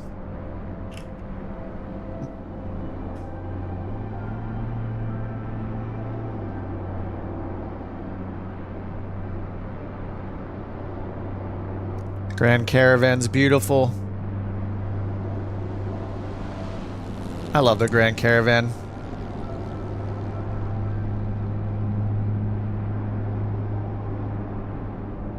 Oh, he's got the, I don't know, maybe he doesn't. No, he doesn't.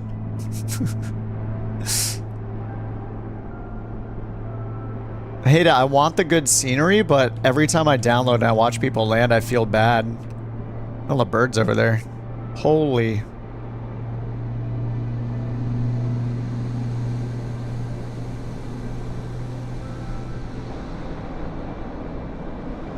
Yeah, I love the Grand Caravan. I think that was like the first plane after the 172 that I started learning to fly.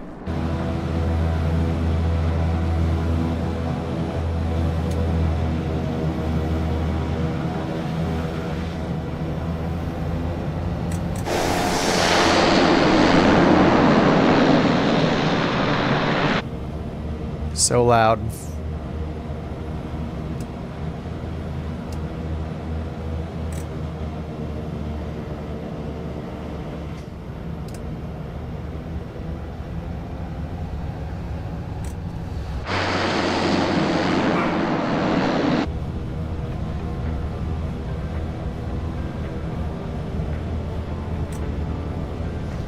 GA or airlines? I'm down for either one. I think I've been having more fun in the airlines. But it's been a while since I've flown the Duke, so I felt a little out of my element. RV8 shenanigans.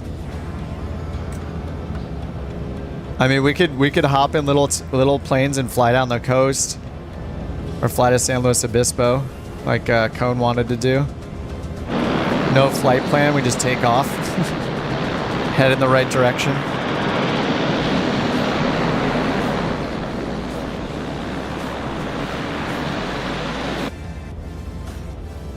I think for the VA, like I enjoy doing the IFR stuff for the VA stuff. Whether it's GA or like an airliner. Either way. 75 feet per minute. Very nice. Mine was like 150. That means I'm twice as good. Debating the analog caravan. I mean, I'll just wait to see if you're grabbing. I mean, I don't know. The turbine Duke is great. The caravan's slower. I think you can take more of the payload in it. But it's also a black square plane, so it's going to feel pretty similar to this one.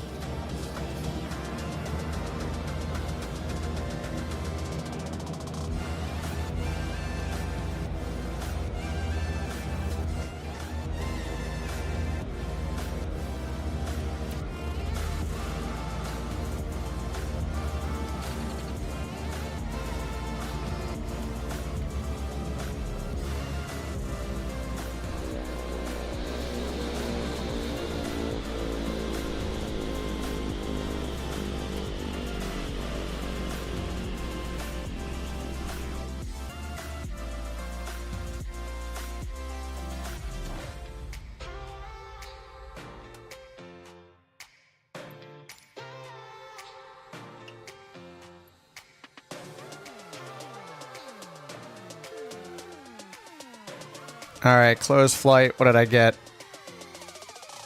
I'm not expecting this to be great. Oh, nice. 9.98. Oh my god, I think it was a long landing. Oh, off centerline takeoff. That's it? Oh, so close to a 10. Feels bad. Fly to Dubai? We could do an airliner flight to Dubai. I don't think I've flown to Dubai before. TBH. Do you guys want to fly to Dubai?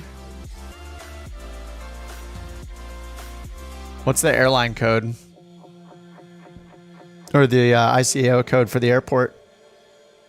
Curious if it has the real world routes in here. See where they fly from.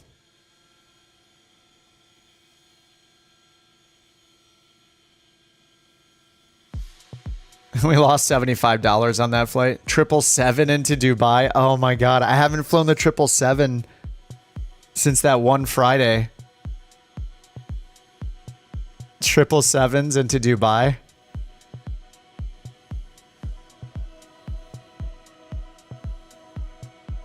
Oh, there goes someone in a spear right there. OMDB.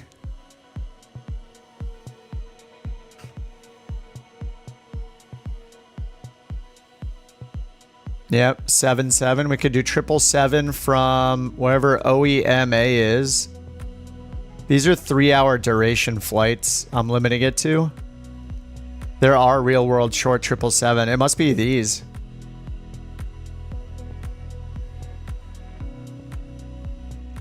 These are under 3 hours. Emirates, Iran Air, Flynas, and Fly Dubai, Syrian Air. LAX to Santa Monica.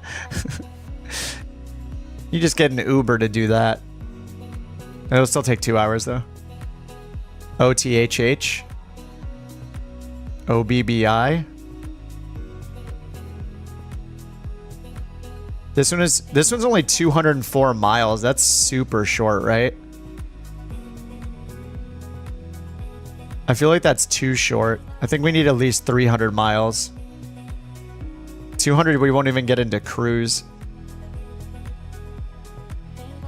We can always do time excel. What about these? Any of these codes? OERK? Oh, we want the 777, right? B77W. All right, here are all those routes. We got OPKC, OERK, OKKK. What's OKKK? That one is an hour and 40 minutes.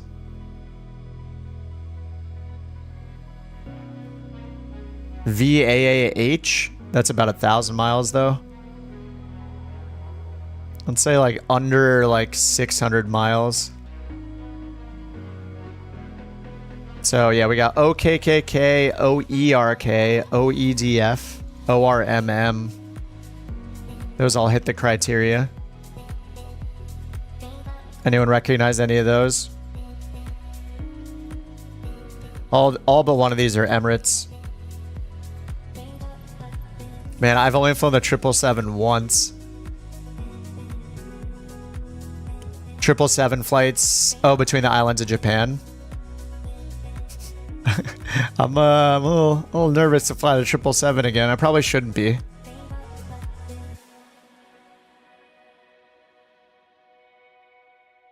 If I can fly a 737, I can fly a 777, right?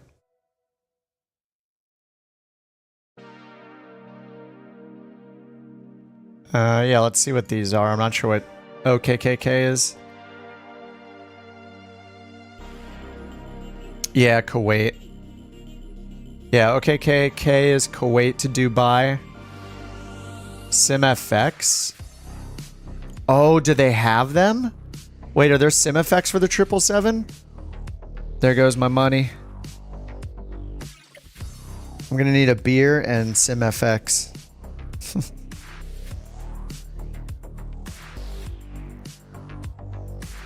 Yeah, if there's SimFX, I'm gonna grab it. So OKKK is Kuwait. Let's see what OERK is. Saudi Arabia.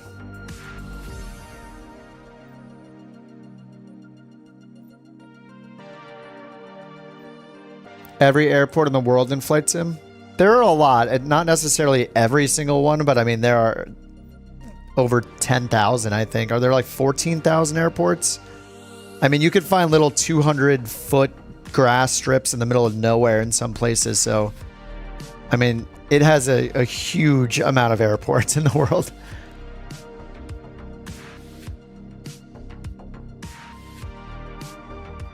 Man, it's taking so long to get back into the main menu. There we go. Thank you.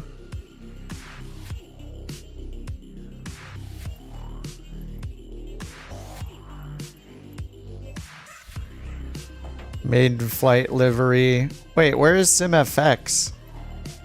I don't see SimFX.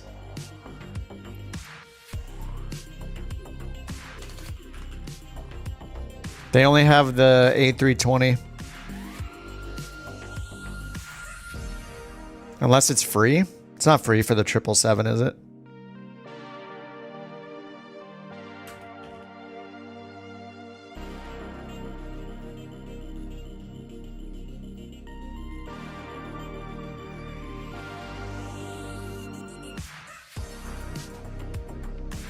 Visual FX. Oh, they do have it. It's just not in the marketplace. Oh, man. I saw this one come out in the marketplace. I was like, all right, I'll get this. And then to get it, I had to buy this again from the marketplace. I really don't want to buy it twice. If I keep buying yeah, I'll get it when it comes to the marketplace. It's fine. That's too bad. Crap. That's so weird. Why did the A320 one come out first? Didn't they do the 777 first?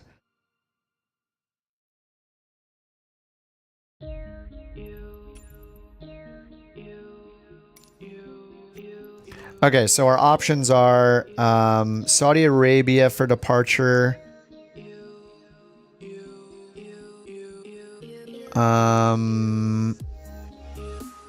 Kuwait or Saudi Arabia. Or what's OERK?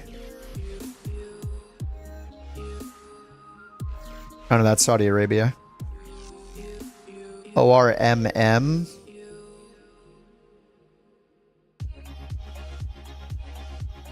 That's also in Kuwait.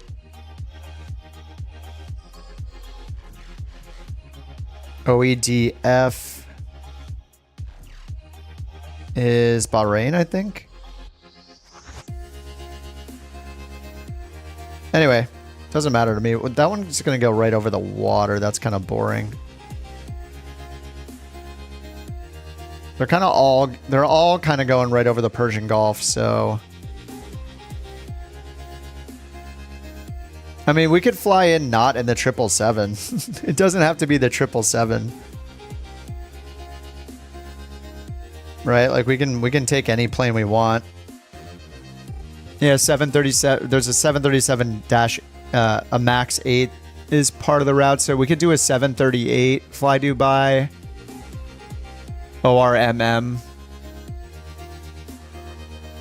That's 518 miles. Or we do ORMM to Dubai.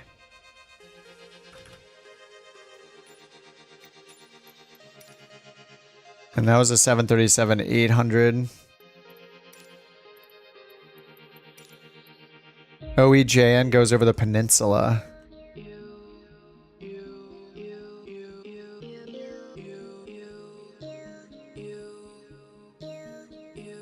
Why is it not showing that one for OEJN? Oh, whoa, that's really far away. That's why. Yeah, this is gonna be so. Where's OMDB? This is, yeah, almost 1,000 miles. That's why. OERK or OEJN, but OEJN is a 1,000-mile flight. We're gonna have to be in cruise for a really long time.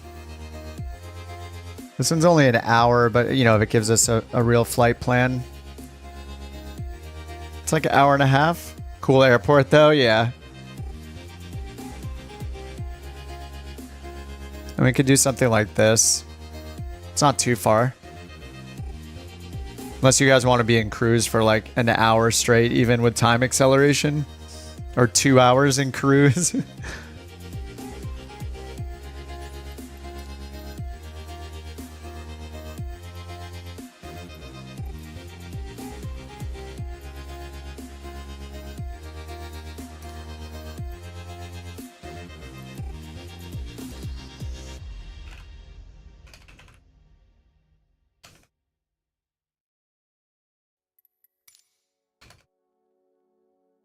Why is it so hard to find the... Oh, okay. Can't type the actual plane code.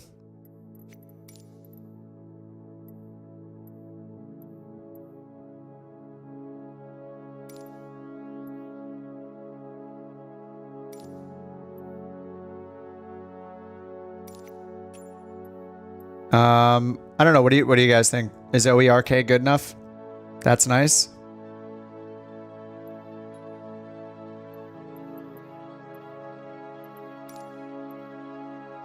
OERK. to OMDB.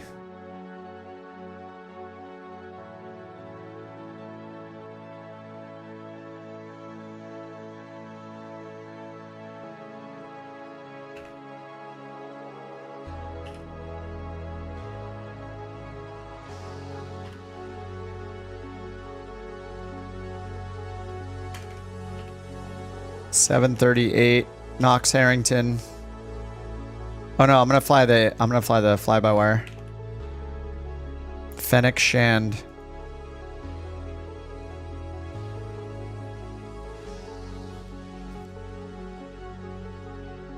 Alright, 4:30 UTC. I'll say 4:45. Something always comes up.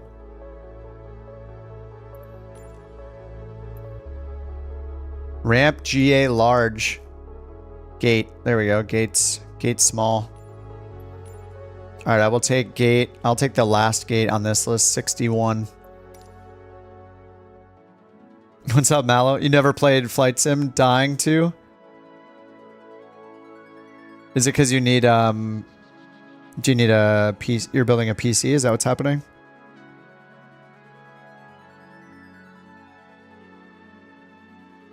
If you got an Xbox, you can play it. If you got a PC, you can get it on Game Pass. Generally cheaper.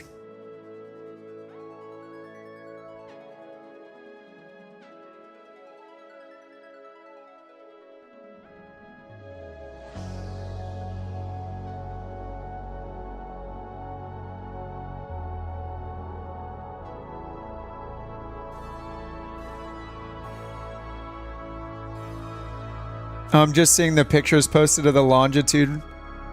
Is that the Vision Jet or the Longitude I'm looking at over here?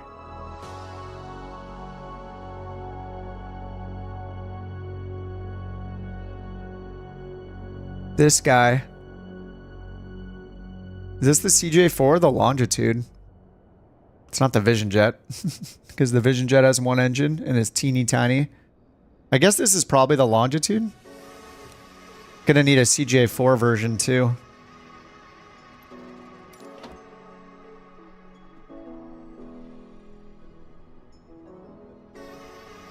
Alright, let me see if my time is set to real time. It is 7 in the morning. Live weather.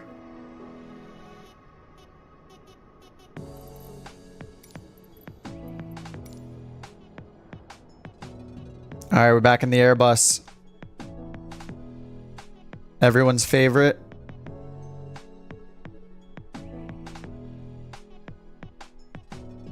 Beyond ATC connected.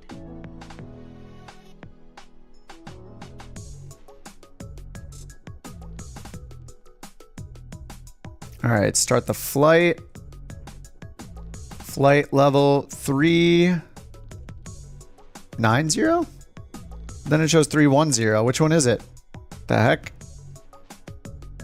I guess we'll know from ATC.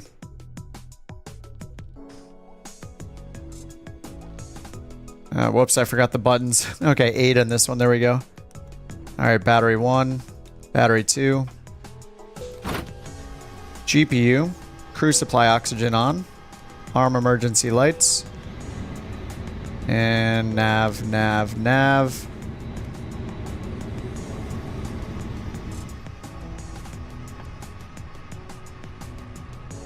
Alright, GSX time. Request, refueling, SimBrief OK.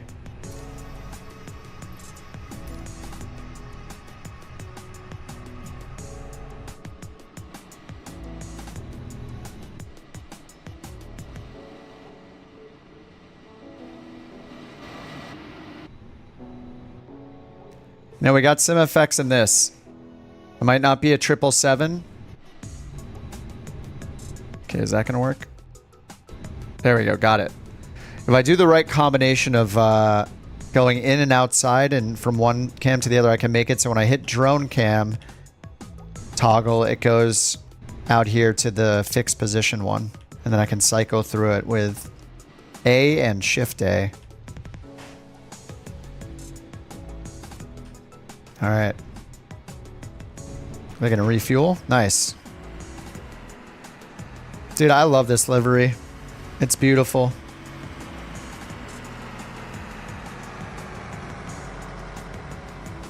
Oh, the CJ4 has 6 windows?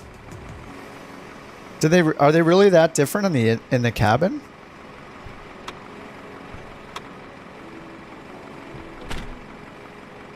I didn't realize that they were that different. All right, start a new flight. We are going from Saudi Arabia to Dubai.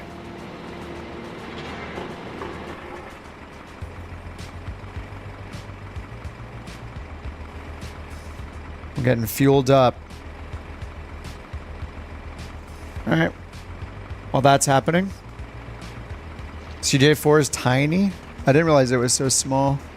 I'm gonna grab a beer in the meantime while we're getting fueled up.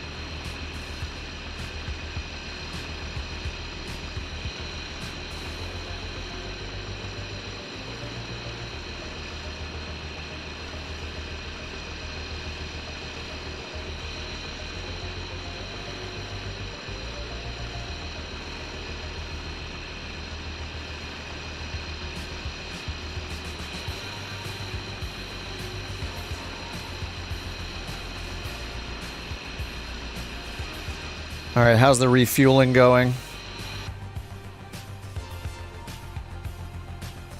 Oh, those numbers actually work right there, don't they? That is crazy.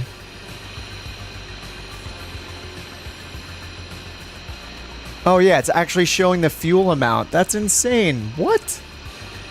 Oh, you're saving for a PC? Easy mode in the game? There are a bunch of different assists, and if you start with a small plane, if you want to like actually learn, like some people just want to hop in the sim and like just fly a fighter jet around, or just have fun, just go for it. You know, they just spawn on the runway, they hit the throttle, and they just take off, and they just go and have fun and sightsee. Like it just matters what your goals are. But yeah, there are assists, and you can definitely learn. I mean, I knew nothing about aviation before I started simming. Yeah, it's all learnable. You don't have to. You can learn to be a professional simmer. You know, like just get really good at the sim. It's really fun. And if you happen to have any interest in like flying in the real world, simming can help with some of the fundamentals. Especially when it comes to like navigation and some of the avionics and systems. All right, let's request boarding. Oh, that's going to be a long boy extension out here. It's coming in.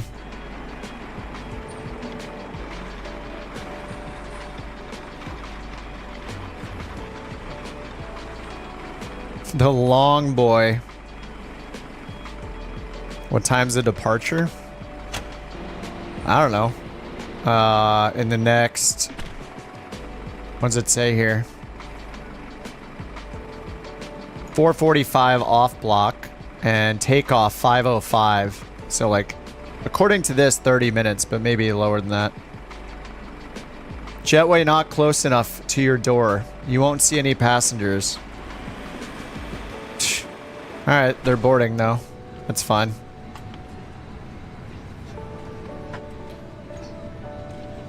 All right, let's get the flight plan in here. Departure. Okay, takeoff. Let's fill the data from the METAR. Calculate. Runway 33 right. Let me get the route here. And let's get our clearance. Colt 323 request IFR clearance to Dubai Airport. 136. 323 King Khaled delivery.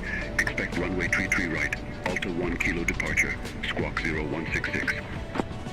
Alta 1 kilo departure. Squawk 0166, Colt 323. 0166. Correct. Contact ground 121.6 when ready for pushback or engine start.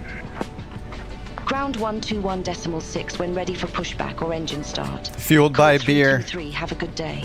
Definitely. Man, the people are loading. We only have 65 passengers because this is first class only. The couch captain's way. Knox Harrington is configured for only first and business class. That's it.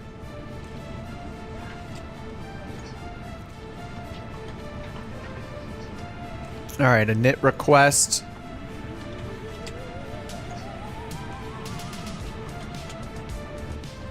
And cost index, what do I got? 10, nice.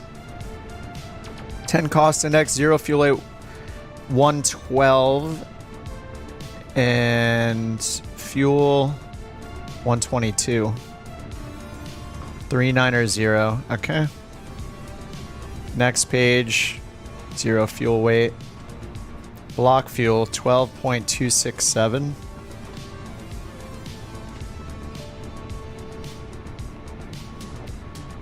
I'm going to put 12.2 because then we have less than we think we do. All right, performance. We already did our V speeds over here. 67 temp, 136 and flaps 1.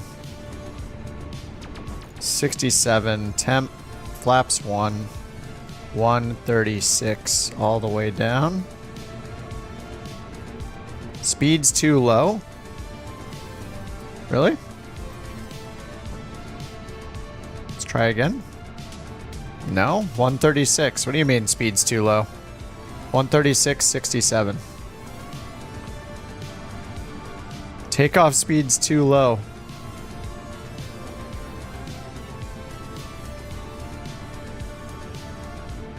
Not according to your own calculator. Oh, flex temp is 6. That's why. 67, that's why. Too low for that power. Okay, 6, 7. There we go. Okay, now it's not complaining. All right, flight plan. We got the Altavik departure from runway 33 right. 33 right, Alta 1K.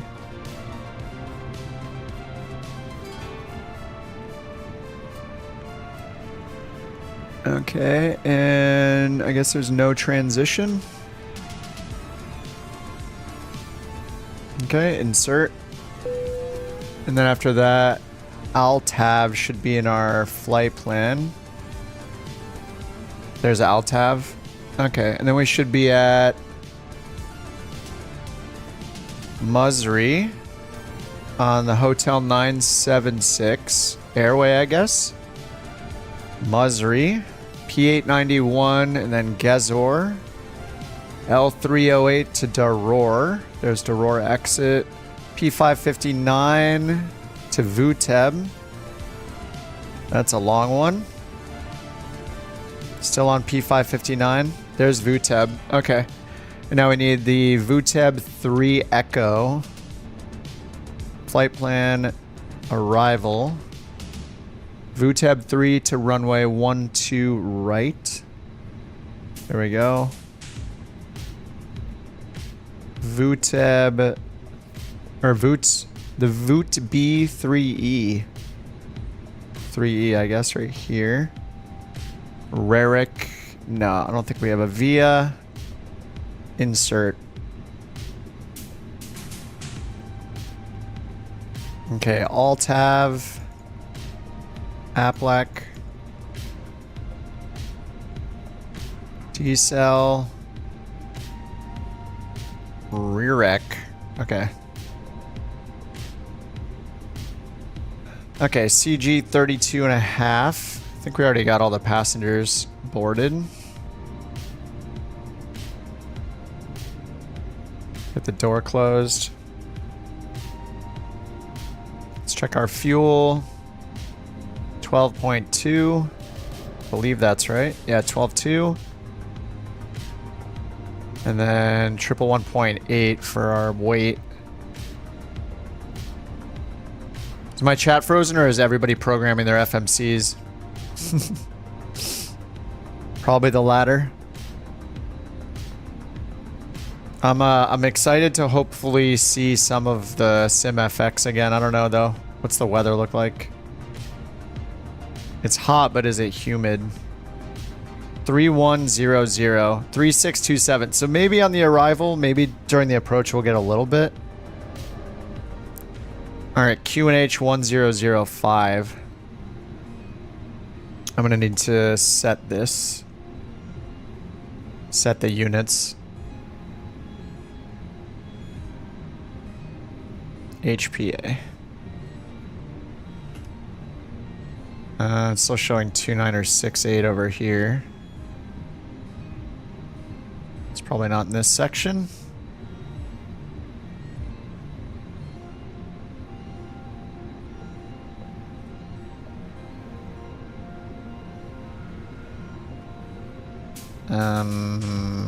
What?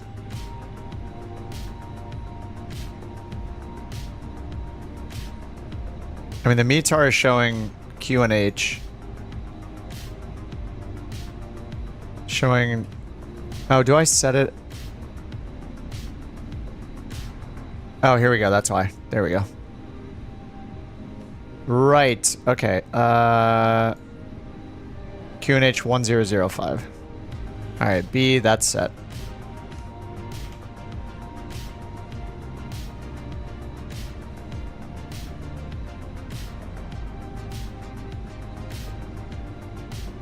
Oh, my chat was frozen. Sorry, guys. What's up, Cyber? Yeah, my chat was frozen. Sorry about that. I did refresh. It looks good now. What's going on, Cyber? A beer for the pilot before the flight's what every passenger wants to hear? Yep, exactly. Oh, the technical stuff doesn't interest you. Yeah, you can learn the basics of even just using the autopilot. It's very easy to learn. Even just the basics of turning it on, having it hold your altitude for you, and then you can just tell it to turn to a certain heading, to turn left or right to head in the direction you want. It's all very learnable. And yeah, if you just want to have fun hand flying around and sightseeing, yeah. Like you don't have to worry about it. You just choose the plane, choose the airport, and it'll put you right on the runway, and you basically just give it throttle, give it full power, and just pull back on the stick, you know? You can totally do that. It is as casual as you want it to be. You don't have to be doing like flight planning and all this stuff that we're doing here.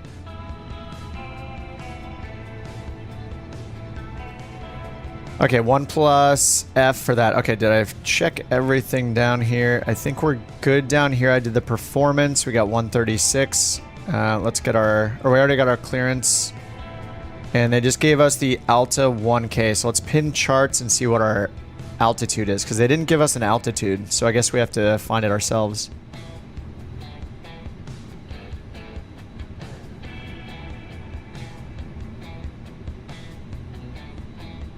Okay, we need the Alta 1K.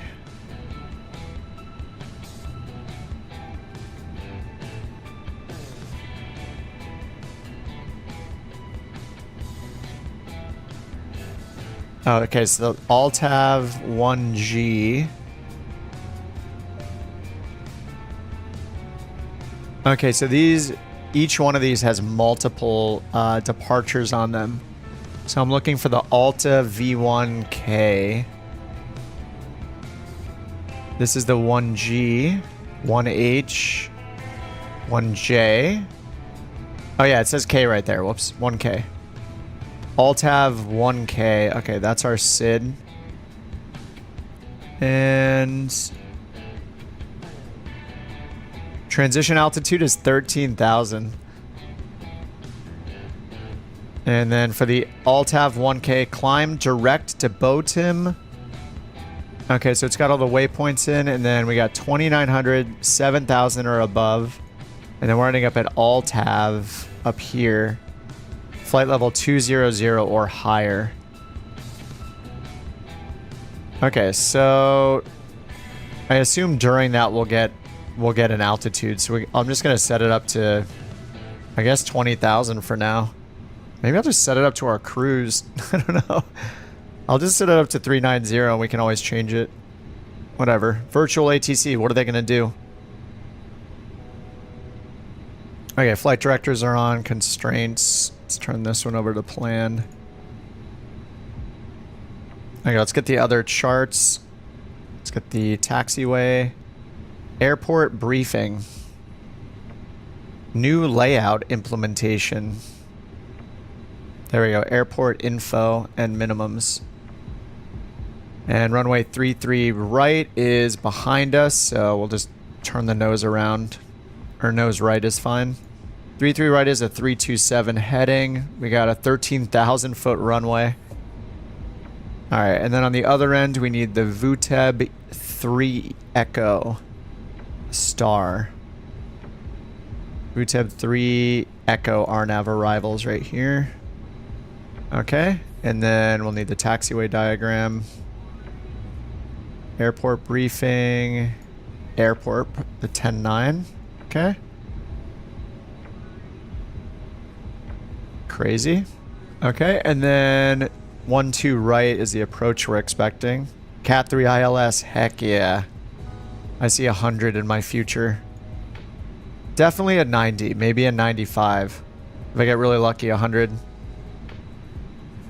What's up, shift control? Overlay, it's a highly customized Volanta overlay that I customize with CSS.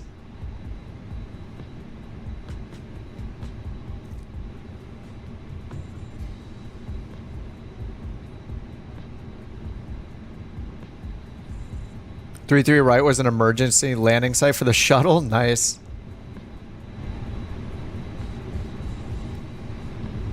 Okay, let's get the APU started. Master switch, start. We'll wait for the bleed. And let's get our push and start. Colt 323, ramp 36, request pushback. Colt 323, King Khaled ground, pushback approved, face east. You guys in your 777s. Oh wait, is that a 777 or a 747? That looks like a 747. Oh yeah, Cone's in the 747. Commodore's in the 777. Rock is in his longitude. You love that thing. It's cozy, huh? Did you see the Rock? Did you see the what do you mean ARG shift control? Oh, you always wanted to learn CSS? Oh, it's easy. I mean, we have the internet at our fingertips. You know, if I can learn CSS, you can learn it. And all you have to do is Google what you want to do with it. You're like, how do I hide things using CSS? It's all learnable.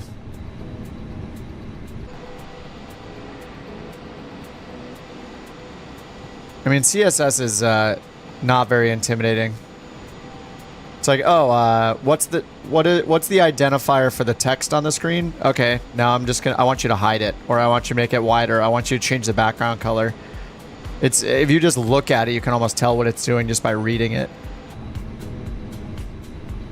You love the longitude, I can tell. Did you see what Av is working on? Did you see this? When I brought it up? He's got textures on the wingtips even. Look at that. There's like a little like dot texture on it. Black and gold are the best two colors ever. He loves the spray painted noses. Spray paint the nose. I mean, I should tell them that they can even remove the emote if they don't want the emote. Like, it doesn't have to be on the tail. It could also be really tiny, like just near the logo or something. You know, like the emote doesn't have to be that big. It's like goofy looking, which is fun, but couch alone is goofy enough. I want them to know that they can, you know, there are no rules really. Like, just call it Couch Captains and use the colors and emotes and have fun with it. Like, if it says couch, that's more than we need. Oh, he gave me the livery. Oh my god, he sent it to me like 3 hours ago. Holy crap, he sent me the zip file.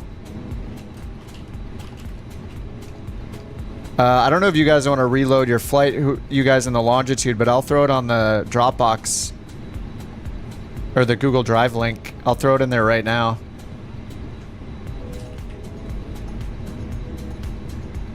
If you guys want to restart, you guys in the longitude. Oh no, I would have to restart to see it too.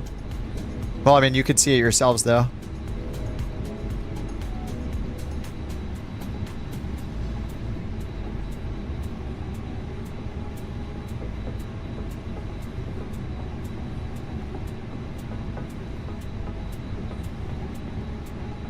All right, it's in the, yeah, I'm not going to restart either. Okay, I threw it in the, I threw it in that folder.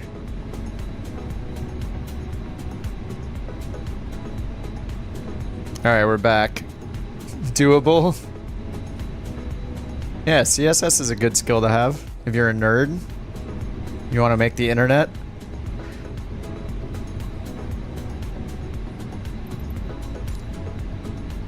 All right, departure clearance requested. Oh, hey, dude. What's up?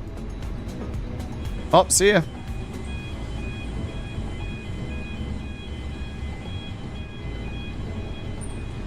You're not a nerd?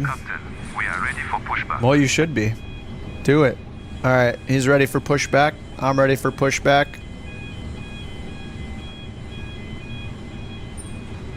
Why is the SID the first thing on the list?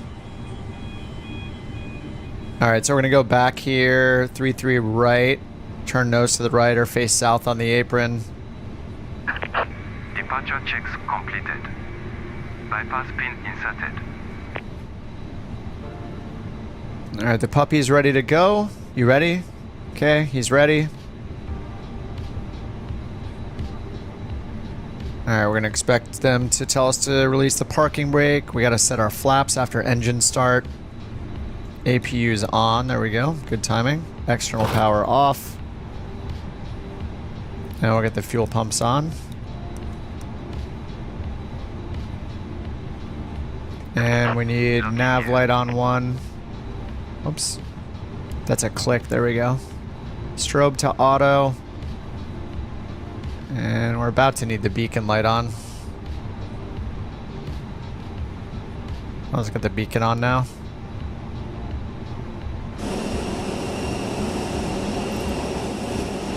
Alright, nose to the right. Release parking brakes, please. Alright, parking brake released. Commencing push. All engines clear. Start at will. Alright, start engines at will.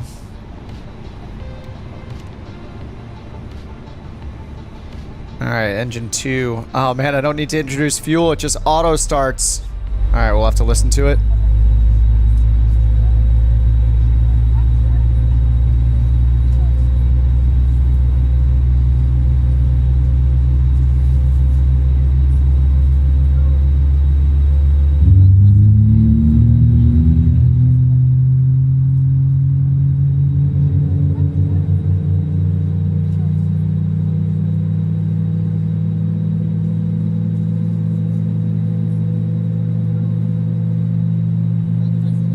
I see the couch blue way over there on Versus 737. How hard could it be? Yeah, I know, Rich.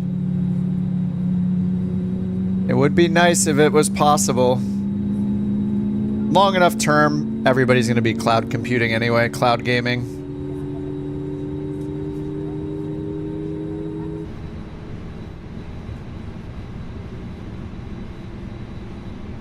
We won't even need to buy video cards.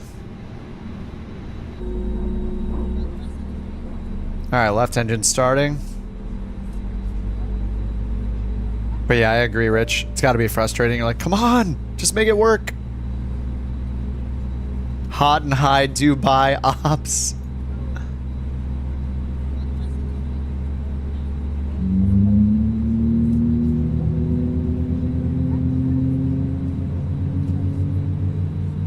We tried to find the 787-900. It refused to gauge RNAV and stayed in heading mode.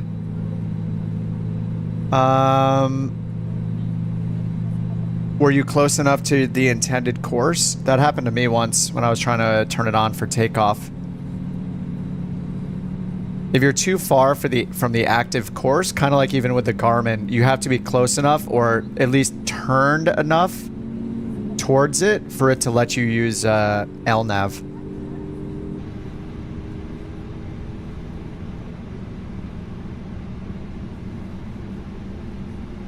All right, available. All right, there we go. PWS is on. Beacon's on, strobe's on auto. And, nice. Alright, parking brake set.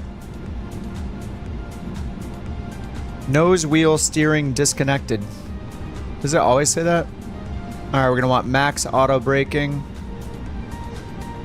Where's the nose wheel steering thing? Nose wheel steering oh, that's because they... Is it because of GSX? Is there a button I've never had to use? Unlocking gear. Are we gonna have nose wheel steering right now because they're unlocking it?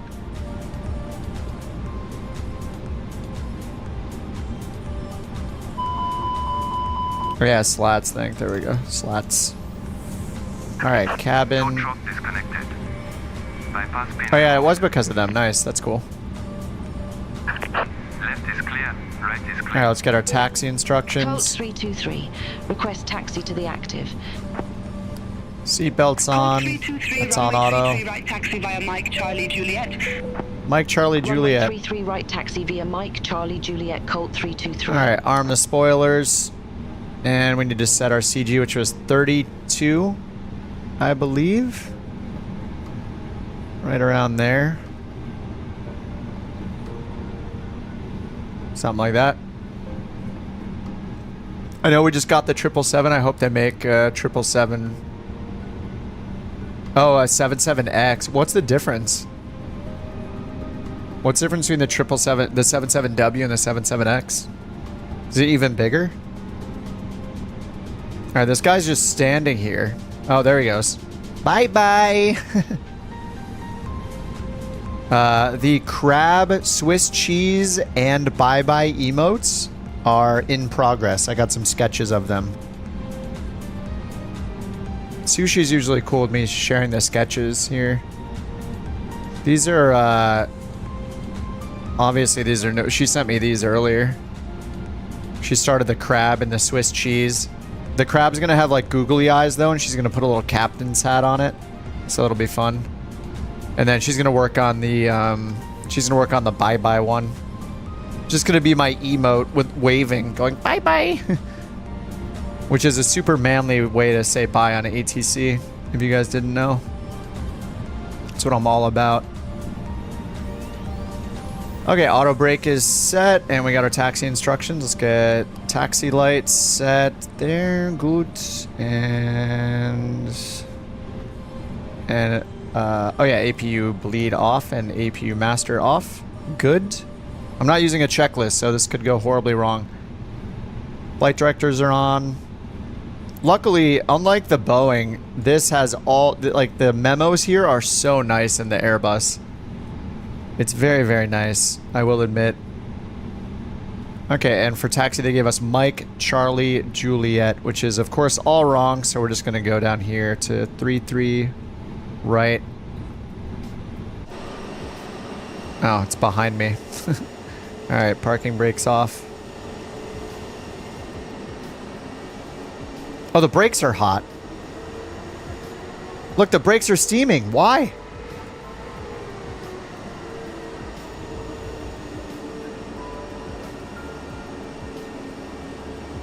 Did you guys see the steam coming off the brakes? That's awesome. I'll get the 777 immersion. Probably. I haven't been flying it. That's the one problem.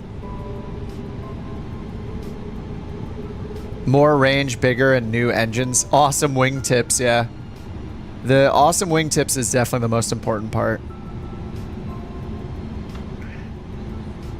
I kind of want to just like pull an all-nighter and stay up till like 2 in the morning. What time is it? 9:50? Let's go. Question mark? Alright, I'm gonna turn right here. Yeah, the brakes were, when I started moving, the brakes were steaming. God, this livery is so nice. The color choices, the wingtips, the half the engine being colored is pretty cool. The little spray paint fade at the back. We got the dude on the front. There he is, right there in his greatness. It's beautiful. You love to see it. You want to see more of it every time. All right, slats are retracted. Or slats are extended, I mean. CG is set. Max auto braking is on. I think we're good to go.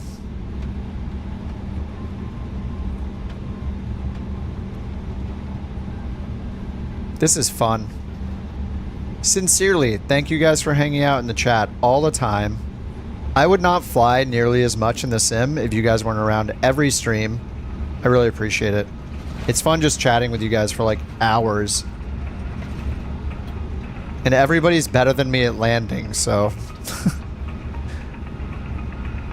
Every time I hear about one of Chase's 14 feet per minute landings, I reevaluate my life. Get good. Come on, stream guy. Get good. You're crap. You call yourself a fake pilot? Get good, fake pilot. Joe, stop it sending me super chats. Thank you and stop it. No need, dude. No need at all. I appreciate the generosity. You wouldn't fly at all if I didn't stream? We're motivating each other. And I wouldn't know where to fly if it wasn't for you guys and also for apps like A Pilot's Life. I have no idea where to go, what to do. It's been so fun learning the airliners. I'm kind of loving them. But I also like being able to hop in a GA plane and feel comfortable in that too. Where do I get the energy? Oh, it's barely there. I'm fading fast. I've actually been so like, I need to work out a lot more than I do. Is this the threshold? Oh, this is it right here. Okay. G1. I guess sitting on a computer your entire life makes it possible to sit on a computer for hours and hours on end. It's just my natural state is sitting at a computer at this point, so. Code 323. Contact King Khaled Tower 118.8. These accents are awesome. Contact Flying with you is great. Chat is great. 10 out of 10. Please, please. 14 out of 10. Come on. I can get a better rating than that. Get the bird in the air. Time is ticking. We went off blocks. We're good. We're actually like 10 minutes early almost, I think. Yeah, scheduled departure is 5:05. Off block 4:45. Scheduled departure 5:05. It is 10 minutes early. All right, let me watch you guys.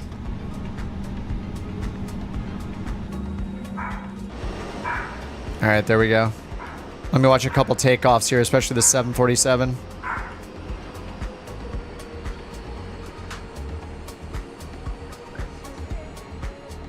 Dog is activated. She's going wild. Oh my god. Hold on. What is she barking at?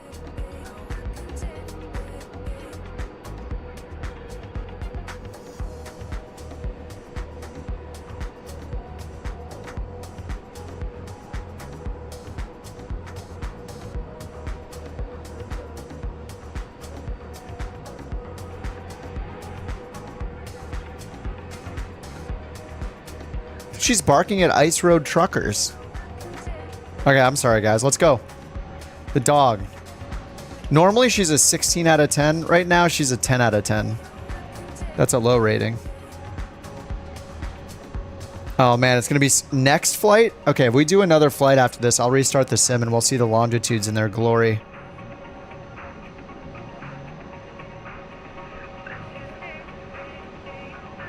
747 model?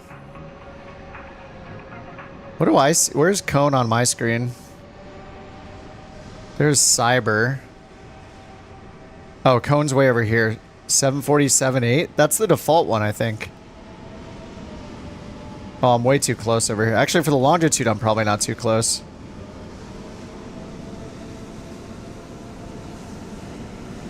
This longitude, either tonight or at the latest, at the earliest tomorrow, will have a delicious Couch Captain's livery on it.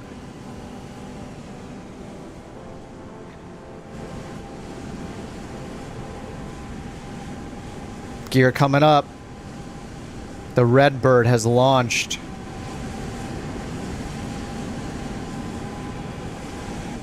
Rex, that's not a fighter jet. What are you doing?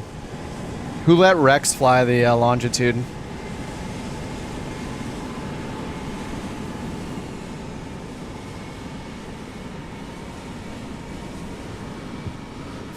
Very nice. Twin birds. Oh, and the engines of this thing sound... Ooh. The nose wheel gear. The nose wheel looks funny.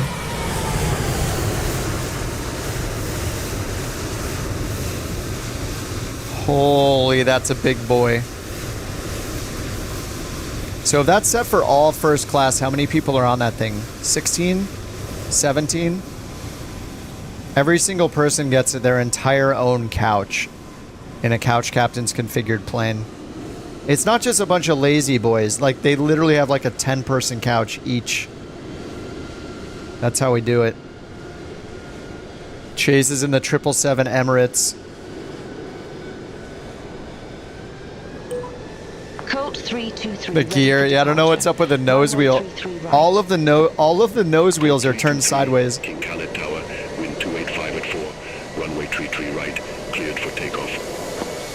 Runway 33 right. Damn, that looks awesome. Why does it look so good?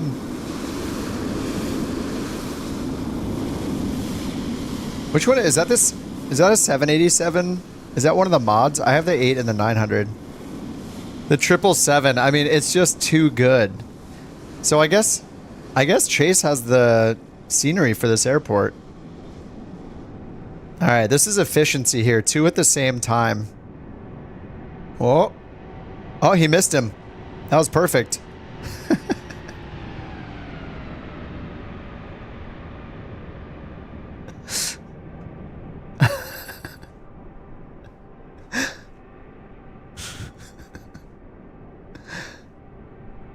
I didn't look for the scenery. What? Cyber's rotating 7 feet into his takeoff roll. What? Wait, what's he flying? That's a 787-10? Well, how did he rotate that fast? What just happened? What? Stole. It's a Stole 787 variant. Alright, Verse is right behind me. Alright, we got the okay to go. What just happened with that? What was that? Alright, landing lights on. Takeoff. Runway turn-off lights on. Strobe to on. Parking brake off. Start the chrono. And what did we get here? Clear for takeoff, 33 right.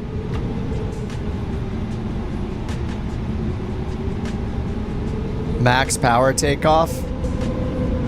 Alright, we probably got the fuel to spare.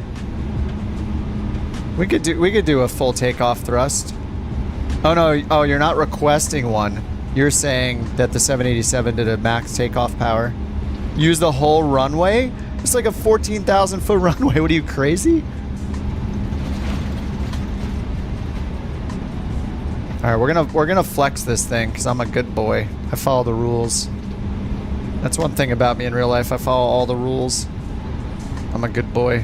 Alright. Runway 33, clear for takeoff. Let's get it to 40% and stabilize.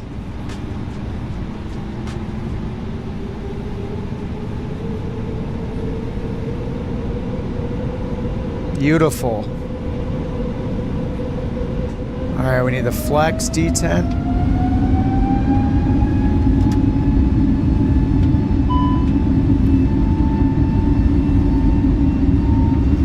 emergency thrust. Oh, there's flex, a little more.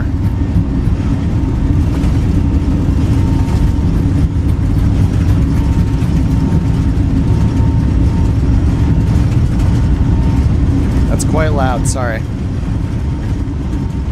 Alright, V1 rotate.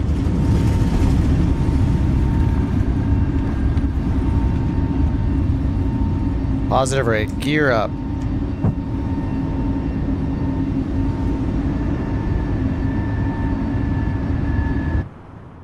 Whoa! It's a pretty good camera, actually. I meant to go to one of these views.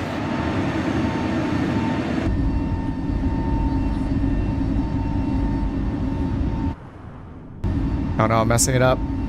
Okay, slats up. Code 323, contact Riyadh departure 125.6. Contact Riyadh departure 125.6, Colt 323. Alright, lever to climb. Riyadh, Colt 323, 3,800 feet. Alright, thrust climb. Colt 323, Riyadh departure identified. Climb to flight level 190. Climb to flight level 190, Colt 323. Alright, 190. Ooh. Yeah, I'm trying to give you guys that sound. It was a little loud, sorry.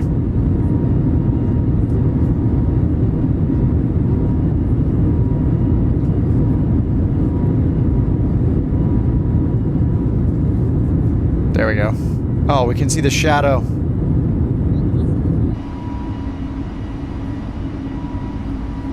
Alright, let's check our lights real quick, and we'll get back into the sounds of the engines. Runway turn-off lights off. Nav and logo's good. Nose lights off.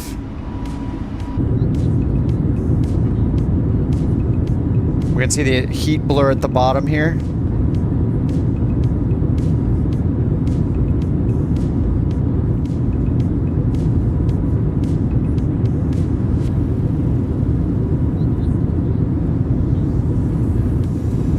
Joe, thanks again for all the super chats tonight, dude. Appreciate you.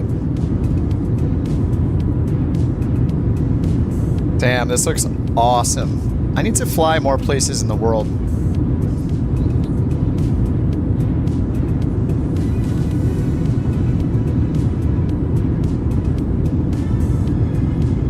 Impressed with the voices? Yeah.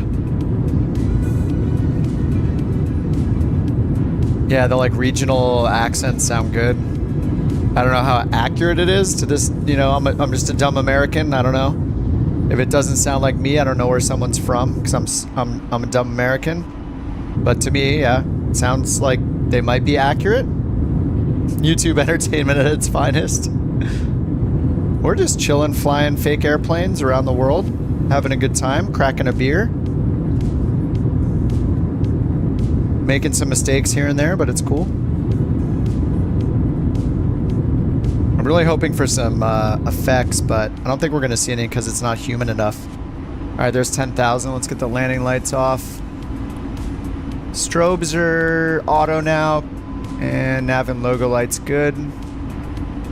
Everything looks good up there. Now we're just waiting for transition altitude, which on this flight is actually 16,000, I think. Let me check the departure. I think it said transition was 16,000. Oh, 13,000. It's already time for standard. Oh, 1,000 feet to go. 13,000 transition altitude, dudes.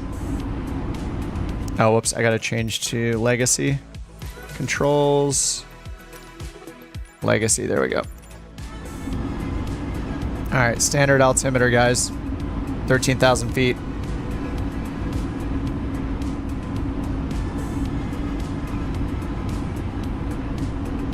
All right, on our way to Rima. They gave us 190, so we'll be above 7,000. We're already at 12,000. And then we got Kabul, flight level 200. And then flight level 200 above again. Max 250 knots at Altav. Okay, let's switch our speed to manual, 250. We're gonna maintain 250 until we pass Alt-Tav. Seatbelts are on. It's telling me about that. We'll turn them off. Oh, let's try it again. We heard the ding.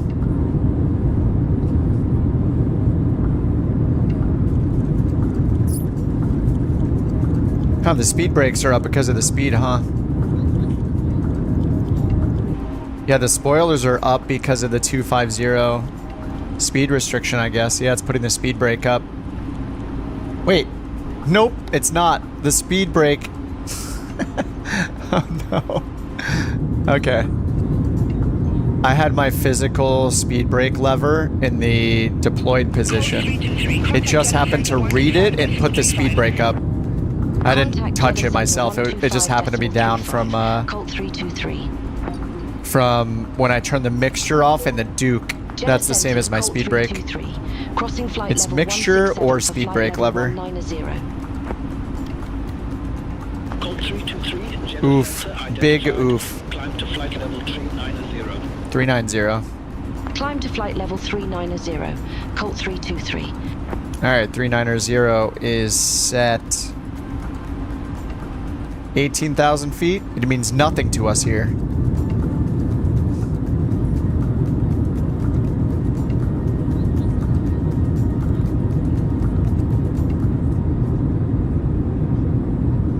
I turn the engine volumes up quite a bit. Especially when we're in those, in the passenger seats, we can hear the engines. There goes our profit margin. Oops.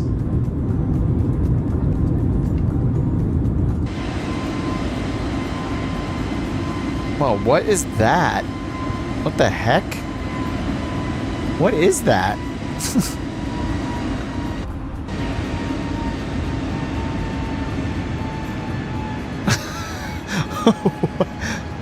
What is going on? What is that hourglass shape on the ground? What's happening here? Oh yeah, did you just notice that too? These desert textures just suck. Over here it looks great, but look right down here it looks really good actually. Look at these. Like, this is pretty detailed. It looks good. But what's going on right in front of us? I have no idea. Yours is the same. What is that?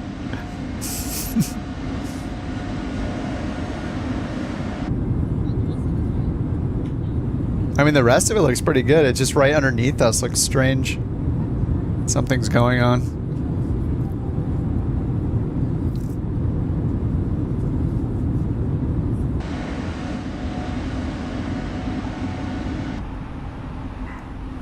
The dog's looking a little stiff. She's okay. Do you hear her barking in the background? Or her tongue's moving. She's just fine.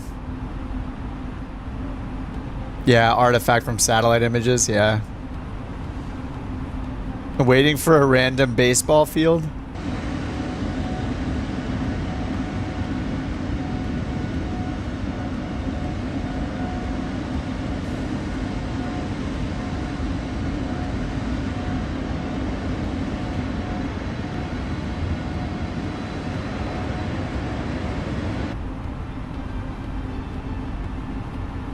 Alright, we're at... Wait, why are we at 20,000 feet? We have a restriction at 20,000? Oh yeah, we can't exceed 20,000 until Kabul... Wait, no, she told us to go up to 3... Yeah, she gave us 390. We're gonna do open climb. Whoops, that was my fault. We shouldn't have followed the restriction because she cleared us higher.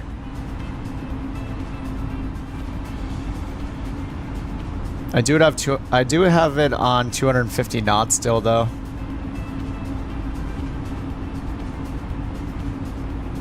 I mean, they didn't give us a speed restriction, but it's on the chart, so... But this is a sim, so let's give it control again. Time for ludicrous speed. There we go. 3,100 feet per minute, 3,000 feet per minute. 747 can move. I haven't flown it maybe but 1 or 2 times.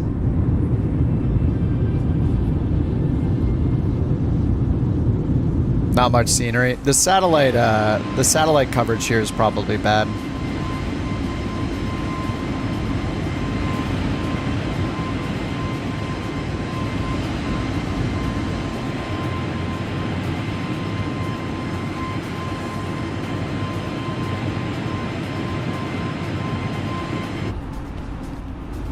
No, New Sky won't. New Sky isn't aware of your SID or your star or anything like that as far as I know. It pretty much is just going to rate you based on using your altimeter correctly, minimizing your Gs, bank and pitch angles, landing rates, overspeed. I don't think it really knows anything about your route. It only knows about the physical like limitations of the plane and your like landing and takeoff. That's about it. And like which altitudes to use your lights at, I think. I think it'll actually no, I don't know if it dings you for having your lights on too high. I think it does if you don't have your strobes when you're crossing a runway, or no, it's not even that. When you start moving back, yeah, I don't think the lights matter except when you are at the gate or not at the gate. I think that's all it knows. When you're parked, it knows that when you start moving, you need anti-collision and or nav lights on. I don't even think it might enforce strobes on the runway. But it expects some sort of anti-collision light on as you're pulling back from being stopped after you start up the plane.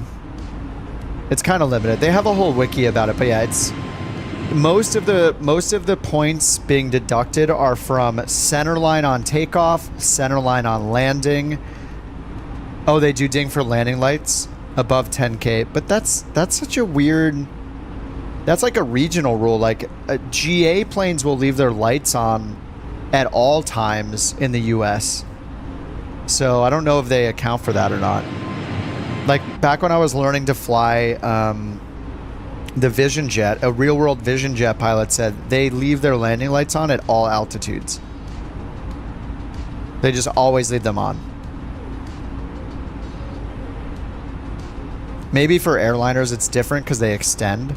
It's like an aerodynamic issue, but anyway, they have a whole wiki about it, and it does explain like exactly where it dings you for points.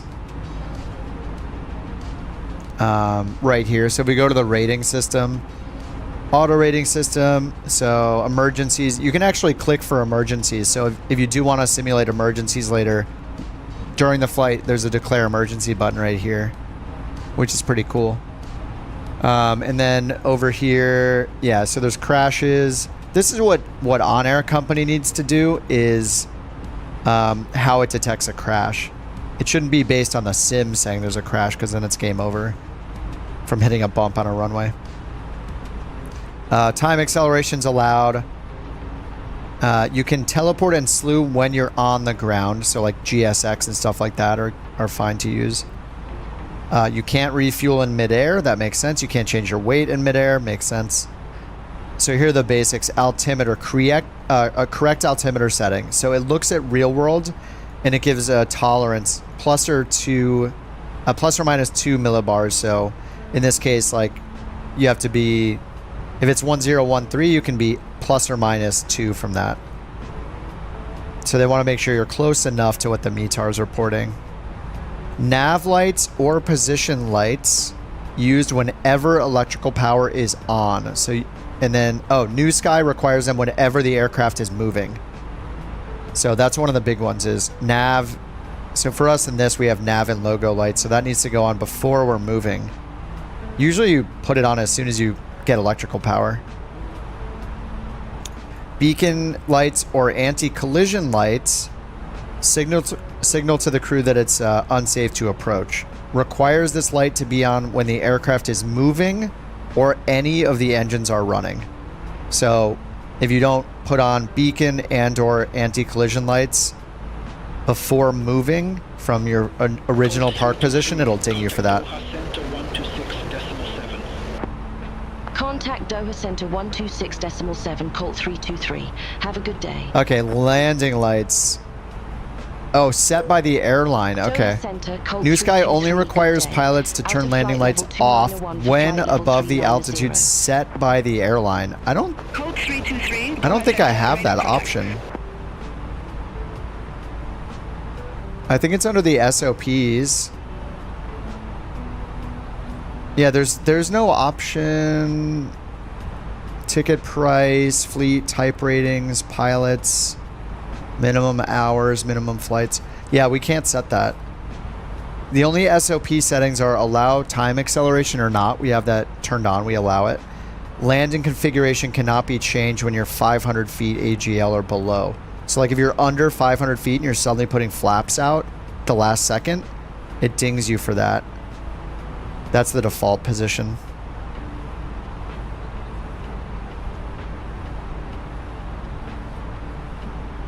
So then landing lights, so it says 10,000 by default, so I can't change that from what I can see. So I guess it is 10,000.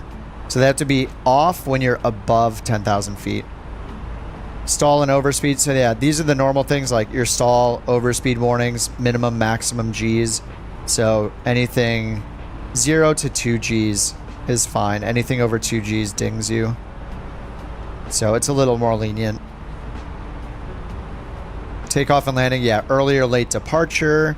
Gear should be retracted after positive rate, so allows gear to stay down for up to 15 seconds after liftoff. So if you don't, you have 15 seconds to raise your gear after takeoff. Late configuration, this is the thing we do have control over, but the default's 500 feet. That we just looked at that. So you have to have flaps and gear, can't be changed under 500 feet above the landing runway. Can't exceed your maximum takeoff weight and maximum landing weights using... Oh, incorrect flaps. Okay, this is just for takeoff and landing. So specifically for the A320 in Boeing, I guess they have it for a bunch of planes, but basically if you have abnormal flap settings, it'll ding you for that. I haven't seen that yet. So if you're landing without, say, flaps 30 or 40 in the 737, or 3 or full in the Airbus, it'll ding you. And then takeoff has restrictions too. Tail or wing strike. Yeah, you have to be gentle when you pull back at the initial rotation. Unstable approach, runway excursion, speeding when vacating running. Oh, wow. Higher than 50 knots? That's really generous. 50 knots for taxiing. Well, now that we know that, we can taxi so much faster. Oh, wait, no, here we go. Rapid exit taxiway should never exceed 20 knots. But it sounds like 50 knots is the normal. Off center line, this is one of the big ones. Takeoff beyond the end of the runway, long and short landings. Fuel used below estimated minimum. There's a lot, but landing rate. And then we know landing rate, of course, and then go around. You can always go around with the music signs. Anyway, yeah, it seems like a lot. So, but as far as lights, it looks like the only rules really are, there aren't even rules for strobes. It's when you're moving back from, when you're moving for the first time, when you're moving on the ground, or you start an engine, you have to have anti-collision or beacon lights on. That's the first rule. Besides that, the only rule is landing lights, right? Did it say anything about strobes?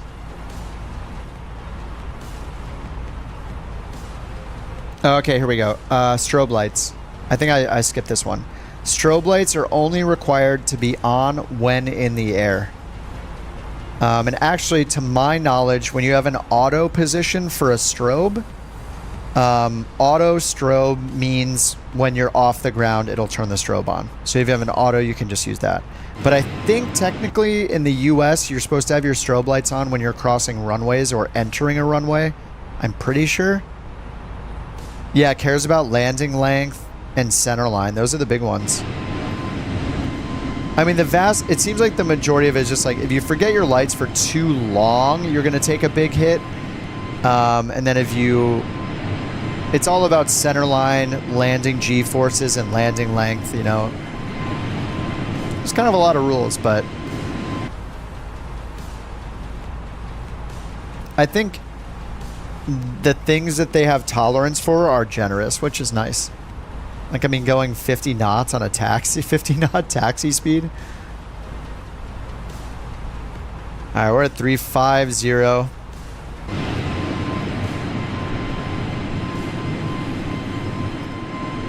Landing light restrictions are all... Oh, they're all gone. Don't blame me for a penalty. Maybe they took them out for now because it's too different from one country to another or something like that. It's like airliners will raise them before 10,000 feet, but GA planes won't because they're not extendable landing lights. They don't extend out and cause, you know, potentially cause a loss in aerodynamics and stuff like that. That might be the reason why.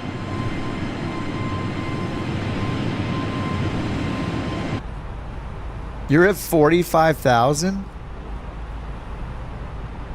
Oh yeah, you are. I see you over there. You're actually at 47. You're actually at 47,000. You're because you know yours. Wait, are we turning? Okay, we're turning. Yeah, you're at 47,000 actually.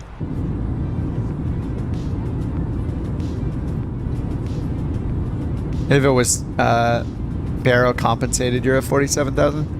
You always get dinged in the Vision Jet for no strobes. It doesn't have a strobe. Oh yeah, doesn't the... I think the Vision Jet might only have nav lights, right? For no strobes after you take off. What does the Vision Jet cockpit look like? Let me look up a... see if I can find a screenshot.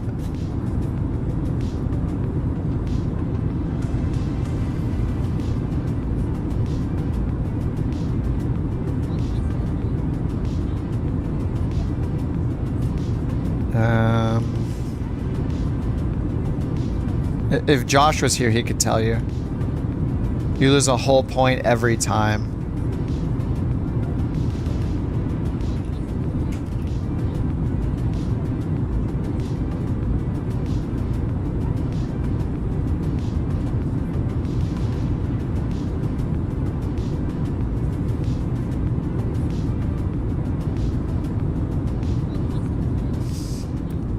Oh yeah, I see strobes. It looks like it's the first light. There's strobe, land, and nav are the three light switches. The strobe is the first light on the... Oh, for beacon. Oh, right, for beacon. Yeah, because it has strobe, landing, and nav light. Right, but no beacon or anti-collision lights. I don't know if you can... I don't know if you can fix it then. What's up, dog? Not much. What's up with you? Somebody has to have talked about that on their Discord. I'm gonna search their Discord.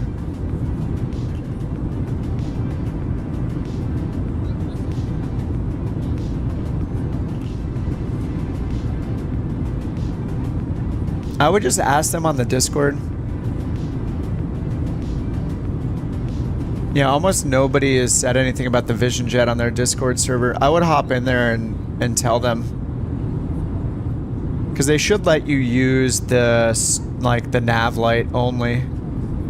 See, this is how they end up having to remove restrictions. Certain restrictions is because one plane won't have a certain light type.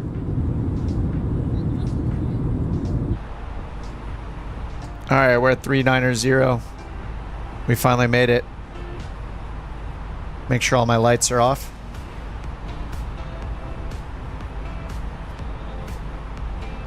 Just woke up laying in bed. Nice. Bed plus streaming, watching streams, watching internet videos. It's the best. We all do it.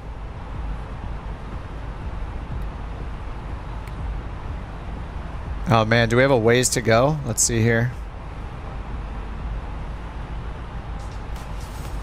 300 miles to top of descent. This is a fly-by-wire, yeah. I'm in the fly-by-wire because it's the first Airbus we have liveries for. And once we get a Phoenix livery, I'll probably be in the Phoenix. I started the stream in the Boeing 737-700 because we got Chase made a new livery for that one. I'm just following the liveries. I did fly the ATR earlier today a little bit.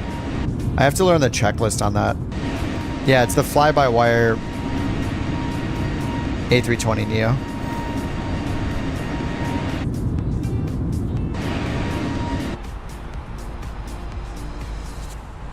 All right, we got a good 296 miles. A320. We have, it's only for the fly-by-wire, not for the default any builds one, and not yet for the Phoenix. So just fly-by-wire so far.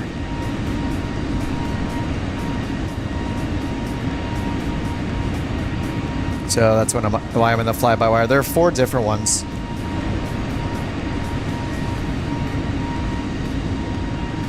There's like the tan one, the gold one, the blue, no, tan, gold, purple, and pink. No blue or green yet, I don't think. 320 is the simplest plane. Except for the Diamond DA40, I agree.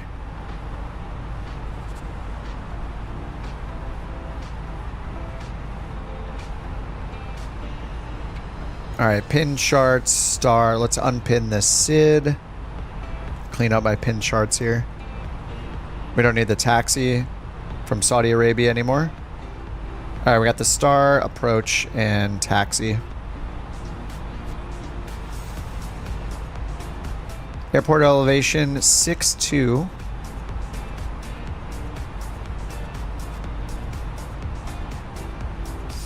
Windsor 140 at 5. What does 100 V 200 mean?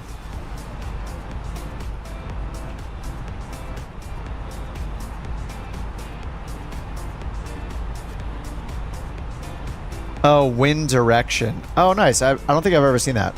100 V 200 means the wind direction is varying from a heading of 100 to 200. So I guess it's another way of saying variable winds. But if you know it's only from a certain direction. So winds are variable between 100 and 200 on the heading.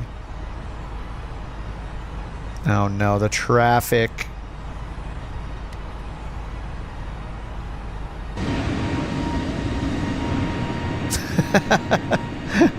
Who is that? How are you that fast? What's happening?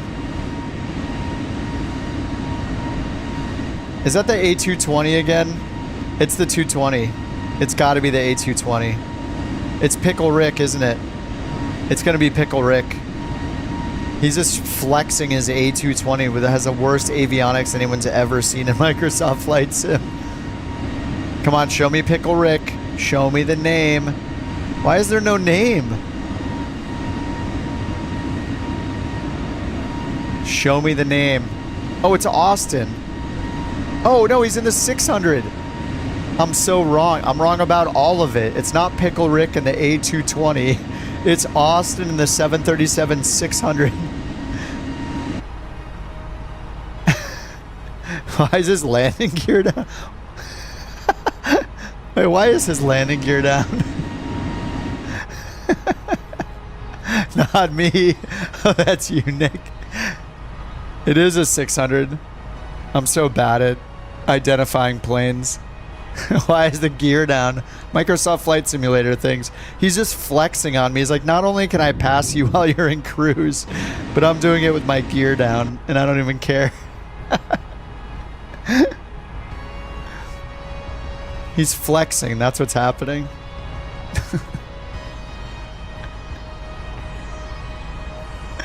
Doesn't look like an Airbus.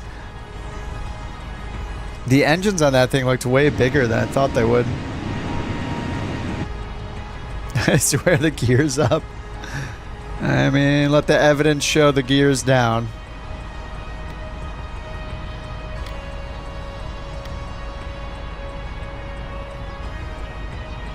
No, you can tell by the gear in the engines.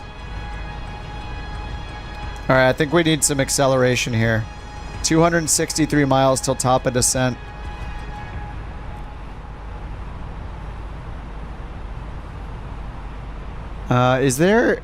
I just used regular time acceleration in this, right? I didn't even use the checklist. I don't think this has its own... Oh wait, it's down here, isn't it? Or is it up here? Oh, it's up here, sim rate. Alright, I'm going to 2x. You see a bonanza? Alright, I'm gonna go to 2x until we're like 50 miles out. Activate. 2x. Yeah, it just activates the normal 2x. Yeah, that's right. What now? Just dusting the 600. Uh-oh. He's activated time acceleration. Yeah, well, whatever.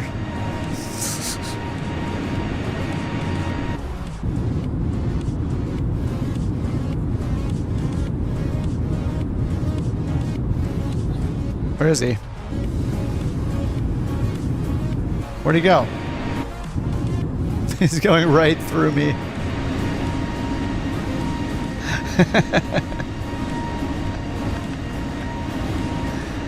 Passengers, if you look off to your right side, you'll see a plane with its gear down, going faster than we are. Please do not hold couch captains responsible for such an embarrassing moment during our flight.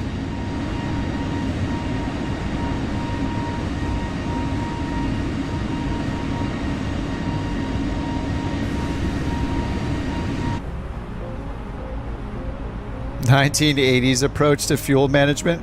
Cost index 200. I got a cost index of 10. Look at this. Look at this beautiful speed. 0.78.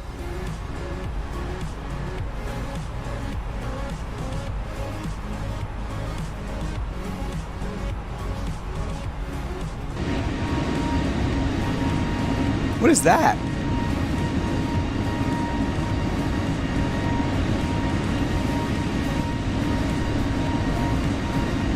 It's super bright blue color down there.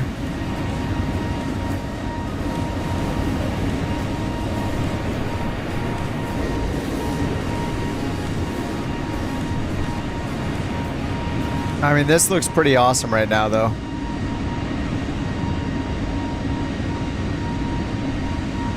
Pretty awesome. You don't need time acceleration. Wait, how fast are you going, Chase? Alright, I'm 224 away from top of descent. Traffic. Traffic. Traffic. Traffic.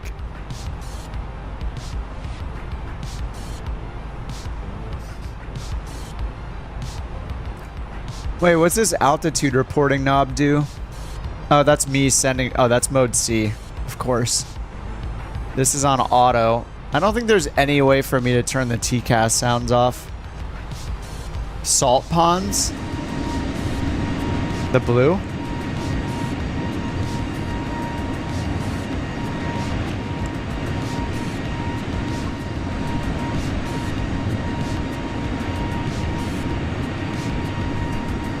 You need to wake up at 2 a.m. to see the start of the stream. Well, luckily for you, I stream for like 5 to 8 hours now, like every day. I can never stop now, otherwise you can't make it.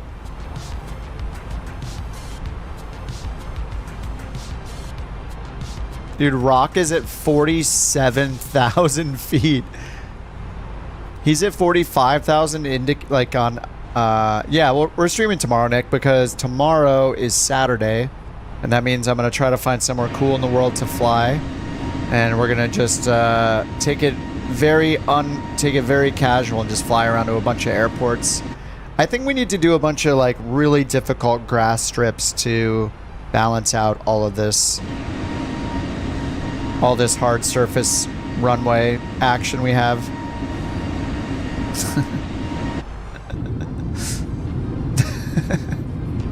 This is fine. I don't know if we'll go back to Papua New Guinea or something, but I want something similar to that. Or like the French Pyrenees or whatever. What time? Usually at noon. It's a scheduled one, so pretty much at noon California time on Saturdays. During the work week, I am usually on right at 5:30, right after the workday ends, California time, and then on the weekends, usually around noon.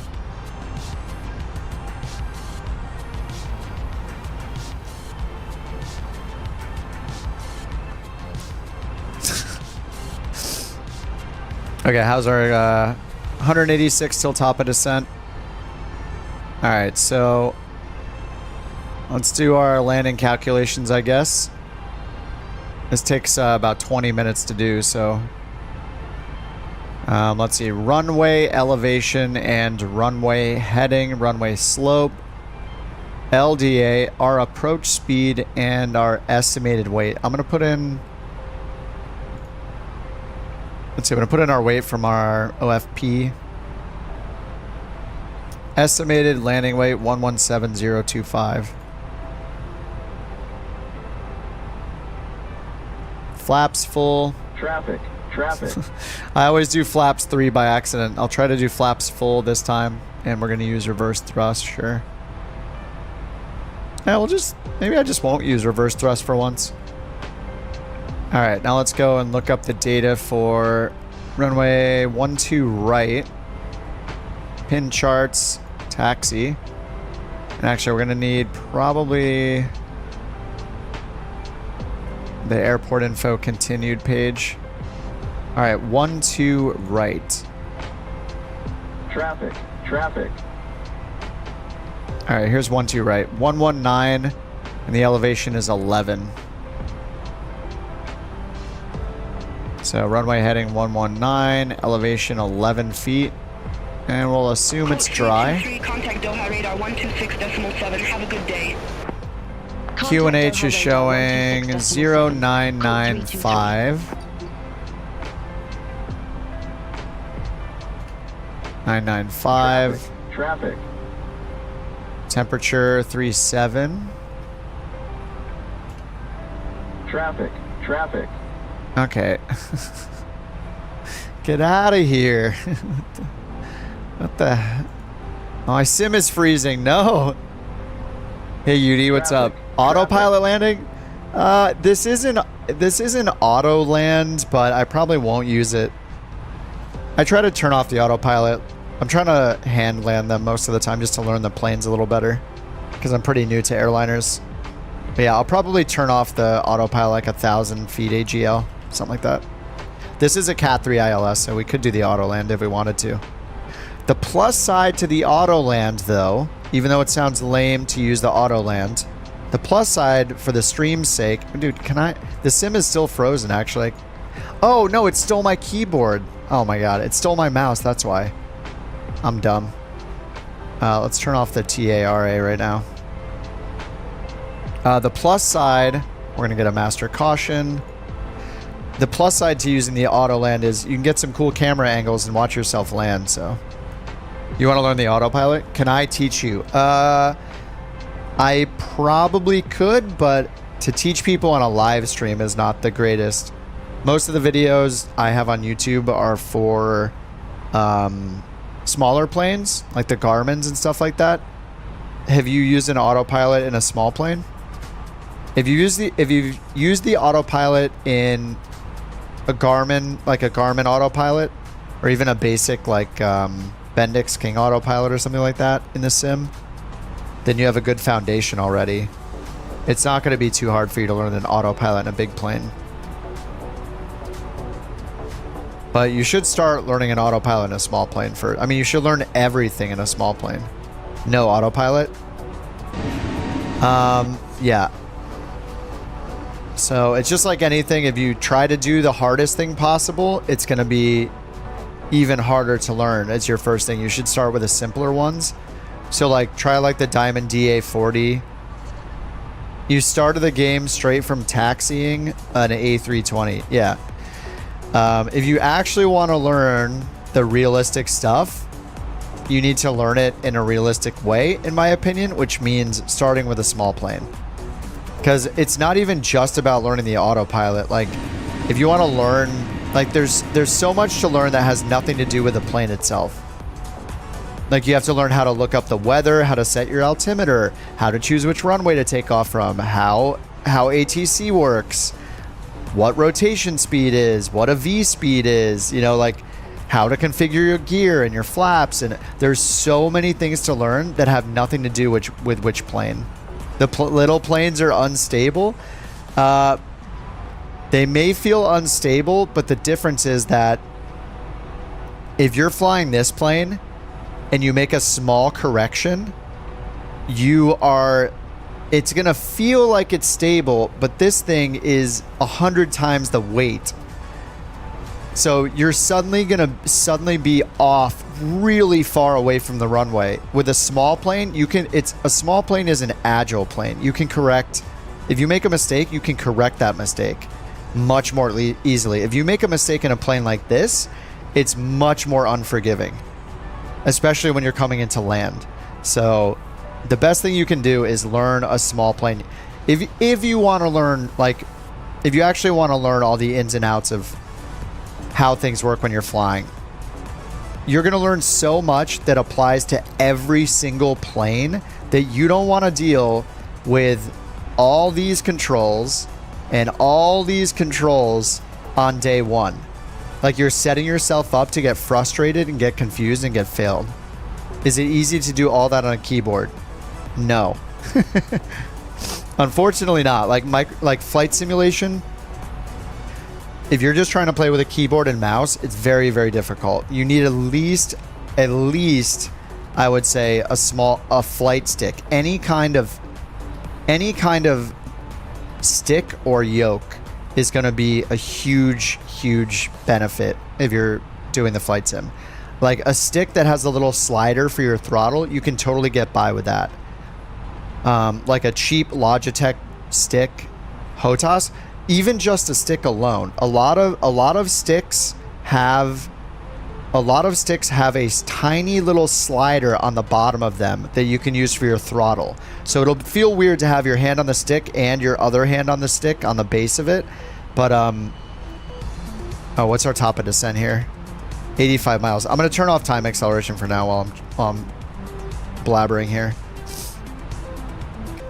Anyway, if you want to, you can fast track it and watch a bunch of YouTube videos and learn how to fly the Airbus. You can. It doesn't mean you're going to understand a lot of stuff.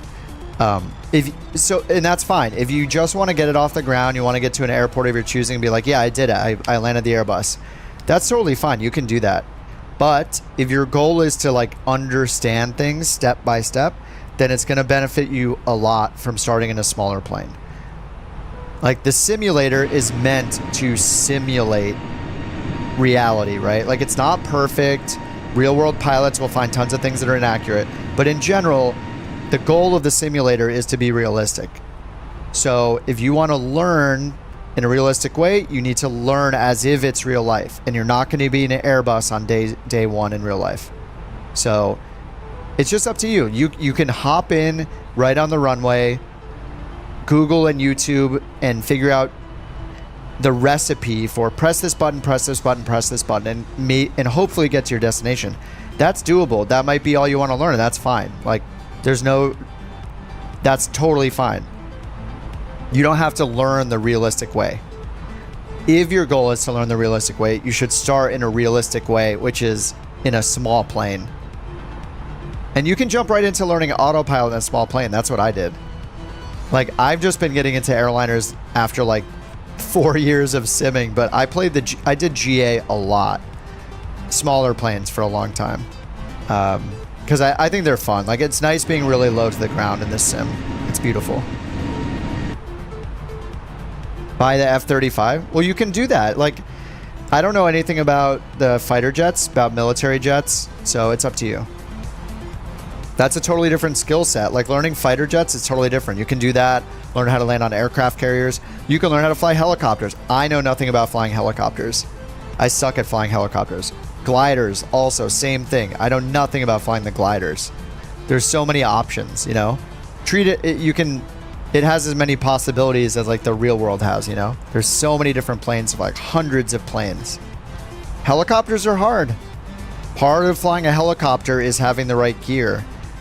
Your stick, I didn't even know this until like a couple months ago. I didn't realize that a stick in a helicopter, when you let go of it, it doesn't recenter itself. The stick stays where you move it. It just stays in that position. Same with the rudder pedals. When you push the rudder pedal, they just stay in that position. They don't spring back to the middle like a plane. It's just a totally different skill set. And when people get into that stuff, they have totally different peripherals that are set up, you know? Okay, I gotta finish setting up this runway information here. All right, 12 right, 119er. We got 11. Let's see the slope. 11 to 60 over 14,000 feet. So 60 minus 11, 49. So 14,590 over 49 times 100. Or sorry, 49. 49 feet over 14,000 feet times 100 gives us 0.3% upslope. 0.3% up. So we'll put 0.3 there.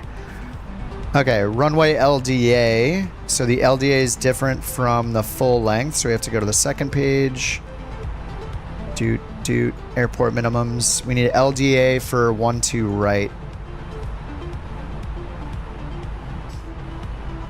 Takeoff. Landing. Thresholds. 12 left. Where's 12 right? 12 right. Glide slope, usable length, 10,839.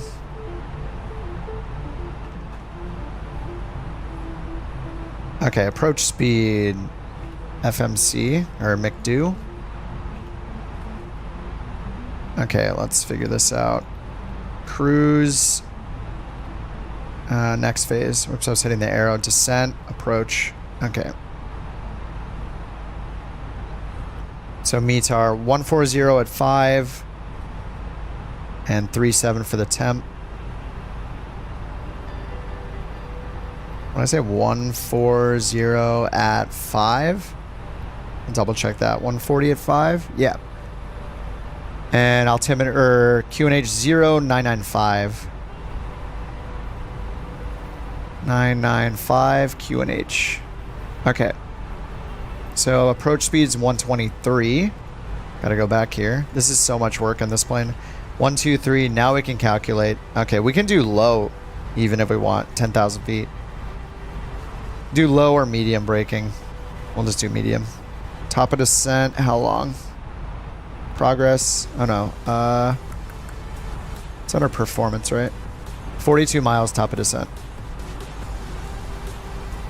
S pattern transition. Are all runways elevated? No, it just depends on the airport. Some have upslopes, some have downslopes, some go down then up then down. The difference is not significant though. It's a 0.3% upslope, which is good for us because it'll slow us down faster going uphill, but... Okay, we got our speeds in. Let's check the star. And let's check which waypoint we're at. Destination, estimated fuel on board below minimum. Oh, I mean, it says we're going to have 5,800 pounds of fuel. I think we'll be okay. All right, we're going direct Ubuku, then Tomso, then Nalpo. All right, none of those are here yet. We started Vuteb. Yeah, look at like this is kind of nuts, yeah. Because of this sim, I can fly a 737-900 anywhere, anytime, yeah. None of this is available for Xbox. That's true, but at the same time, no flight simulator has been on Xbox until now, right? I'm pretty sure Flight Sim 2020 was the first ever on any console.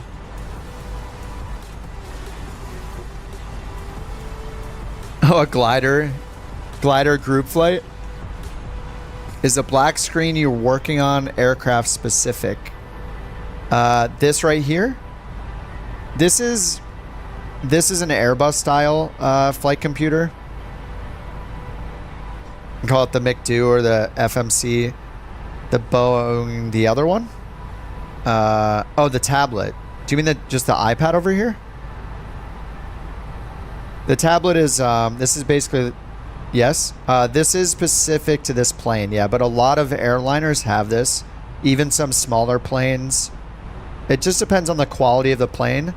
I was flying a turboprop plane earlier today that had its own tablet that you can use for, like,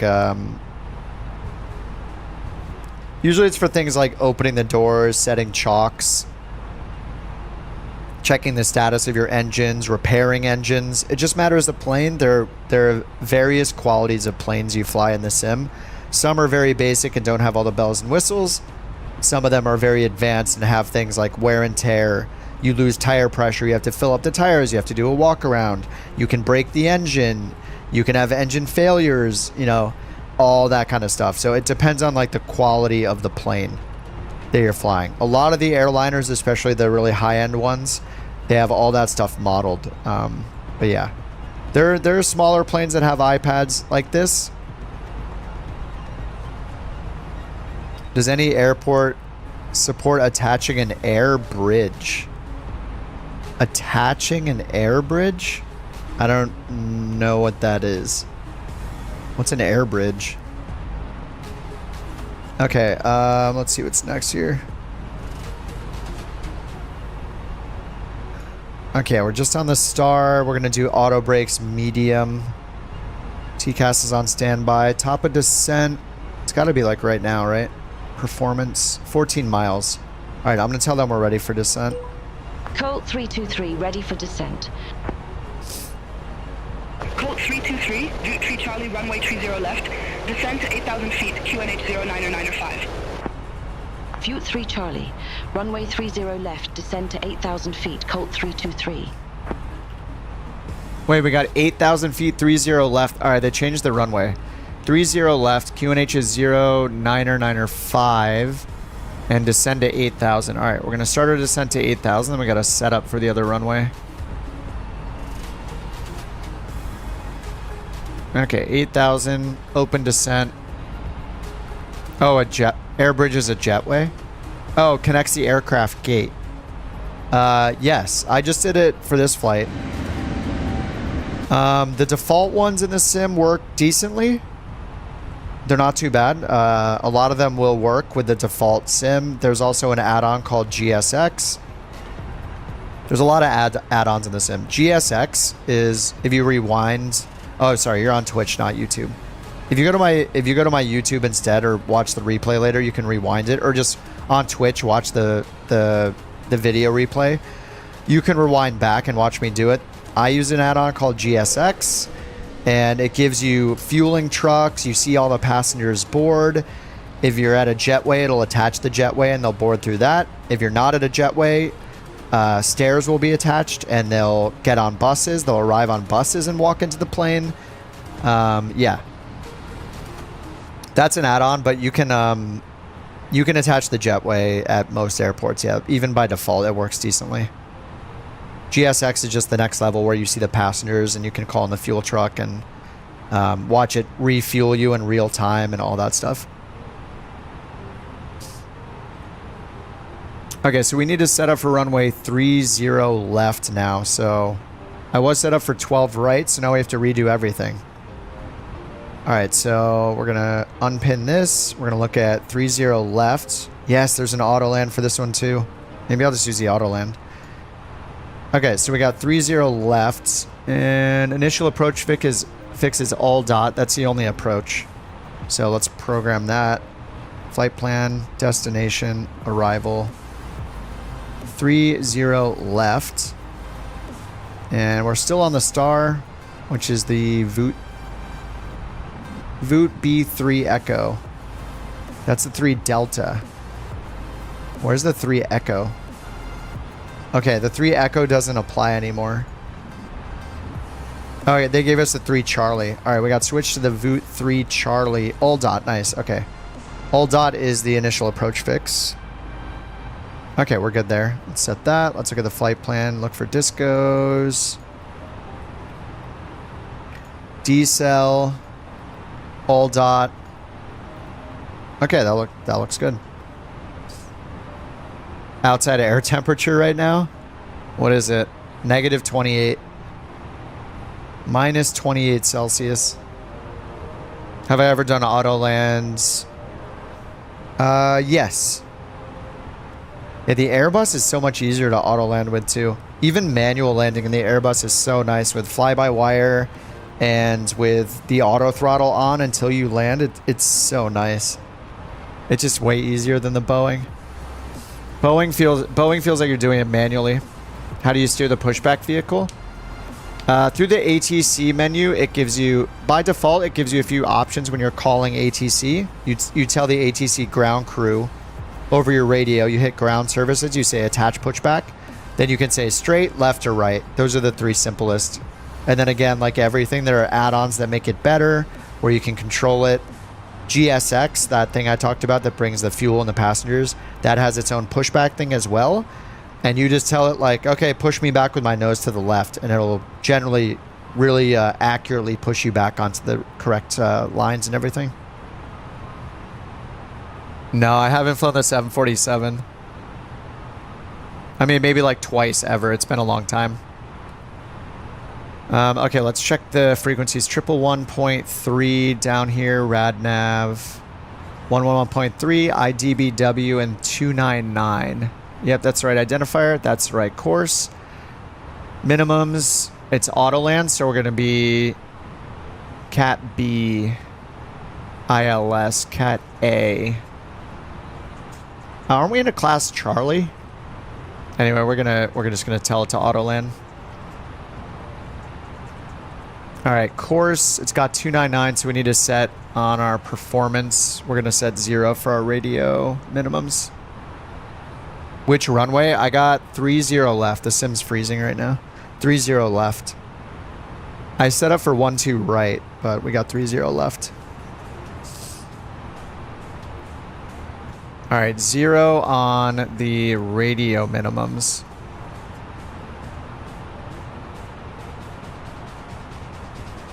All right, 2000 mandatory for the glide slope, 3-degree glide path angle.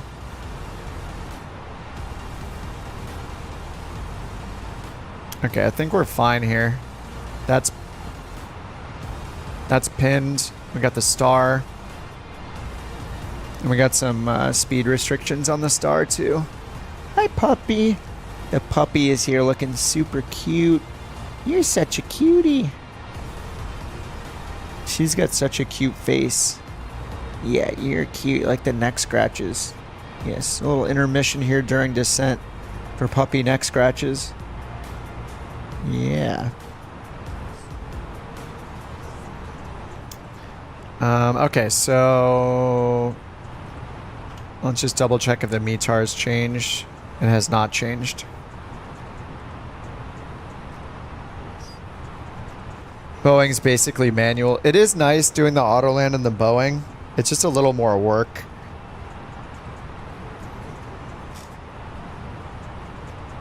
I don't even know if I know how to do it properly in the Boeing, because actually, if you have a Cat 3, I think the FMC does the speed down to touchdown.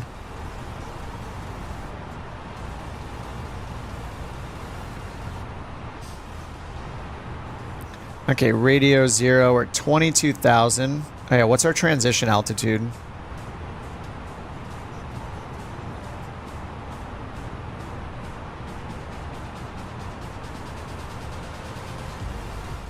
Transition level 150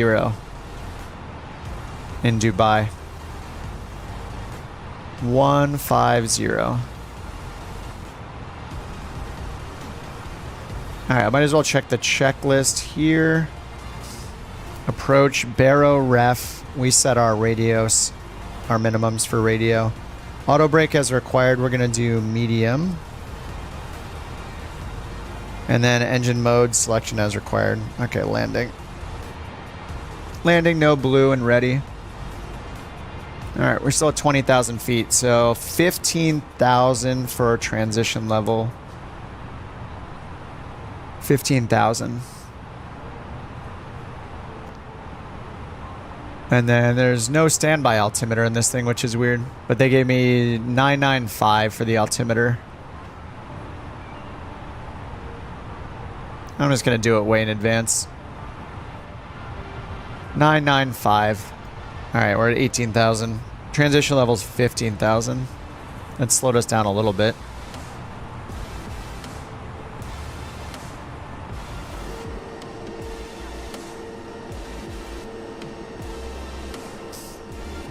Print the weather out? Yeah, I don't know if I turned on the... I don't know if I turned it on, though. Is it in this thing right here?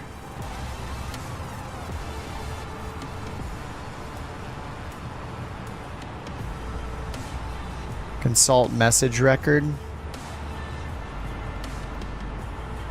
I haven't tried to use it yet. Is it the ATC stuff here? DATIS request.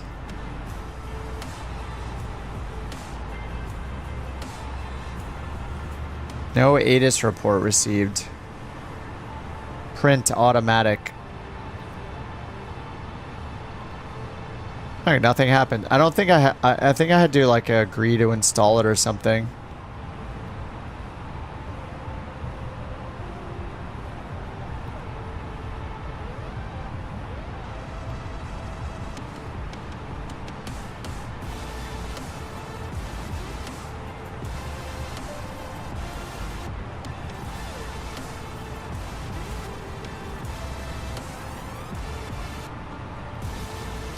I'm not sure if I have it enabled. Oh, it's on Atsu. Com menu.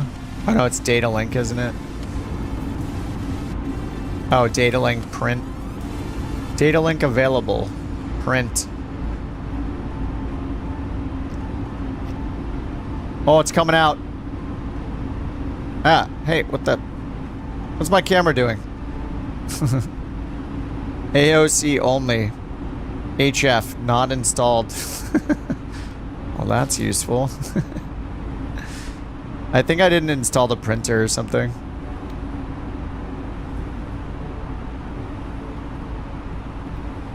Oh, it puts it over here? That's really cool. Huh. Printers. So primitive. Oh, did I bump the lever?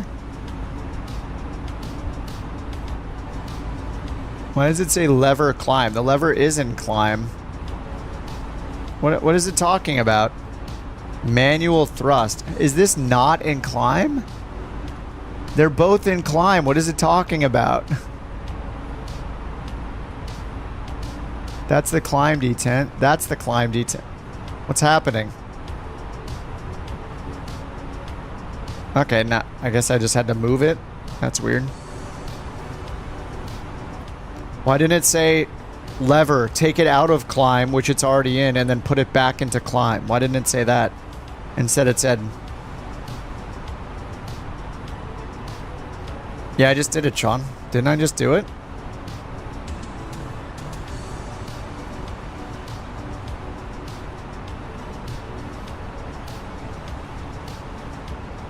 Did I do something wrong? Oh, AOC menu? Oh, weather request. METAR? OMDB? Send? Is it going to come up here and then I can print it? Format error. What? What do you mean format error? I'm clicking the button that you're showing. What? Alright. That's stupid. Weather request. METAR. TAF. METAR. Format error. Nice. What do you mean format error?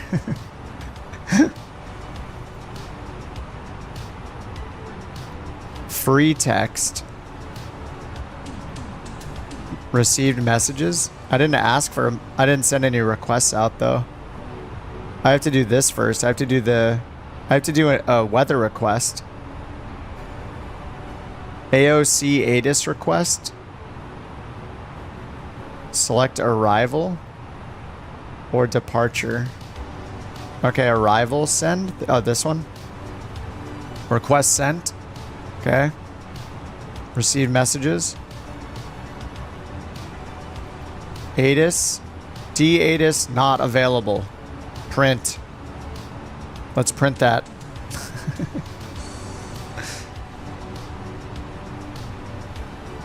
How great are the cockpit simulator kits that stick to a wall? You mean like a poster? I have no idea. I've never gotten one of those.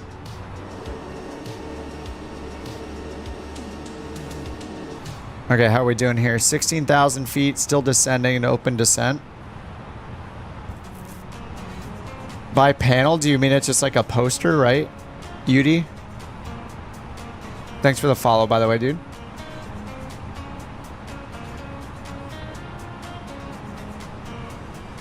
The METAR? Open URIs?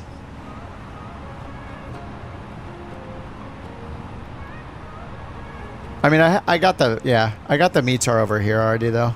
I mean, it's neat, but I already have all the information. Here, just because you want to see it, because everyone wants to see the printer.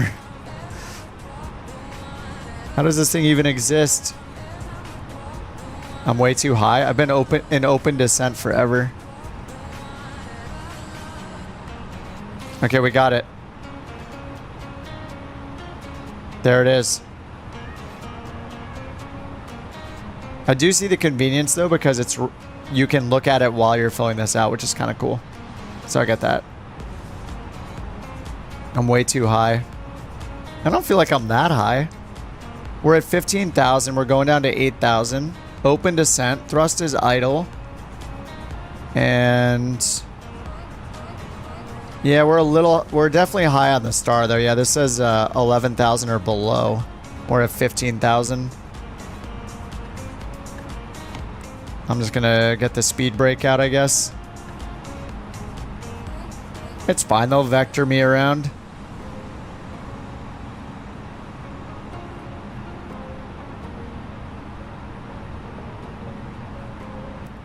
Yudi, I wouldn't worry about any of that stuff until you've actually like flown around in the sim in a plane a few times. Like I don't, like besides getting a flight stick, you're not gonna need anything. Like you can get a stick or a yoke to start, and then you can get a throttle after that, like get the cheap Logitech stuff, unless you can afford better. That's going to be a good starting spot until you start customizing things. Like you're like several steps ahead of where you're at, you know? Just start with step one. Be down at 8,500 now. No, I think it says 11. Yeah, it says 11,000 right here. 230 knots, 11,000. Then the next one is above 8,000 and then above 7,000. I think this one's going to be the true test, is below 7,000 at DB 530. But I got the speed brake now. We're going down pretty fast. 2,000 feet per minute. We'll see. I'll just go around in circles for a while.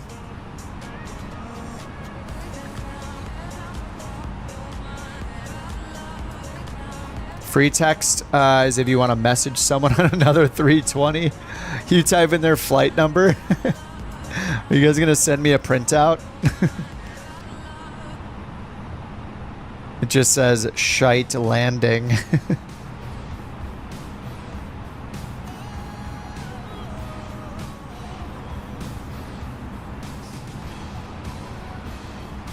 How do you fly at night when nothing is visible?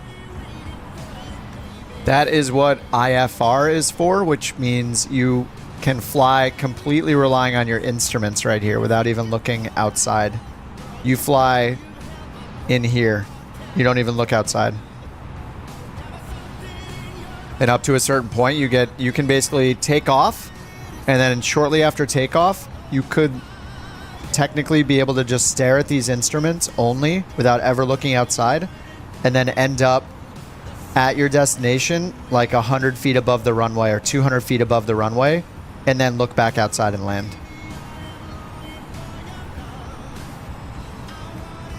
I don't what?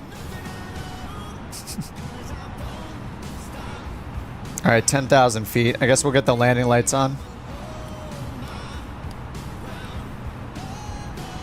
Strobe is on auto. Tell everyone to sit their butts down. Just don't fly at night. That kind of flight plan you need to fly at night. Yeah, but again, if you want to learn realistically like how to do this stuff, you have to start realistically. Start I would recommend starting in the sim in the DA40 or the Cessna 172. They have so much technology in them. They have autopilots. They have a Garmin G1000. You can fly a full IFR flight plan with an autopilot anywhere in the entire world in the sim. You can land. You can follow all these approaches like, you know, how many sorties to master? I mean, it's going to be different for every person. Everybody's going to learn at a different rate. There's no, you know, it could take someone a few hours. It could take someone a few months or a few years. Who knows? It just depends on you and how quickly you pick it up and, you know, how you're learning it. That's about it. There's no one size fits all answer.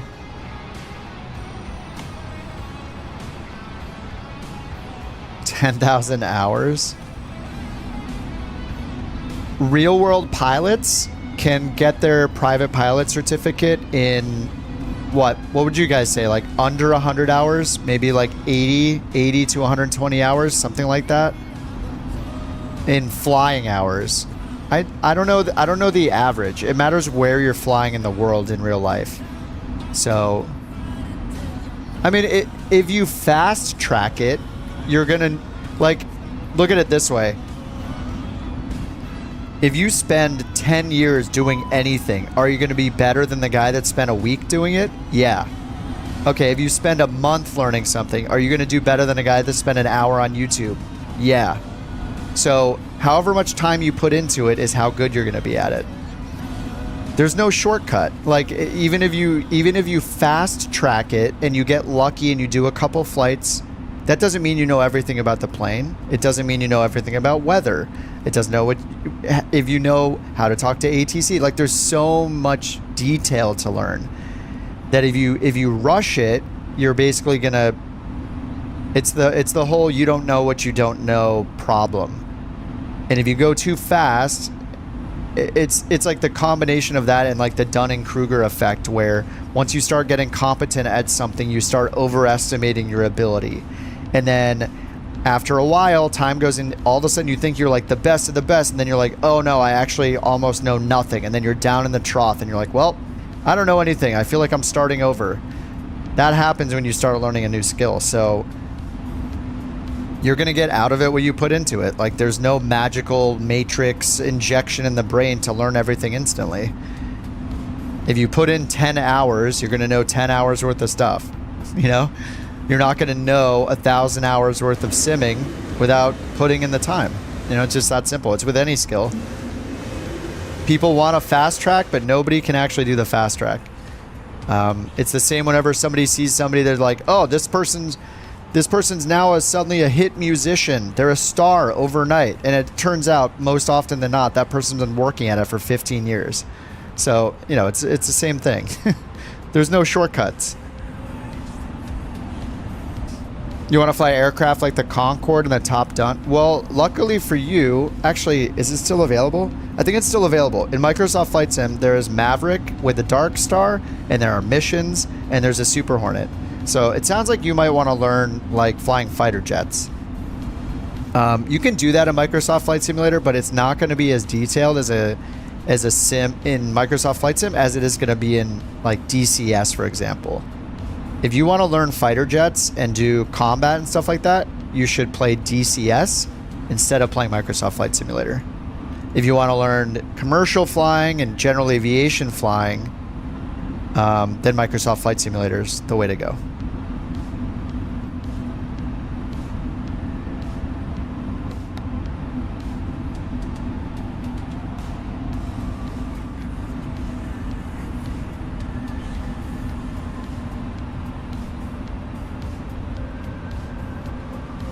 All right, we should be hearing from them soon? Question mark? We do need to go like all the way out here. We got this sweet square pattern. Looks like our next altitude's 2,000 is the final altitude. Let's bring the approach up. Yeah, 2,000 is our final altitude. 299, let's see if we got the DME.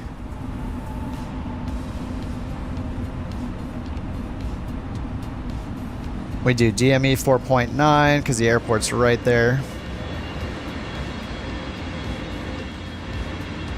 There's so much to learn, it's endless. Yeah, exactly.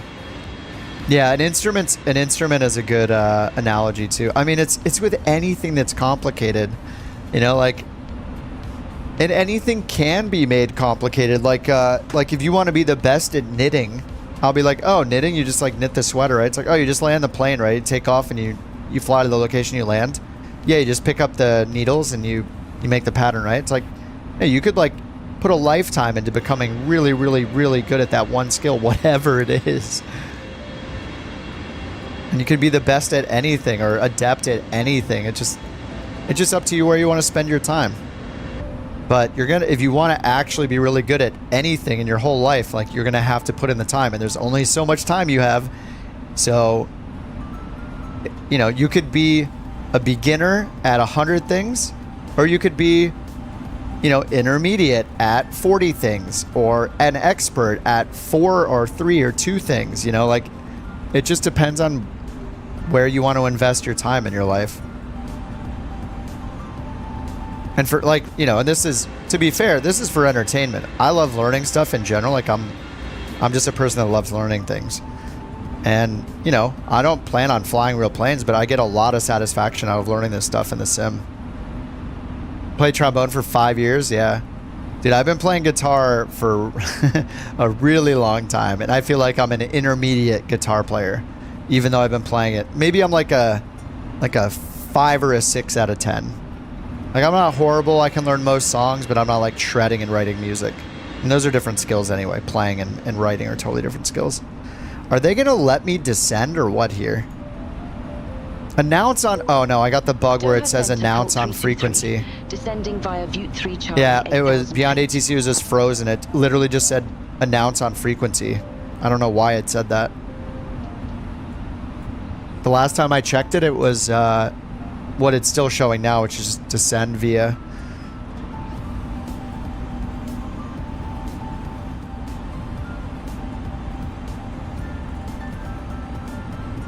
We're just chilling here, all going outbound. I guess you guys are going outbound too down there. You're much lower than me though. It looks like they're not vectoring you around. Chase is catching up to me. That's what happened to you guys too? Okay. Yeah, the frequency just like died, and now it's... Is it saying anything to you guys? I'm gonna click verify next fix. 323, please verify name. Maybe this will wake it up. This should be a butter. 323, I show you going direct to Vela, then to Redev. Affirmative, direct to Vela, then to Rydev, Colt 323. Okay, so yeah, just waiting us to fly the whole star, it looks like. We're just flying all the way out here. So we got time to look outside.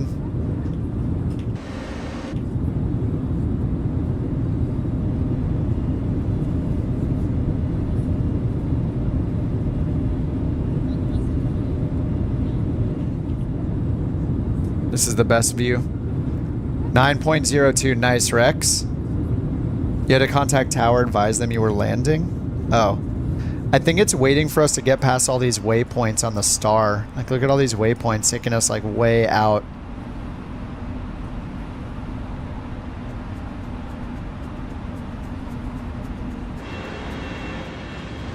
But it looks like you guys in front of me got descended further. You're headed towards the mountains.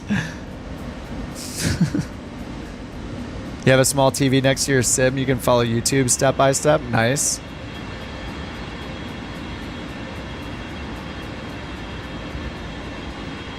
$437. Yo, at least it's profitable. That's sweet. We'll take it. I'm not making any money right now. We're just chilling in this nose up attitude. We're just pointed up. All nice and slow. I mean, I guess I could get the slats out, right? Should I just go flaps 1? Just to let it pitch down a little more, maybe? We're at like a 6 or 7 degree nose up attitude. There we go, it's pitching down a little bit. No, no, we're pitching up more, aren't we?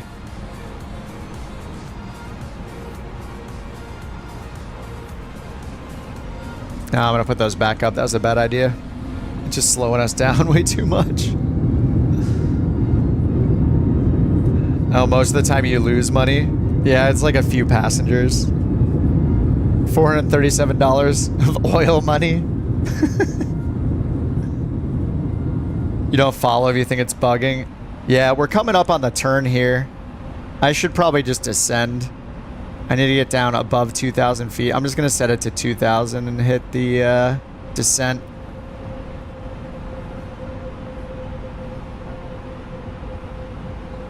All right, I'll get the flaps and slats out so we can start our descent.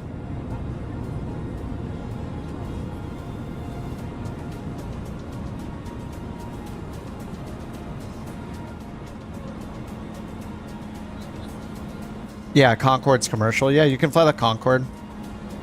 I haven't tried it myself yet, but it's my understanding it's pretty complicated. Like a lot of analog controls, like not any modern digital stuff for all your avionics. But like I said, like if you fast track it, maybe you'll get some successful flights with the thing you're trying to learn. And if that's your goal and you just want to do a couple flights around with it and just kind of have fun with it, that's fine. If you want to learn about aviation, like the real things, and that might not be your goal, that's totally fine. Then you don't have to. But yeah, if you want to learn it realistically and learn all the real stuff, then start small. But if you don't, you want to fast track it, just go to YouTube and fly what you want to fly. And it's not, one isn't right or wrong. It's just what your goal is, you know, that's it.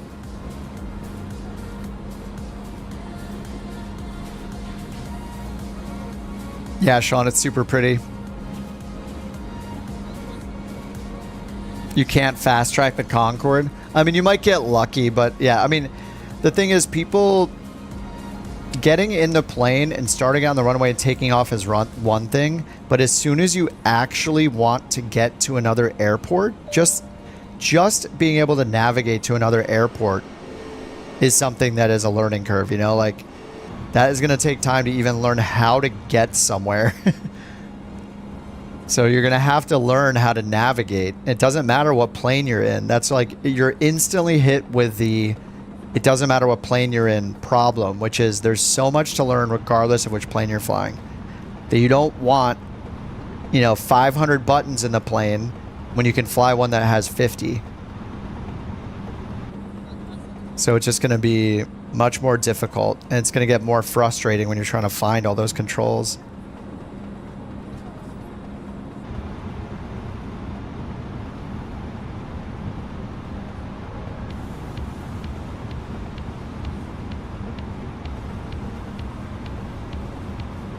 Temperature on the ground in Fahrenheit. You know, we probably have a new METAR available at this point. Yeah, 060 at 6 and 38. 060 at 6.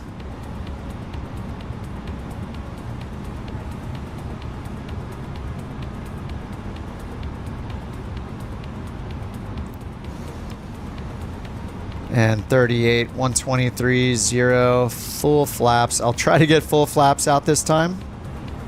Altimeter or QNH 0, 9 or 9 or 5 on QNH.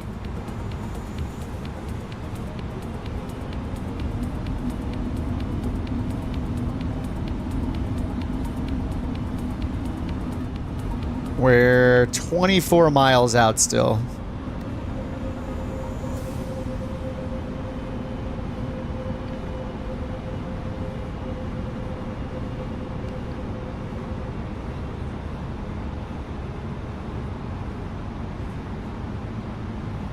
Loke Star.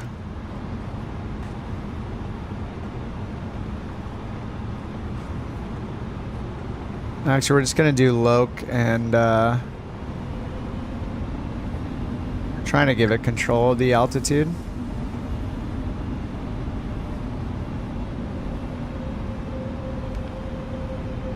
There we go. 100 degrees outside of Dubai. Learning VOR. Yeah, VOR is harder to learn than GPS though.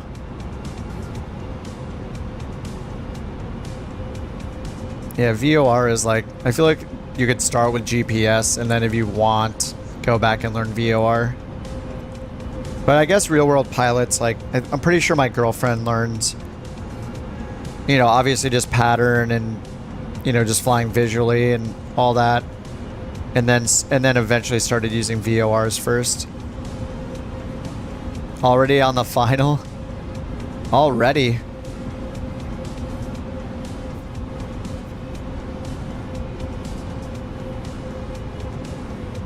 Alright, there's our VNAV descent. Alright, we're showing up here. Alright, all dot is 15.5 DME. Max 185 knots. Okay, we're at under 180 right now. Sedpo 11, and then we don't have the glide slope until Modus 6.1 DME.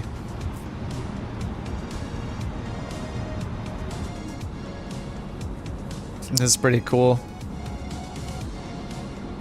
Second autopilot? Yeah, once I get the glide slope. I still have to do approach mode and glide slope. We are 16 miles out still. And we're not getting the glide slope until 6 miles out. So the glide slope's more than 2 dots above right here.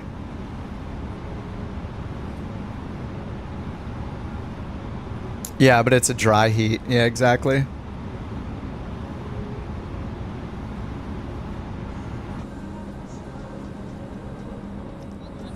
We're not going to see any cool SimFX things on this one. And we just got the heat blur, but that's about it. Alright, let me get runway turn off lights, nose light, all the lights, seatbelt sign is on. Beautiful. 2,500.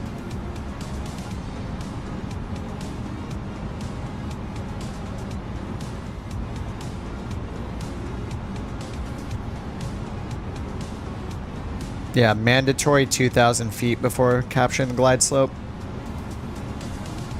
Alright, then our go around is direct B707.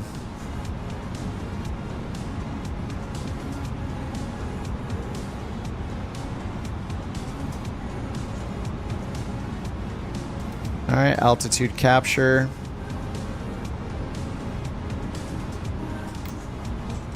I'll get the gear down.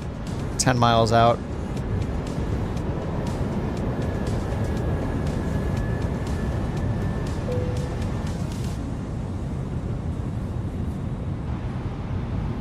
We got a tailwind. 10 knot tailwind.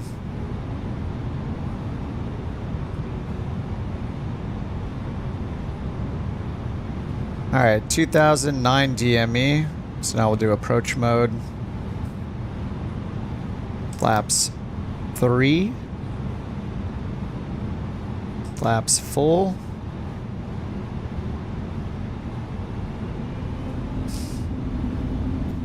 Alright, 1800 AGL. Glide slope's coming down. 1.5 dots. Alright, 1 3/4 dots. And actually, I think I can hit AP2 before we grab it. Yeah. Alright, Cat 3 dual. Alright, speed brakes are on auto. All our lights are good. Landing light is on. TCAS is on standby. It doesn't really care that much. Flaps are actually full for the first time. Alright, we need this speed brake armed. Cabin check. Yep. Nice. Let's go up and click the button. Alright, no blue lights. That's perfect. ECAM, no blue. Cabin ready. After landing, radar predictive wind shear off.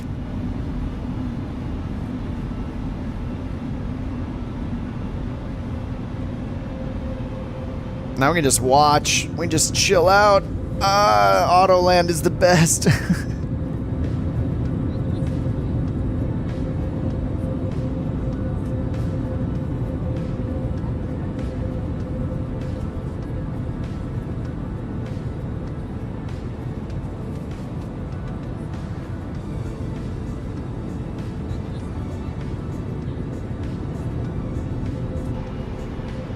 And where are we exiting here? We're landing on 30 left.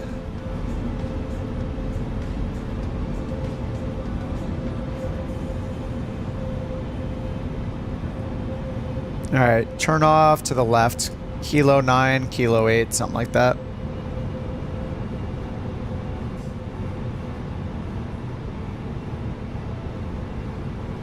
Still need to look that it's doing the right things. Yeah, but it's better to see the view, you know? This is way cooler. This isn't real life. We do what we want.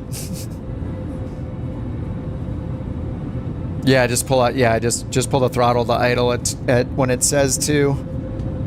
Roll out to 70 knots and then what? Turn off autopilot at 70 knots. Too easy.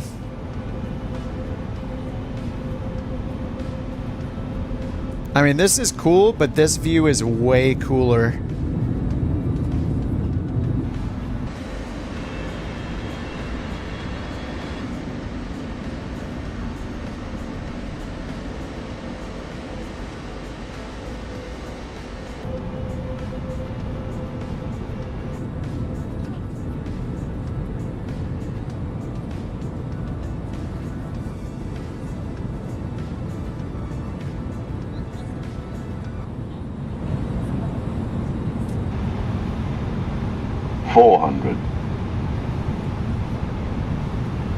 All right, land is enunciated. Oh my God, this is so cool.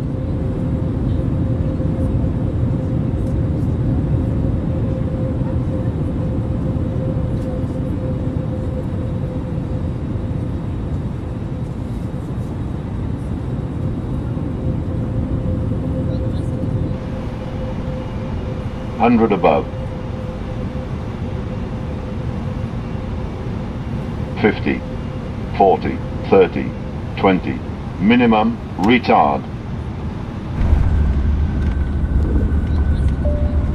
Even the speed brakes are automatic. All right, 80 knots, 70 knots, autopilot off.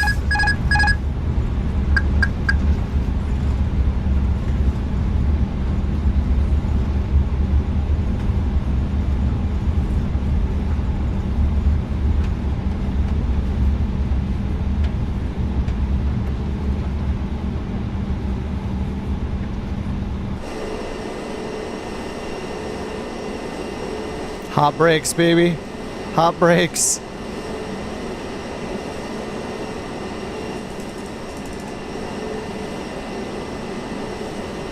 We got the hot brakes. Yes. I had to slam the hot brakes on so we could see him.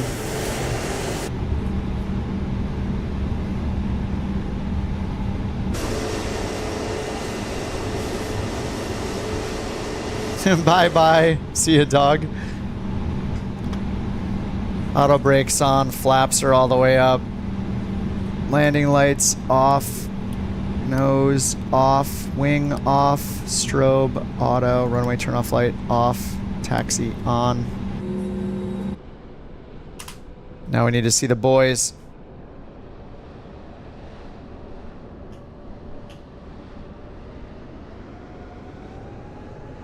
Alright, you guys are all still coming in. Oh, Chase has landed already, so is Austin. Oh, you guys, Austin's got the, he's got the airport. I think you both do.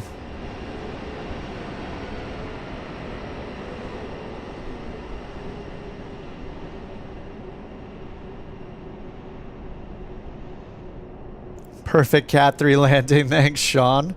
Thanks for the reminder on the landing procedure. The views from the wing, yeah. Those preset cameras are great. It just takes a little, quite a bit of button pressing to get it set. But once I have it set, I just hit one button to flip to it. It's pretty nice. Rock is right in front of Cyber. You got the 787 chasing the longitude. He's just staring him down.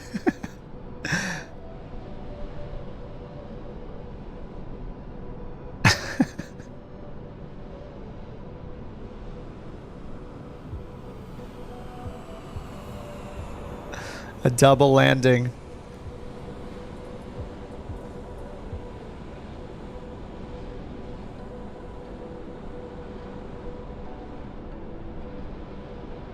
There's a little bit of crosswind on this landing from the right. Major gate coming in. 737-800. Gear down on purpose this time.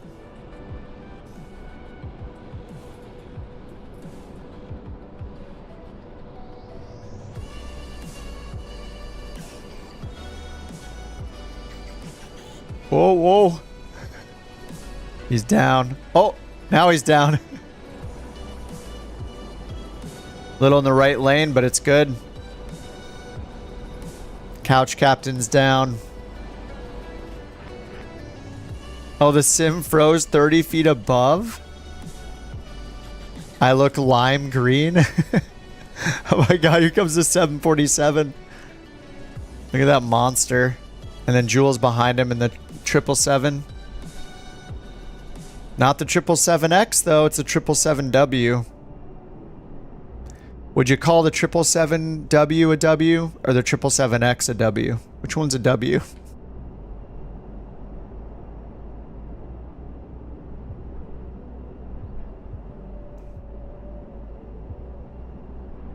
Bring it in, cone.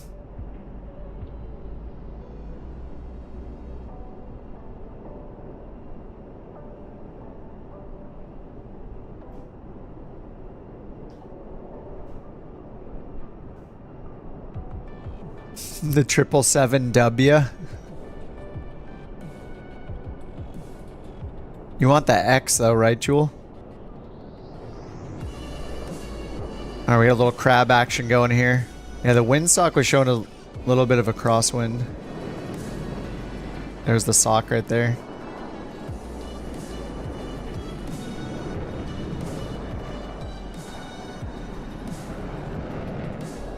Uh-oh, he's glitching. He looked smooth until now. Now he's glitching.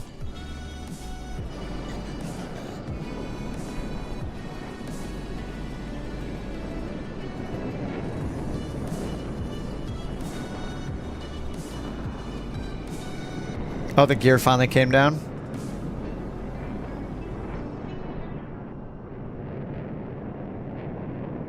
Oh, he must have the scenery too.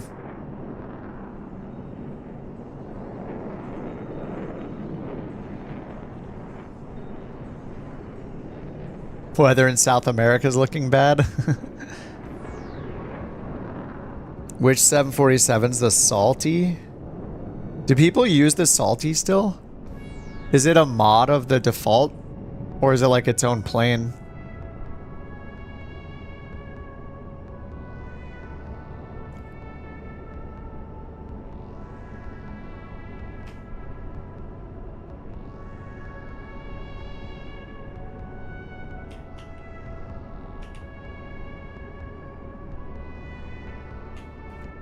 Triple seven incoming.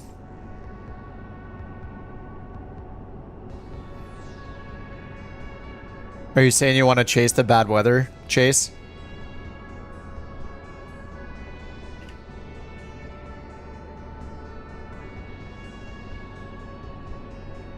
I'm just gonna get my plane turned off here. Is that bad? I just want to grab the rating. Taxi light off, beacon off, strobe off. There we go. Close flight.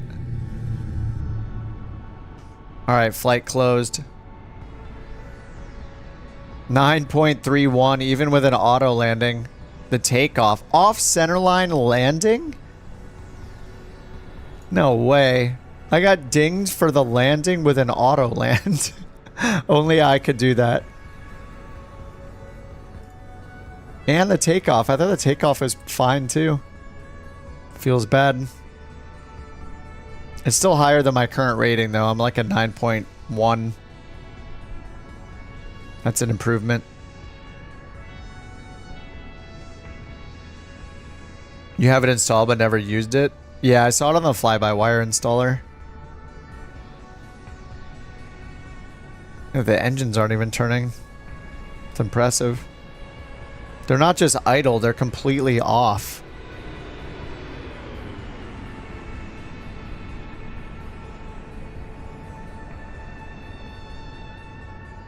Man, all of you guys have Dubai. I'm like the only person without Dubai.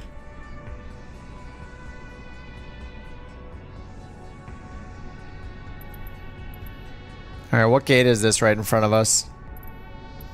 Let's go with Charlie. Oh no, these are GA gates.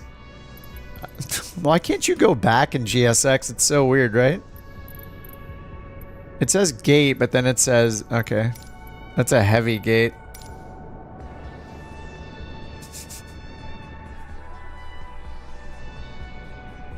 It shows the wrong spot.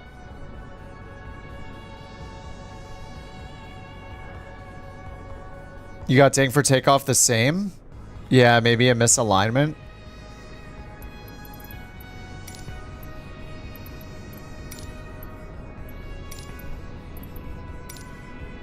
Oh, there we go. I'm a little closer to you guys.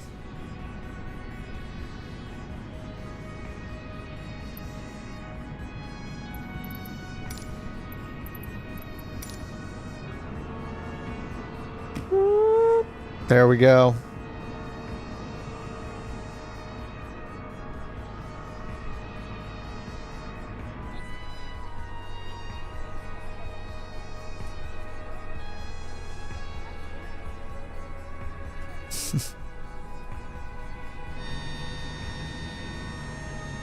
That just staircase is just sitting there. Air stairs. Ding. Oh, Commodore's coming in.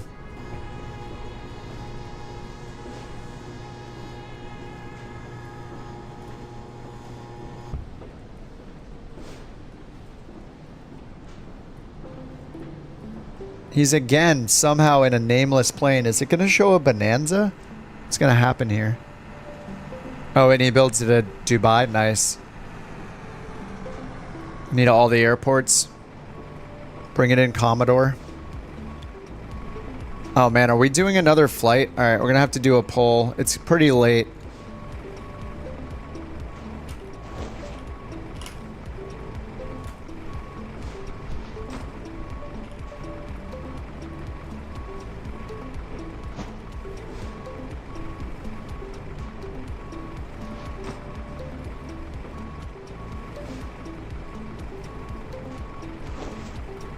Yeah, we'll just do a poll. I could go either way. It's pretty late. We will have a group flight tomorrow. Need to figure out where to go tomorrow.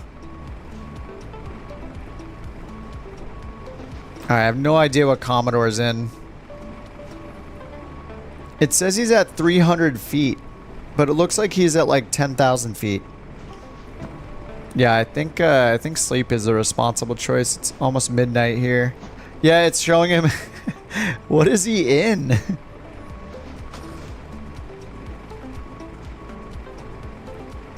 What the heck? Who, me, Rich? No, I play guitar, but I'm horrible at writing music. I just play as a hobby. I'm just a computer dork. I don't know what he's in, but he's going through. He's obviously not in a Bonanza. What is he in that I don't have? The glide slope's way off on the runway. Oof, it's late. Yeah. I think it's a good call to be done too.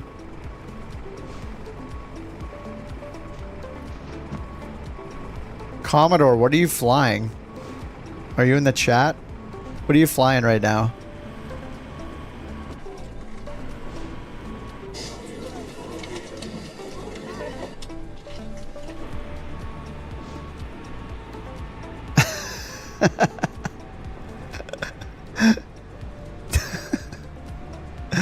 Oh, I don't get it. Why? The jetway attached. What happened since we last left? This is like a great couch captain's advertisement, actually. Couch captains. Get there yourself, however you do it. We don't even care.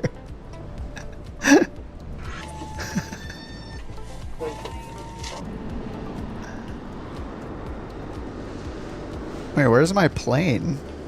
I thought I was right next to you guys. Where am I? Oh, I'm over here. Whoops. Where do you put the livery folder for the... Yeah, community. Yeah, community folder. I gotta take a picture of this. Oh no, are they done? Oh no, we got more.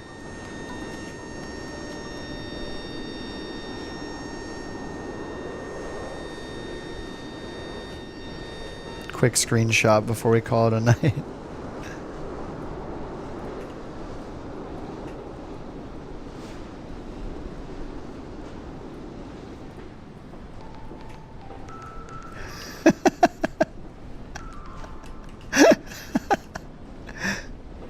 Welcome to the Couch Captains. All aboard? Question mark?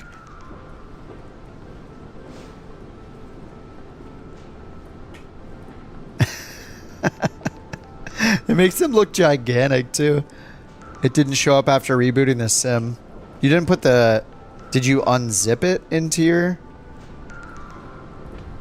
Don't put the zip file in your community folder. You have to put the folder in your community folder.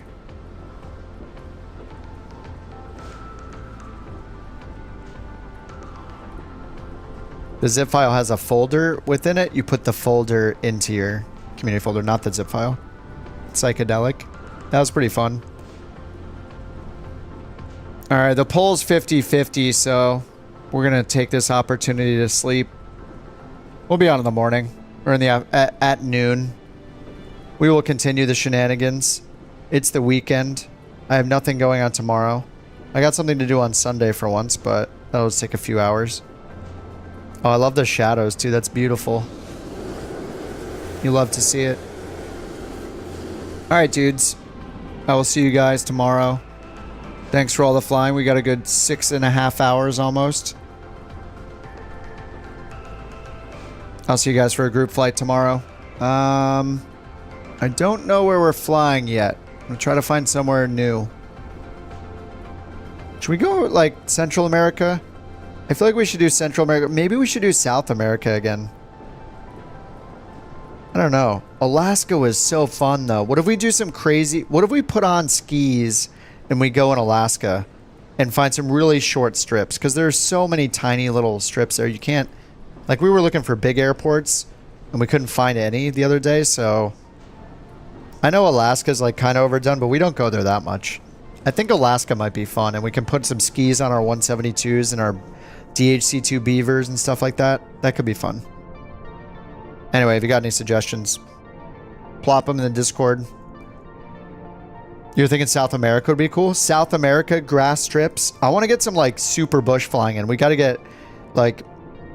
People can hop in their RV8s, their tail dragger, their trikes, hop in their shorts even, hop in their Grand Caravans, hop in their tail draggers, like whatever. Of course, a 747 or two.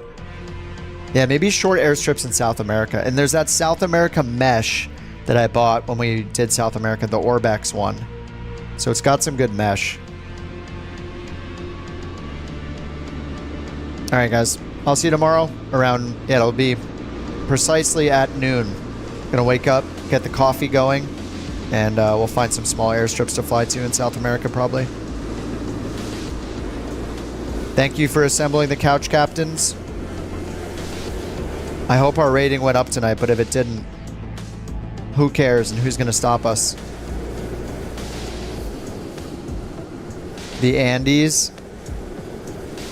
I just want some short strips. I think we need it after all this airliner flying. All right, dudes. I'll see you guys tomorrow. Have a good night. Thanks for hanging out. Jay, thanks for the super chats if you're still here. Or sorry, Joe, I mean. Joe, thanks for the 3... I was reading Jay's message. Joe, thanks for the super chats tonight, man. Appreciate it very much. And thanks to all you guys for flying along and hanging out as usual. See you dudes tomorrow. See you on the Discord. Get your skis and your STOL planes ready. All right, GG. Good night.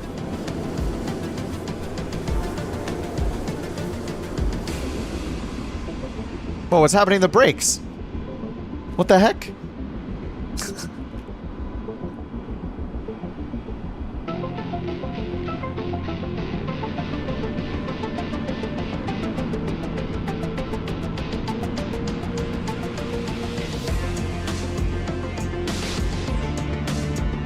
guess it just happens sometimes.